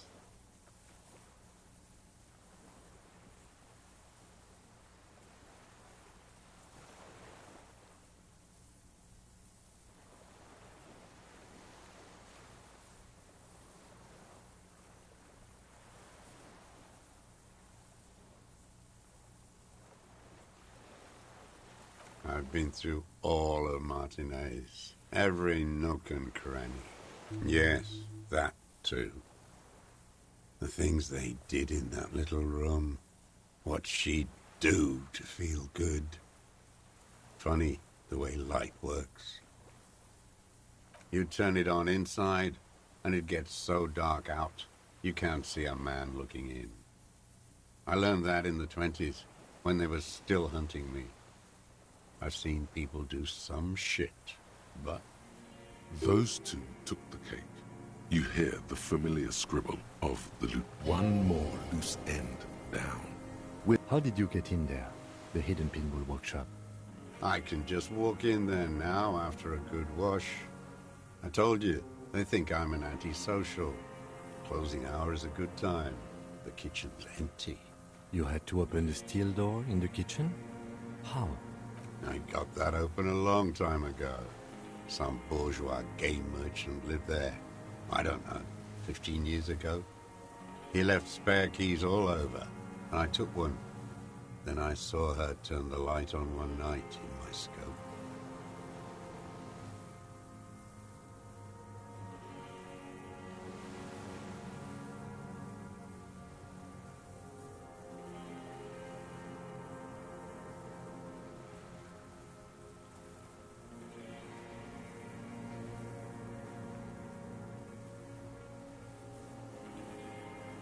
She practically breastfed that man.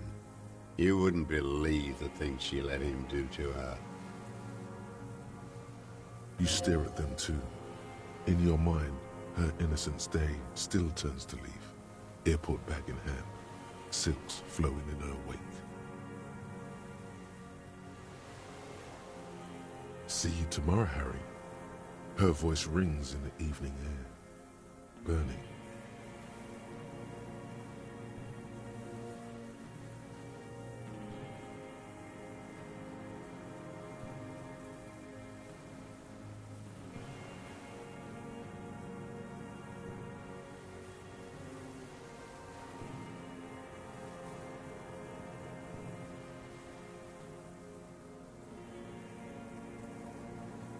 No one gives a shit what you think.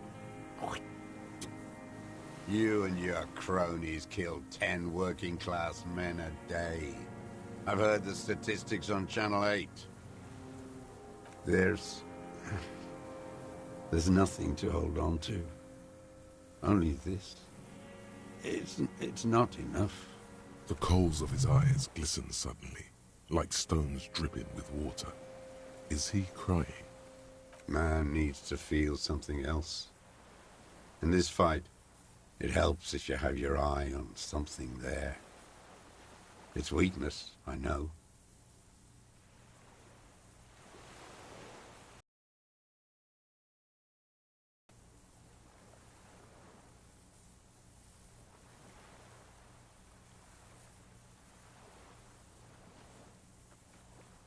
Yes.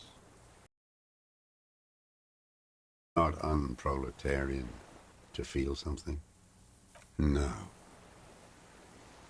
I don't really know. I was there one night and she was crying, like a child, in the corner of her room on the floor. The day after I killed him. Yes, I don't know why I do the things I do anymore.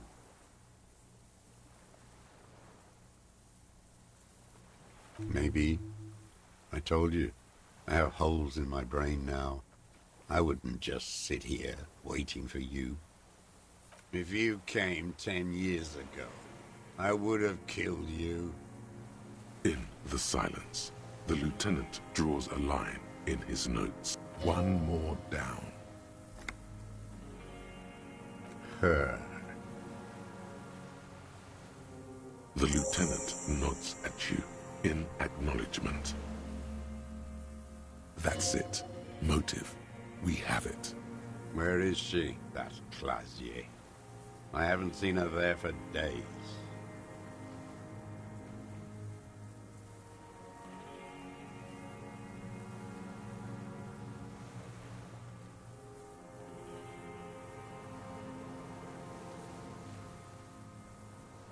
gone. I knew it.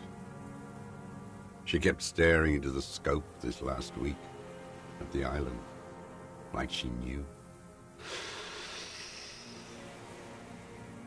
She'd look at night, crying or smoking on the roof, staring right into me. It doesn't matter.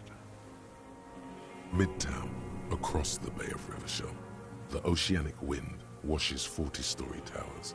Above them, Lusanne's central aerodrome, a cocoon suspended in the sky. On the platform, a young woman is withdrawing from amphetamines, barbiturates, and alcohol. Yet still, she smiles among the crowd, among the great ghosts of the city she's leaving, for another, far south.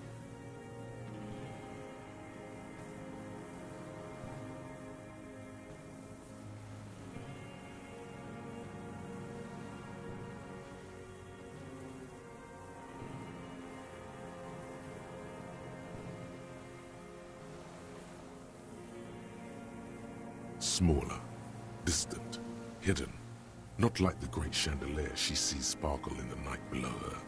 Streetlights, towers, tenements, and water, and across it, a dark strip of ruins, barely visible. He knew she knows.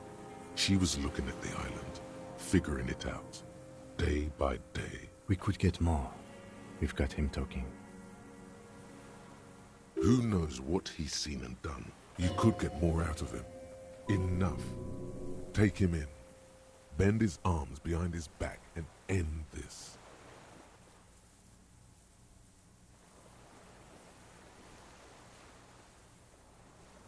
A tragic comedy. A strange little engine seems to fire up in him again. It straightens the familiar put of hatred. Specifically, the whole city is a charnel house, stripped clean and draped in neon. But Martinez, because of the racists, everyone is a racist in Martinez. It's their favorite thing to do in the whole world. Listening to race-themed raid pump full of steroids and Radio Revachol 92. Race this, race that. It's all sanctioned by that social democrat